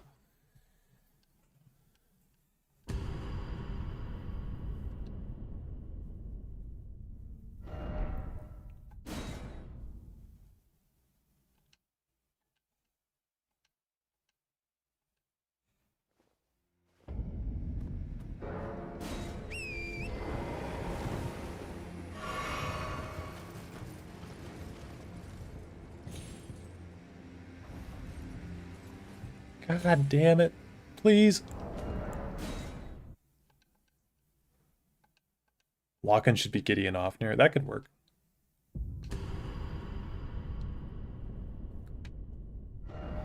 Alright, Grandpa, time to go to bed. Arnold is actually a really solid actor, but only in very specific roles. He's like Nick Cage in that way, yeah. I do like Arnold.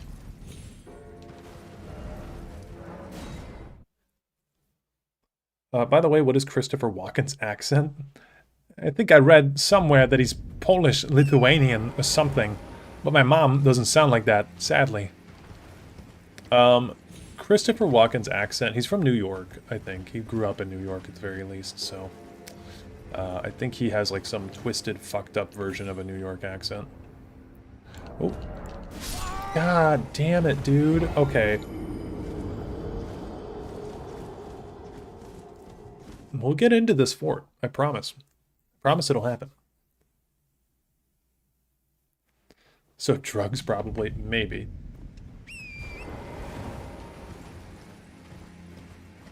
Christopher Walken also seems just like a strange guy who's gonna do things to get a reaction. So, he's also like, did you guys know that he potentially killed either his wife or like a coworker? There we go. Jesus Christ. I forget the full story of it, but he's probably a murderer, which doesn't get talked about a lot. Huh? Yeah, he was out on a boat, and he, like, it was just him and this girl on the boat, and the girl, like, fell off the boat. And Christopher Walken is like, yeah, I don't know what happened. Okay, let's drink our bubble shield thing. We are... Oh, oops, I forgot. Here, let me get her out. And I need to pop a rune. And I need to get this guy on my side. Fuck. Okay. I do not... Oh, are you serious? I got stun locked there. Oh, I have to get back here. Oh, I have to get back here. Oh, I have to get back here and make the jump again. Oh my god. Oh my god. Okay, alright, we're good. It's fine. I'm not upset. I'm totally not upset. We're just gonna keep on doing this. I love Christopher Walken, but I would never get on a boat with him. Yeah.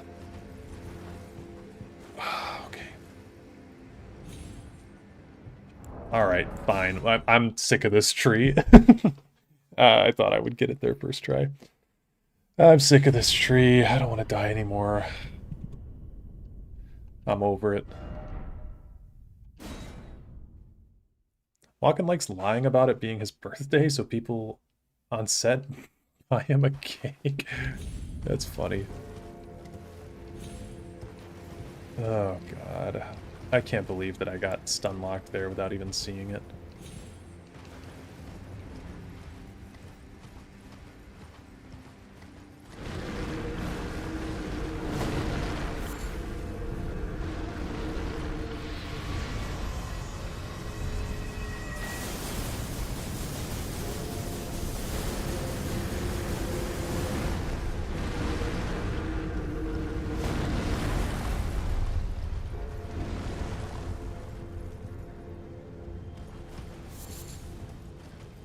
sometimes abroad goes overboard.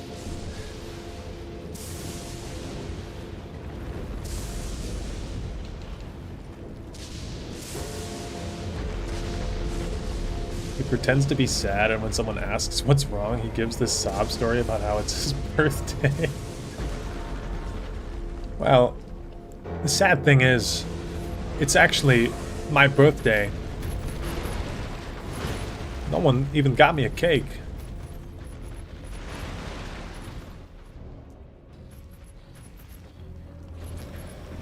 Sotha defeated by tree. Argonians everywhere celebrate. Sotha is the type of dude to get defeated by something that's organic and comes out of the ground. Okay. Go up here.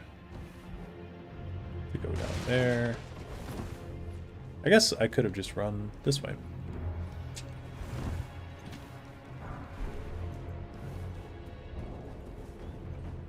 The fact that there's not a stake of Marika up here is insulting.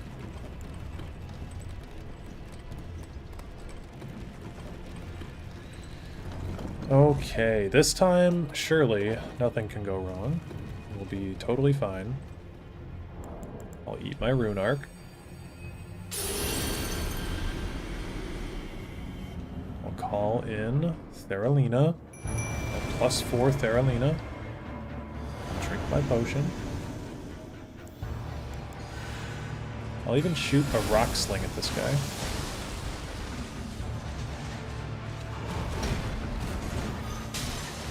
Okay. Oh, oops. Forgot. Okay. Are they fighting? Fighting. Ooh.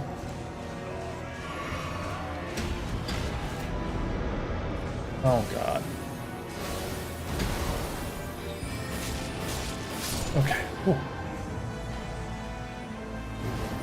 Alright, now that those guys are gone, I think I can handle this fairly fine.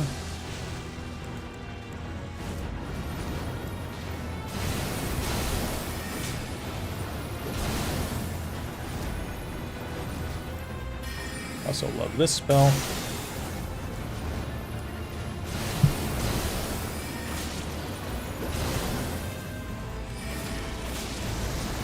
Ooh.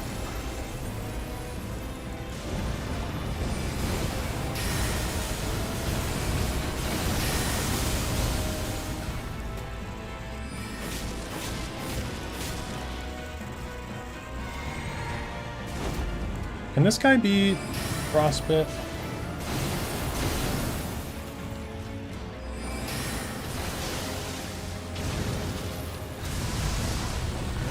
Oh.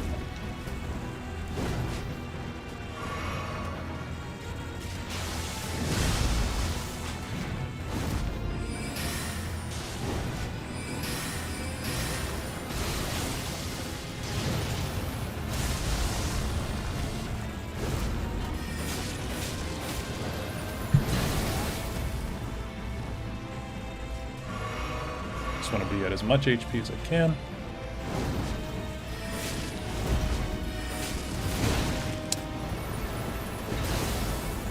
Potentially a mistake.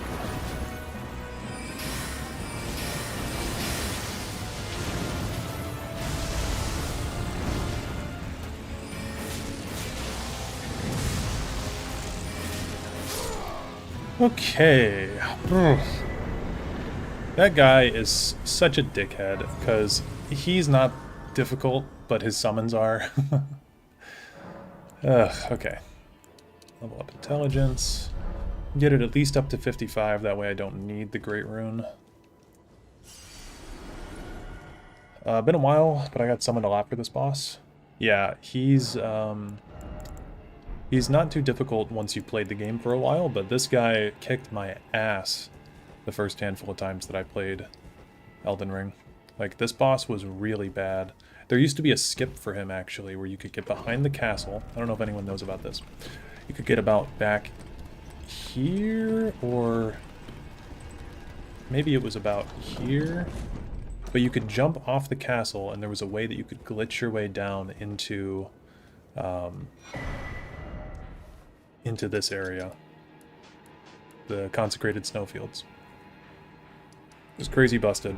You could just entirely skip this boss, and I did it several times because I'd play characters that were like poorly optimized and couldn't get down there. So yeah,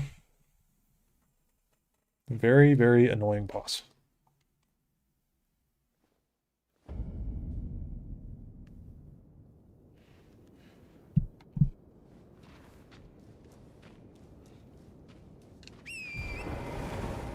But now we can get to the Handling Tree. Oops, wrong medallion. Can we hoist the secret medallion from up here? Nope.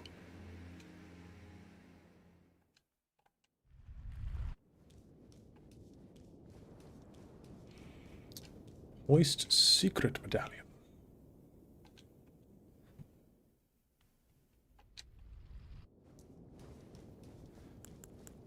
And then we can go kill the other mimic tier down here to get a little bit of extra runes going on, because I don't have the golden scarab on this run, so I kind of want to get as many runes as we can. I think Sotha is going to be a bit under-leveled by the time that we reach the end game, but maybe he'll be on pace with the back. I'm not sure.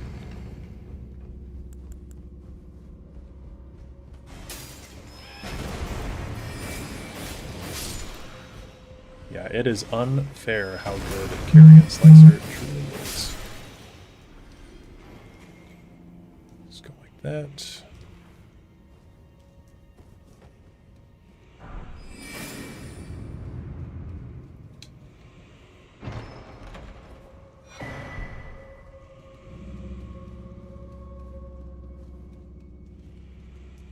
I don't know if you mentioned this earlier, but ignoring the gray area completely, do you think Miquella is good or evil objectively? I think Miquella is evil. I think he's removing people's free will. And I really did not like the video that Smowtown made recently about Miquella being a good guy because he loves his sister. I thought that was a pretty bad take, actually. So I do intend, actually, to make a Miquella video myself. But I've got a lot going on, so... And that's going to require some research. But basically, my thesis is Miquella is, regardless of what he's doing or what his goals are, he is removing people's free will, which is not cool.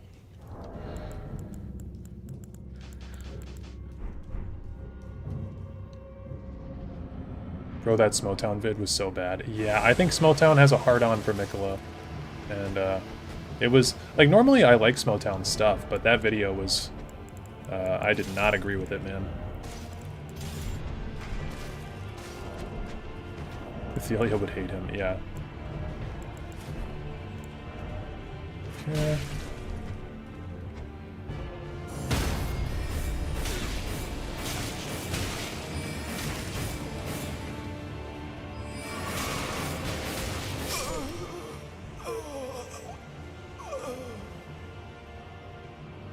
He's so pure that he objectively can't be evil. Yeah, like, I don't know about that one, man. So, yeah, I didn't really think that that video proved its premise very well, and, like, I don't know. I think that he definitely had a bit of a hard-on for Miquella, or, like, he really likes the character, like he said. But, yeah, when I was watching that, I was like, yep, totally don't agree. I think free will could be a gray area, but it's a huge can of worms. Yeah, that's fair. But Miquella, like, charms people. Like, my theory with Miquella is that Radahn told him no, and he basically constructed this whole plan to, ow. God damn it. Yeah, is that Radahn told him no, and Miquella didn't like that because he's never been told no before, basically. Okay, we'll go... I think we want to wind up at like 70-something intelligence, so I guess we'll just keep putting stuff into intelligence. We haven't really had a hard time with things without intelligence, or without vigor and stuff with this build, so we'll be okay. Ultimately, I think Marika had a good plan. Couldn't finish it, and Mikola tried to pick up the pieces, but another person convinced me that Mikola knew that, and us picking up pieces of his plan could be the way out to break the cycle. I don't know, like, I'm still hazy on what Marika's plan even was, to be honest with you. I've heard so many different interpretations, and all of them could be true. So, I don't know what to think about Marika. Enough about that, I'm just spitting, I don't want to derail. That's fair. Dude, I gotta take a second, adjust my glasses. Oh. Ow. Oh, ow. Okay, hold on. Ooh, let's move. Oh, I had a hat on, and then I had a hat over that hat, and then I had my headset on. And that was all, like, pushing my glasses against my head. Still need to fix my headset. Okay, there we go. Ugh.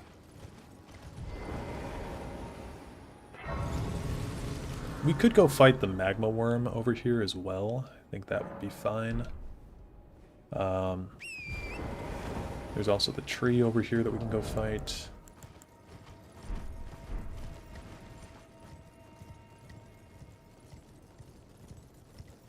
We can get the map, because I like getting the map. But yeah, Sotha is going to be a very different character to play from the other ones, because I don't really need to kill these trees to get their tears or anything like that, because I'm not going to be using, like, poise break stuff, I don't think. The hedgehog giraffe. Hi, how's it going?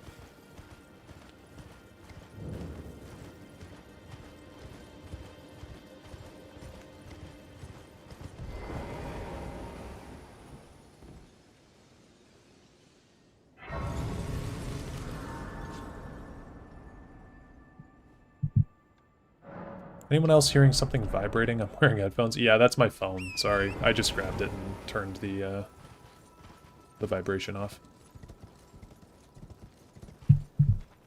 Okay. So I don't need to do this right now. Thought I was losing my mind. Yeah, my bad. My friends are talking about coordinating D&D for Wednesday instead of Thursday. Thursday is the day that we normally do it.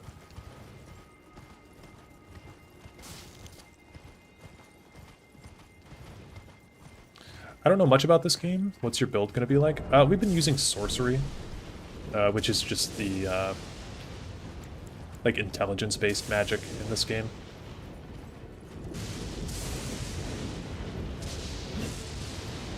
So I've been a lot less strict on this run about what we're doing for the build. For Vivek, it was like, we're going to use Vike's War Spear the whole time to emulate Muatra, and then for Dagothur, I used claws as my weapons to emulate his hands, and then we used fire sorcery, or fire incantations every once in a while. Ooh, ow. I normally don't get hit by that.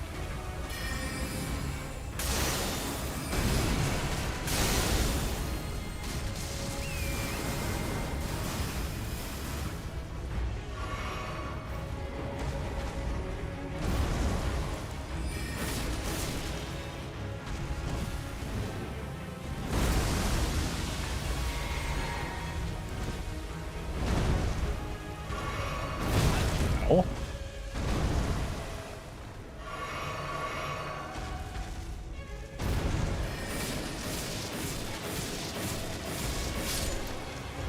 Sweet.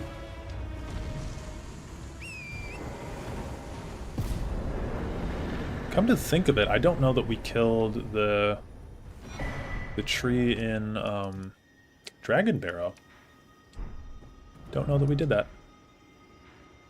Go kill Moog, who's like over here-ish. So we'll do that next.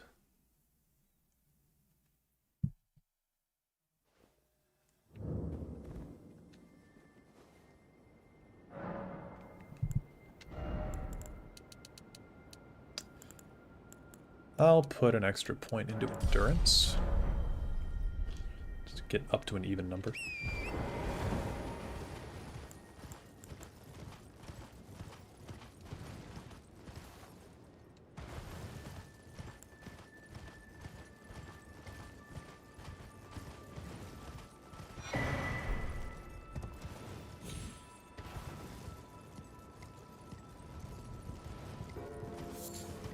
I also could take on some Deathrite birds, because I think those would be kind of easy with Rock Sling targeting their head, but if they move around a lot, it would be a pain in the ass. I should have fought Deathrite birds on the Vivek run, because I was doing more holy damage on that with some of my incantations. But I didn't really wind up using incantations on the Vivek run, because I was trying to make it more of the spear. But I probably should have. I also forgot we had this. Sanguine Noble. Is this any good? Oh, it is pretty good.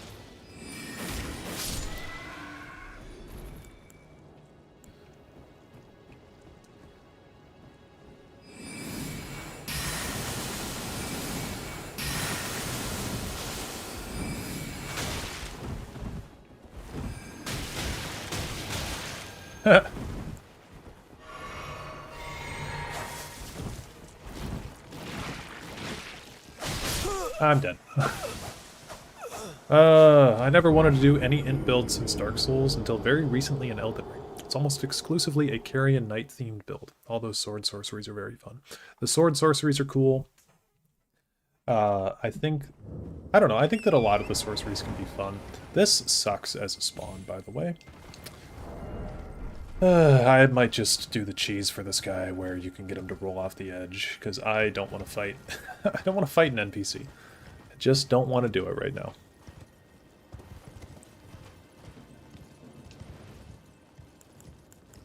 But yeah, there's a handful of sorceries that are very fun in this game. Unfortunately, a lot of the fun ones wind up not performing very well. Do you enjoy Night Rain? My roommate has been playing the new DLC a lot. I have not played the new DLC yet. I put 100 hours into Night Rain when it came out, and then I stopped playing it for months. And now we're at a point where I kind of want to get back into it, but also... Night Rain is very much an asset flip of Elden Ring. And one of the fun parts of Elden Ring for me is being able to come up with like fun creative builds like this. And honestly, this build is mostly armor for Sotha Sil right now. We're not doing anything too crazy with these sorceries. But yeah, I think that that's one of the fun parts of this game for me. And the fact that Night Rain is a roguelike and forces you to have a random build every time is a little...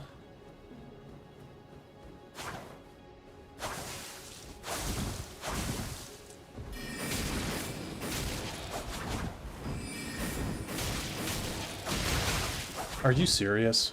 Oh, that's not even a flask.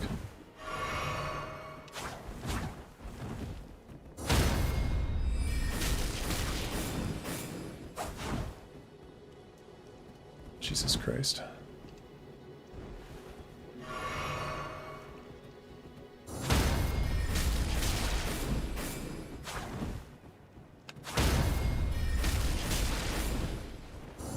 Oh.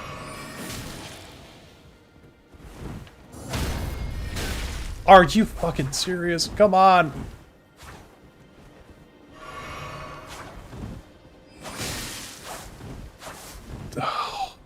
I don't want to be doing this right now. I hate... It's my biggest thing with this game, man, The devs really want you to fight other players.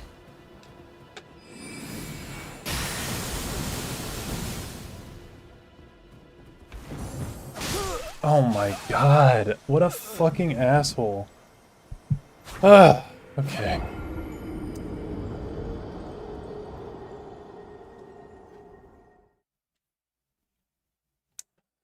This dude. Love Elden Ring, not a huge Night Rain fan. Got the DLC, new bosses are fun, but I don't want to play more Night Rain still. Also haven't played for months. I also accidentally deleted all my progress prior to the Everdark Caligo, so that was annoying. I did not like the Everdark bosses. Is that controversial? I played Everdark Adele, and I felt like my PC was going to nuke itself, and I thought that it was just like... I thought it was just chaos, really. I didn't like the boss design of that. I heard that the Everdark... Who's the bug? Everdark bug was good, but... Yeah, I was not interested in the Everdark versions. I wanted more bosses, not more phases to the bosses we already had. So, I was not a fan. It really, honestly, I think the Everdark bosses uninterested me. In their edition, I was like, oh, all the bosses I've already fought, I'm just going to fight them again with a phase 3. Okay.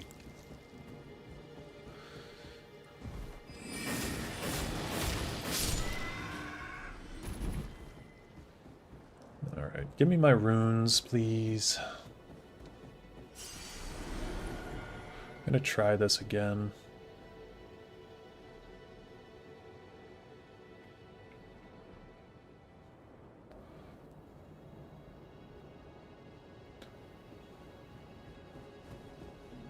Alright, that worked a lot better. For God's sake. It is so unfun to fight NPCs, in my opinion.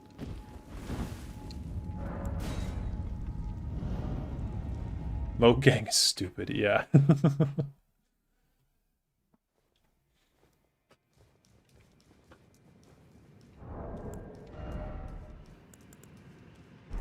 Okay, yeah, that's fine.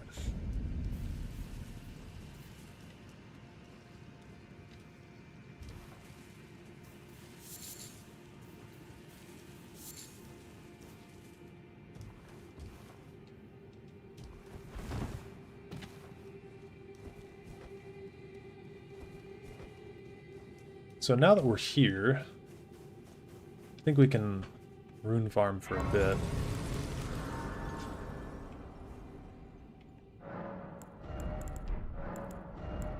I could just try to kill Moog, though.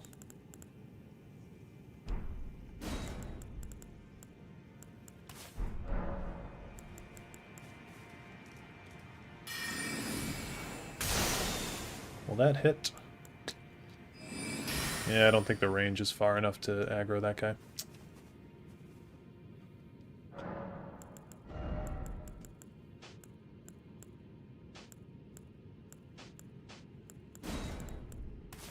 Let's try Glintstone Arc.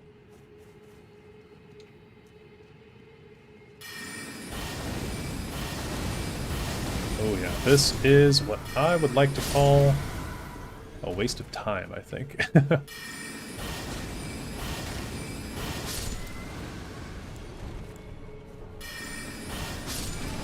Well, that's not bad.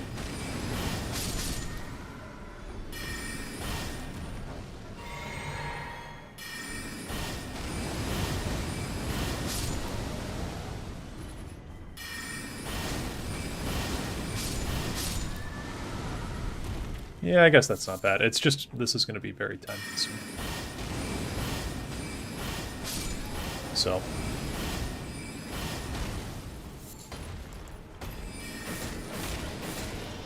Shit. We bonk him?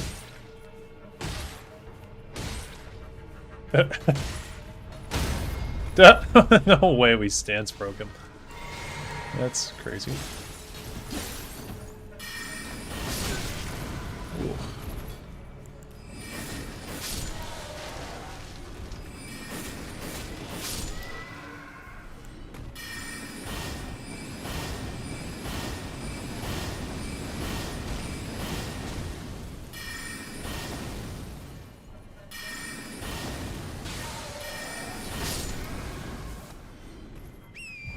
All right.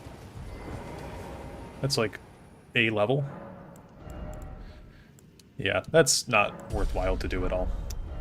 But we could potentially go kill Moog. And then I also want to go get the Nihil tier. So that'll be nice.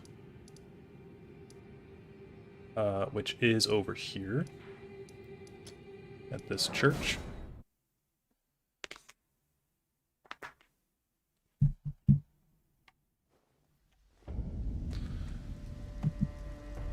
Okay, Altus Plateau.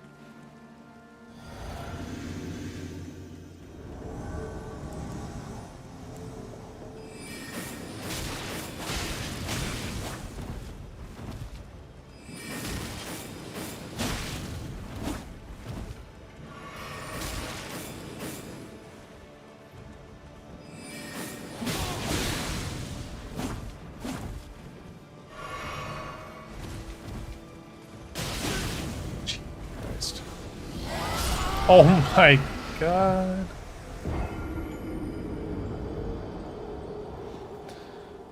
I don't wanna be fighting any fucking... I don't have words, man. I don't have words. I just want to kill this stupid NPC. Move on with my life. Go fight Moog, who's actually peak.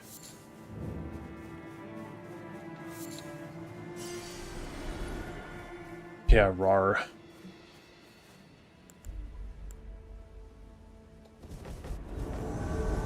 Oops.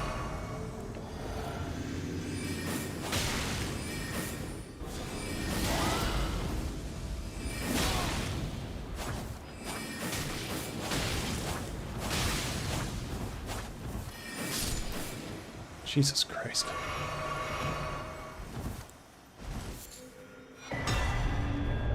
Okay. Yeah, that's very fun.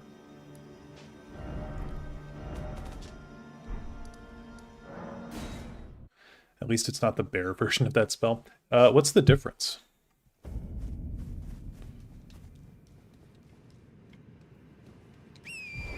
Ooh, this guy's got glowing eyes. Maybe I'll take a second to take some of them out.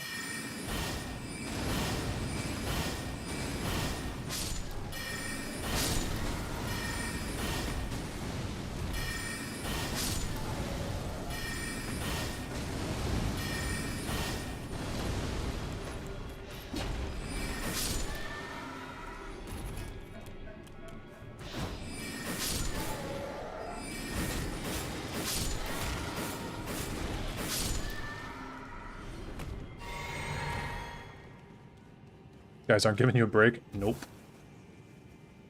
They never will.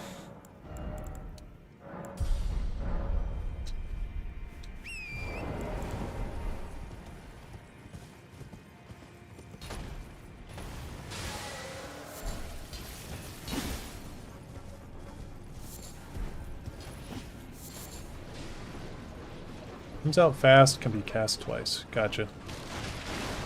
Okay. This item I always have such a hard time grabbing. Yeah, I played a blood character one time that was just basically based off of Ansbach from the DLC. I had to come down here quick to get the blood incantation over there.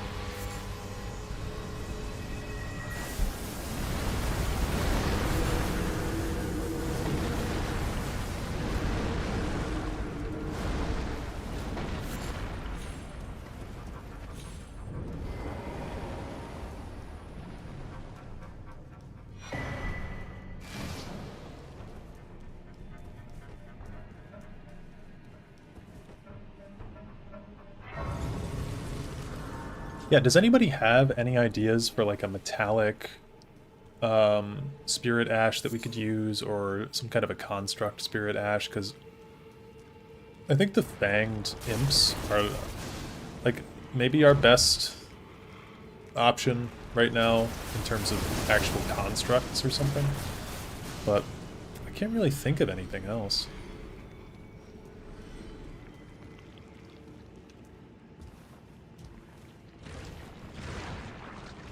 Can you summon Crystallians? Those are constructs. I don't think you can summon those, though. Ow. Okay, we're about to get chased. Marionette soldiers are technically constructs. Any of the puppet ashes too? Yeah, I've been using Theralina as my puppet ash.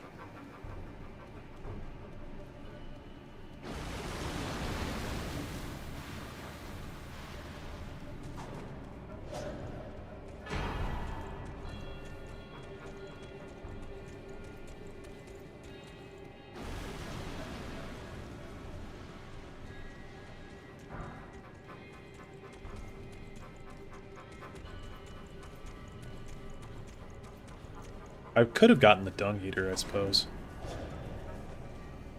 But that would have required me to talk to more people. I don't want to talk to anybody on these runs. I just want to go through as fast as humanly possible.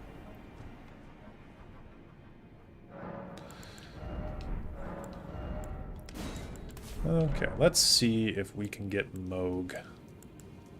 I don't know if we'll be able to, but we can try.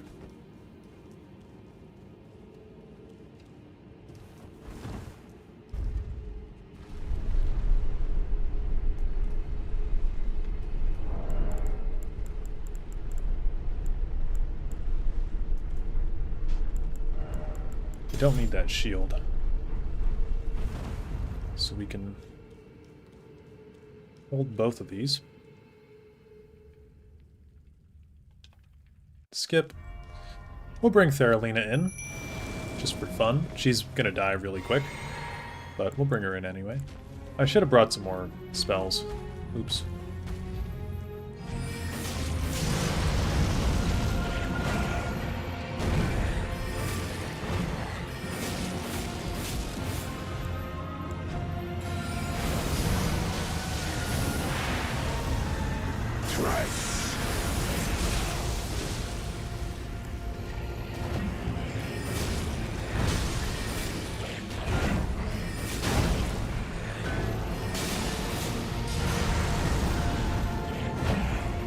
That nearly one-shots us.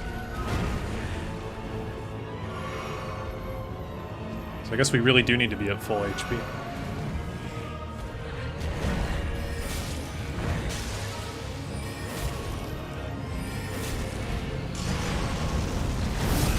Whoa.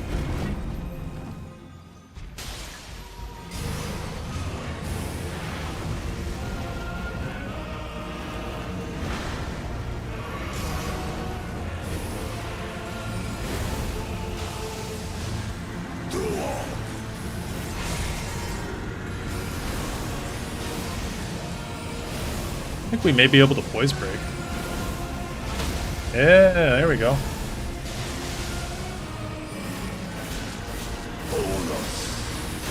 Ow. Heal.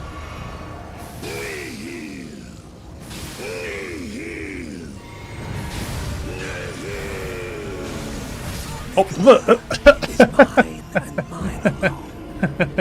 he hit me with the downswing of his heal animation.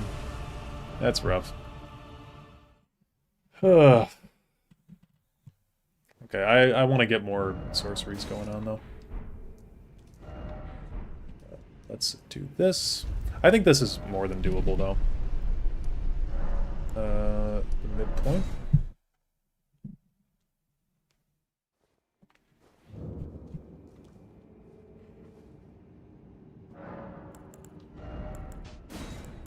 So, full moon. That's interesting. Could we do that? We could do full moon sorcery, finally. I don't think that's the answer to anything here, but I'm going to put that on because it's fun. And Glintstone Ice Crag seems like a good bet alongside Shard Spiral I quite like as well. So we'll stock all these. And then I will eat a Rune Arc here. And yeah, I like the idea of Renala's Full Moon being on the roster here because, of course, Sotha Sil is the anticipation of Azura. So I wanted to use some Full Moon sorceries for this. I think the only ones, though, are Renala's Full Moon and Rani's Full Moon, right? Rani's Dark Moon. Which I think technically Rani's Dark Moon might be better. I don't fully remember. But, yeah. I'll head on in. I'll throw a couple moons at him because I think these have a pretty decent range. Oh, I'll summon in her. Oh shit. Okay, 867. And let's do cold damage, I think. Cold build-up. Something tells me chucking these is just going to be better. Yeah.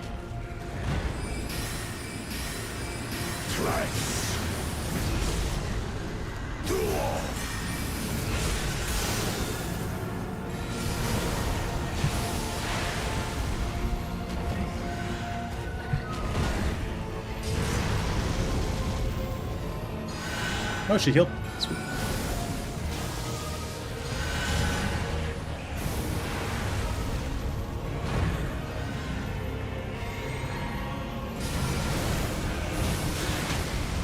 Okay.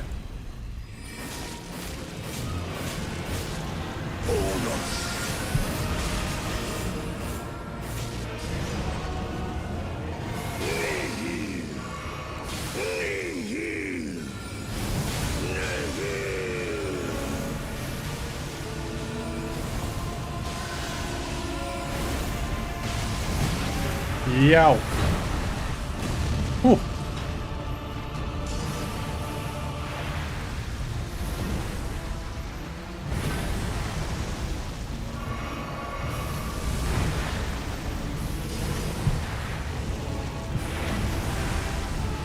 Oh no.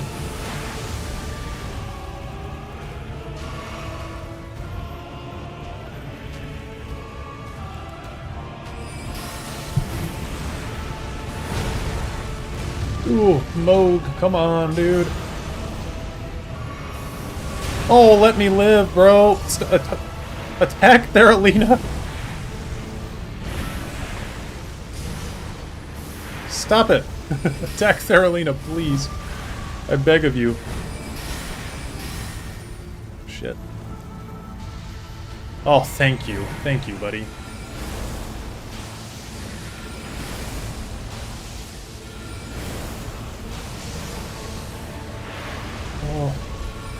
I'm done. God damn it. Oh, Moog, buddy. You're not supposed to target me.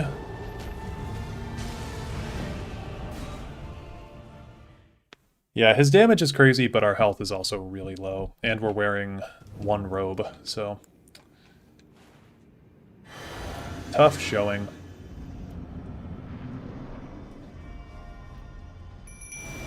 You made a few mistakes and still lived for a bit. Are Souls-likes forgiving, or is it the RPG side of it? Souls-likes can be forgiving. Oh, I don't have enough int to use the full moon sorcery anymore. Yeah, Souls-likes can be forgiving. You just need to learn from your mistakes. That's really what the whole Souls genre is, like... Okay, I need to I need to get my magicka back.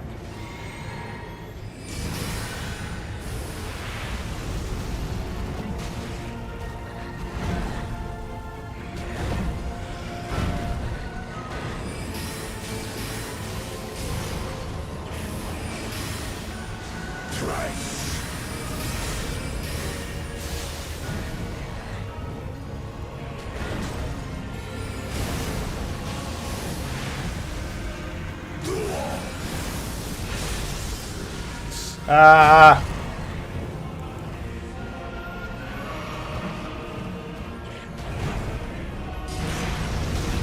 Oh, Moog, look at her, not me. Okay. Stance break. Stance break. Ha ha ha.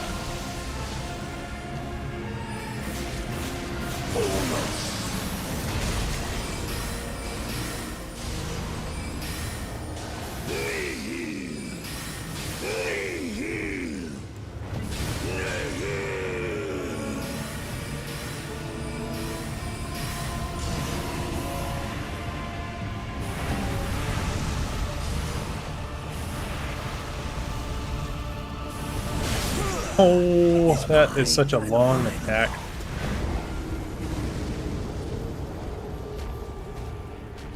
It's a blend of knowledge / prep and skill. You can absolutely build craft out a lot of the challenge if you want to.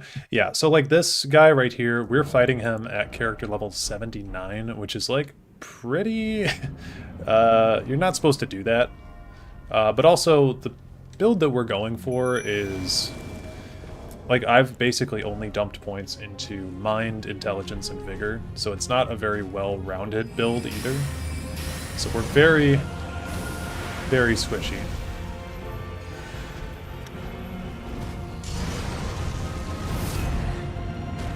Which is not helping. Is that gonna hit him?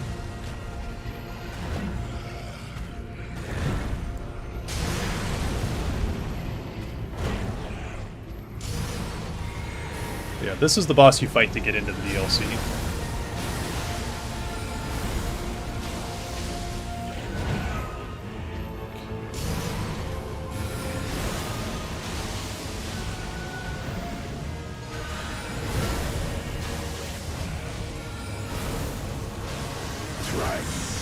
This feels like a poise break. Yep.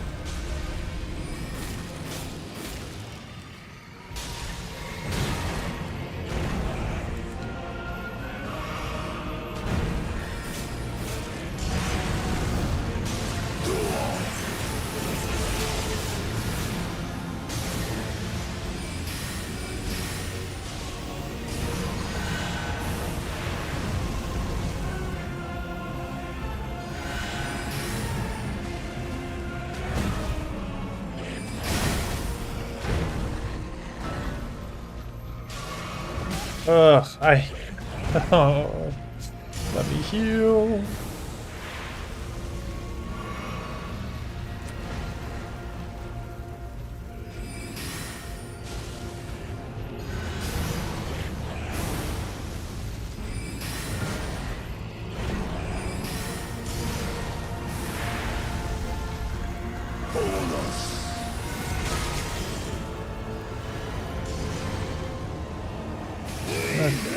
I don't think this is the run, but we can try.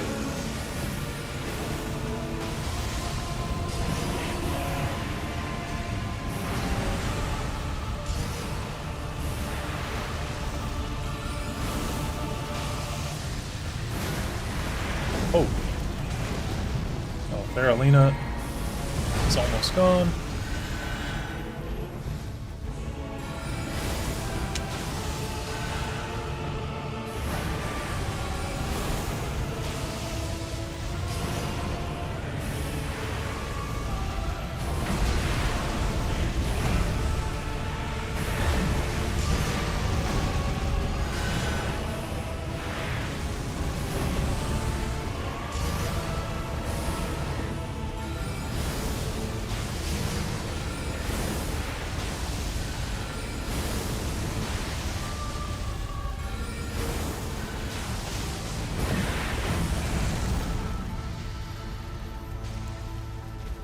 We might not have enough magic to finish this out.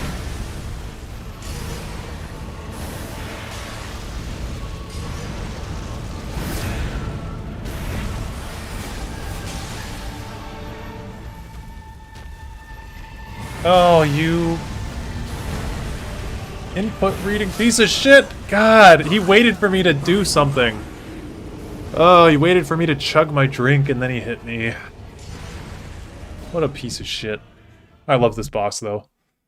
But what a dickhead move.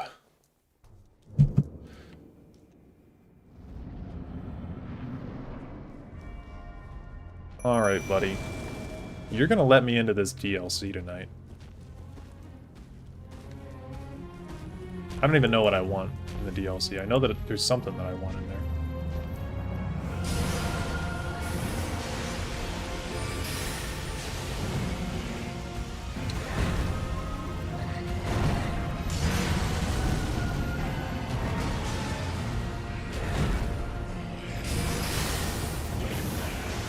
Sotha Sill's helmet, that's right.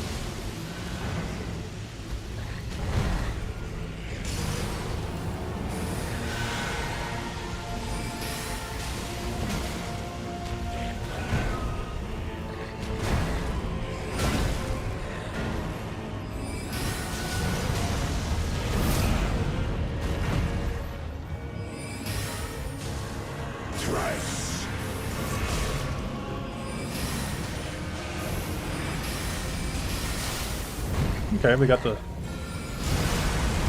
frost proc on him.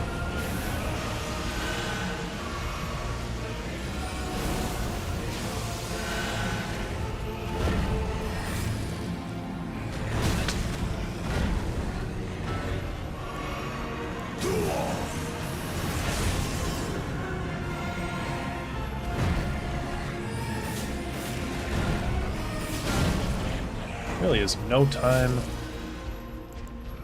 Oh boy.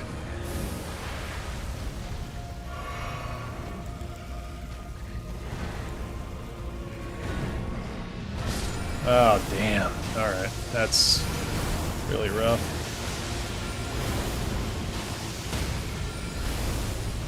Okay. That's pretty good.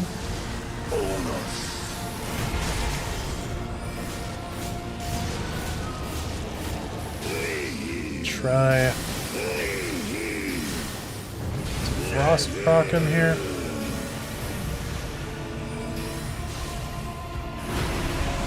Oh god. Oh god. I hate when the bosses don't do the moves that they're scripted to do. Yeah, this is what I thought he was... Oh!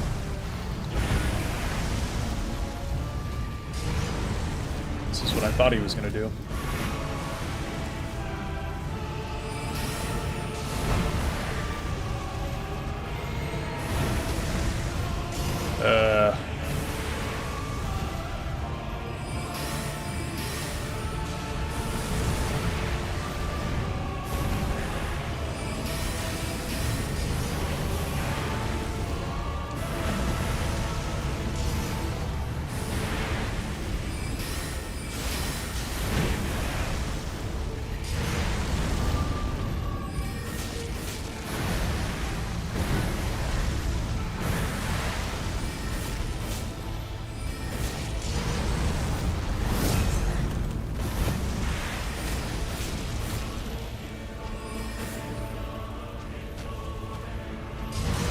Oh, I thought that was the other one. Oh shit, I just really fucked this whole thing up for me, didn't I?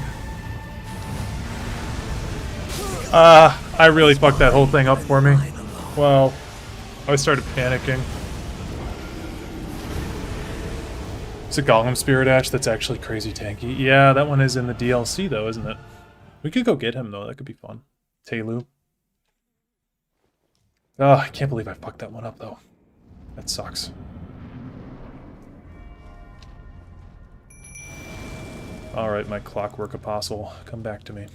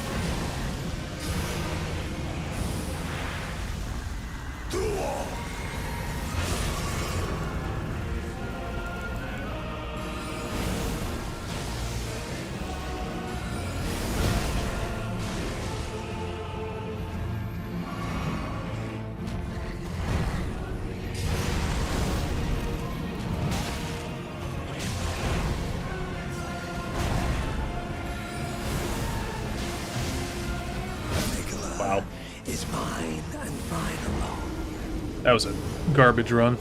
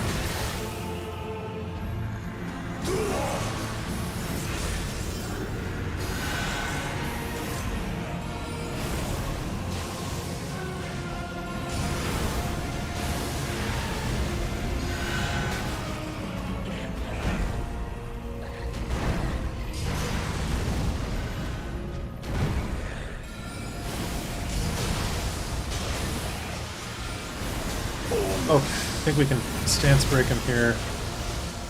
Oh, nope.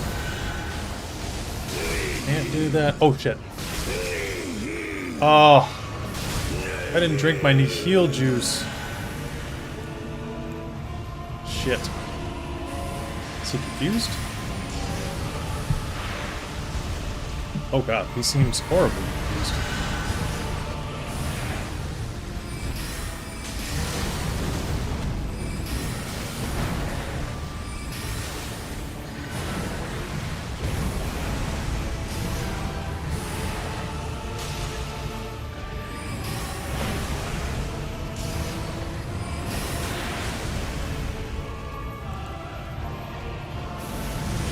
Oh, Moog.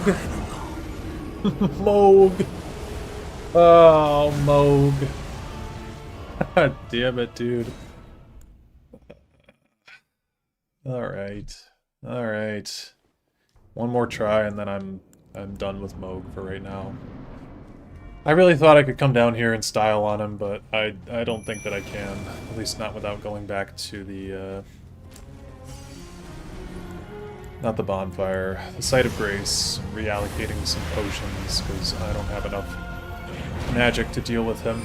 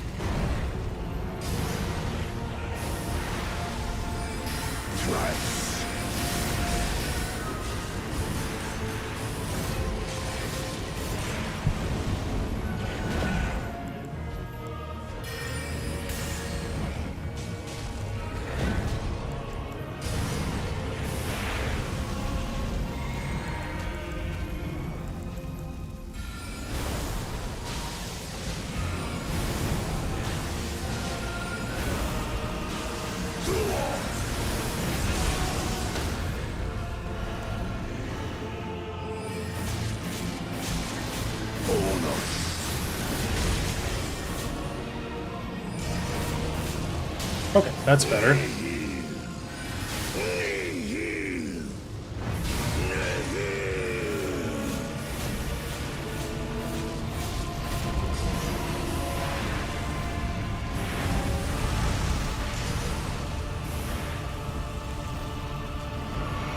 Oh my god!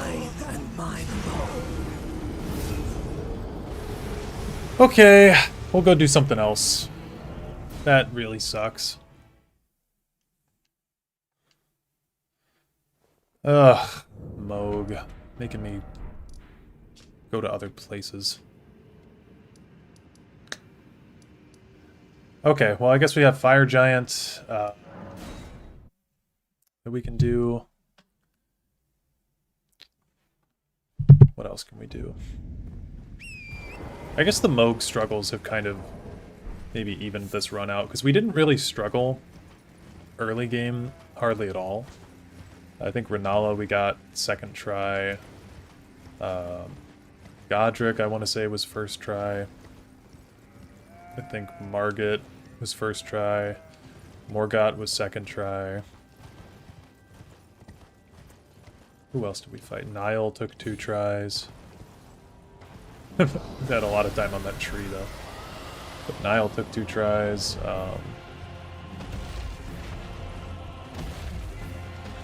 Who else? What other bosses did we fight? Radahn. First tried Radahn.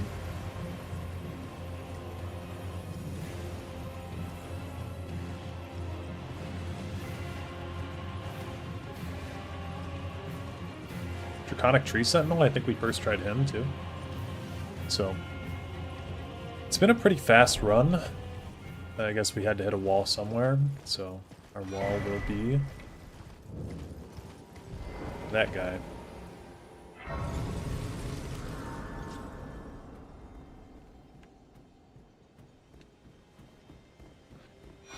Now, normally I'd go kill Vike for some runes, but I, honest to God, don't think that I can handle fighting another NPC tonight. I will lose my mind, especially with only 30 vigor, so we'll go fight some other bosses instead. I think we'll just go straight to Fire Giant. We'll see, we'll test the vibe out, see how he's, see how easy he is to fight. And then, if he's terrible, we might just call it there for tonight.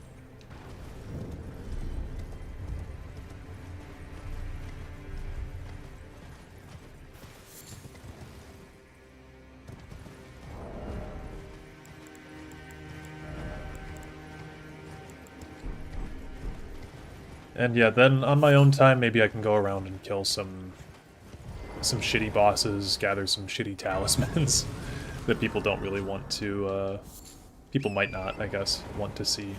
Like, I could go get the Scarab. I could go do some farming as well.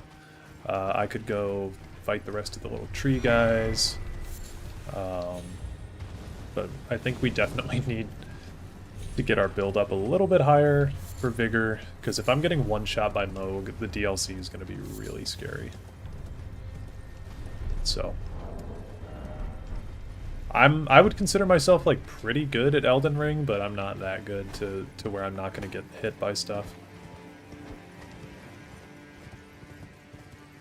And then yeah, I could collect some sorceries and shit too.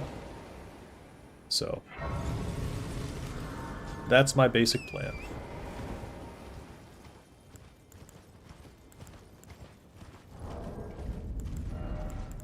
Three more levels in intelligence, though.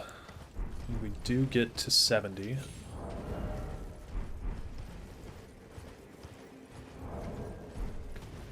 So I think that's a good plan, too. I could go fight Loretta, also. Get her sorcery, which I don't think is that good anyway, but I could go get it.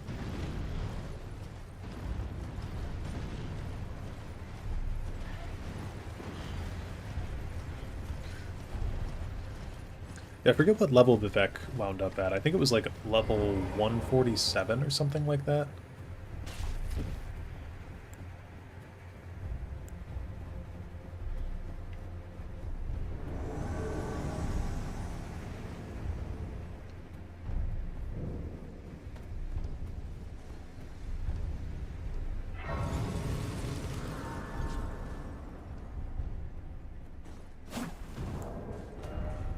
Oh, that's right.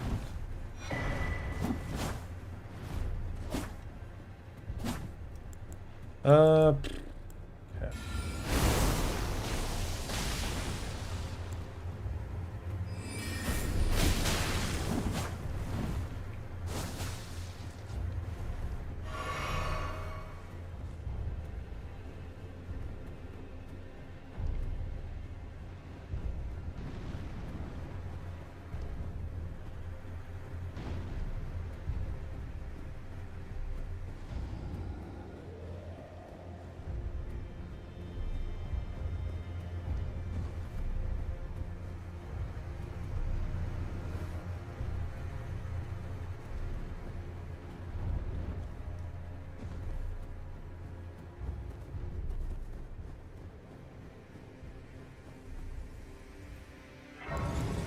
So Glintstone Ice Crag is going to be good for this. Take this off.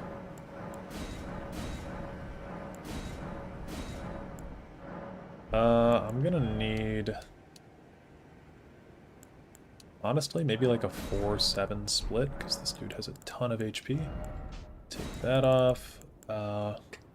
Does the Thorny Crack Tier work with Carrion Slicer? That'd be kind of funny. Could be kind of a funny build.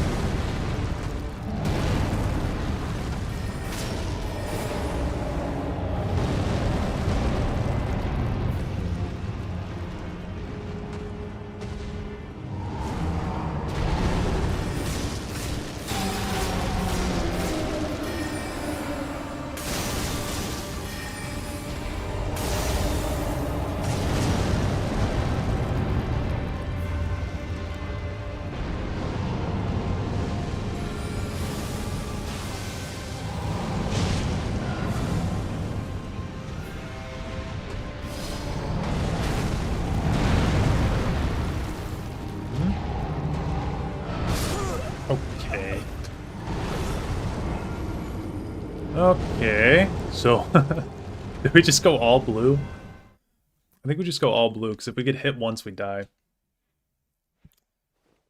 So I think that's fine.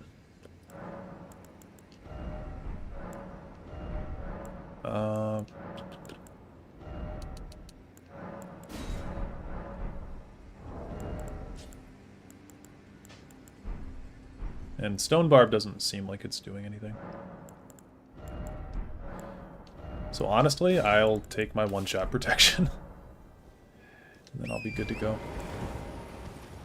I think I'll bring in Theralina just because it'd be nice to have something to take his aggro off of me for a little bit.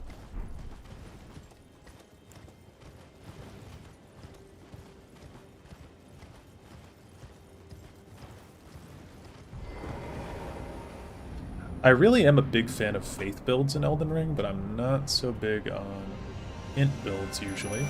And I don't know why, but like, I haven't had the best luck with them in the past. I've been having a really fun time with this Int build though.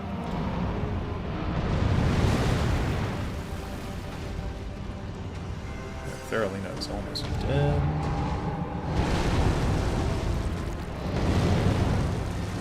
Oh!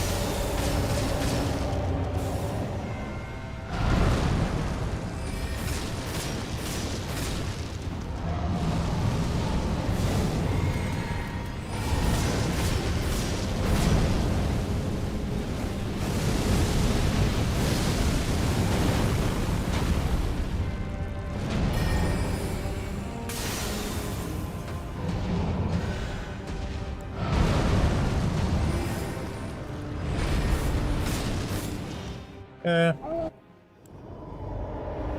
Can I target the eye?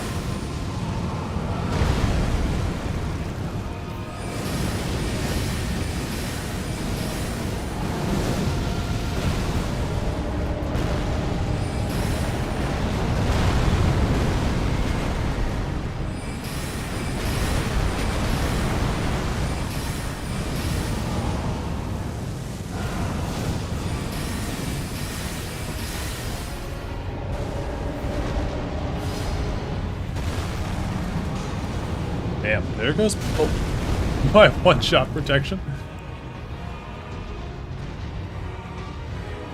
Oh shit, he's rolling.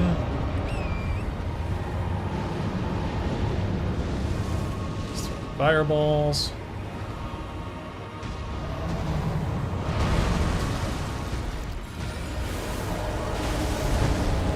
God, it's dangerous to cast spells around him.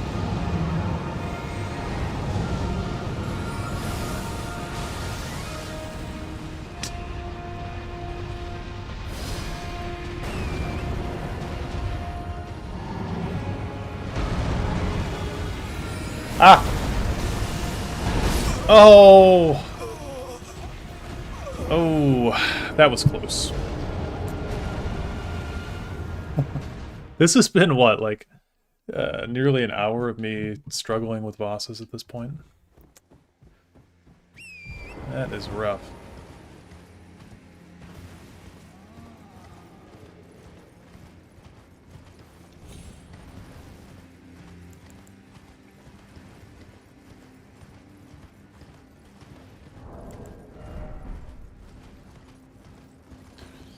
Yeah, if we don't get it this try, I think I'm gonna have to go and, like, get some shit to make this build better, because our health is really bad, our defense is really bad, and our damage could be higher. I could probably get some better sorceries, too.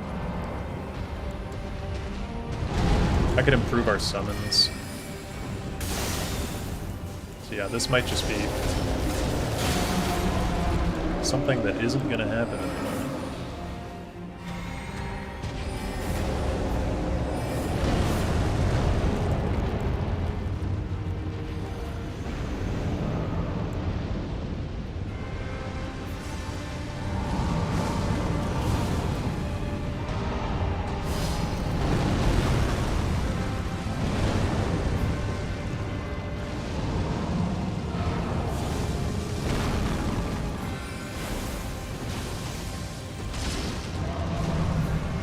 That was good damage.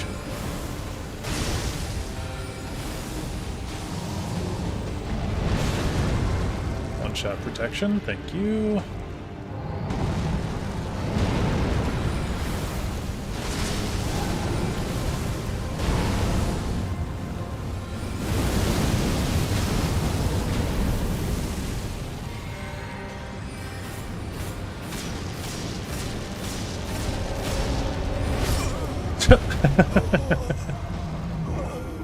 We were rolled on.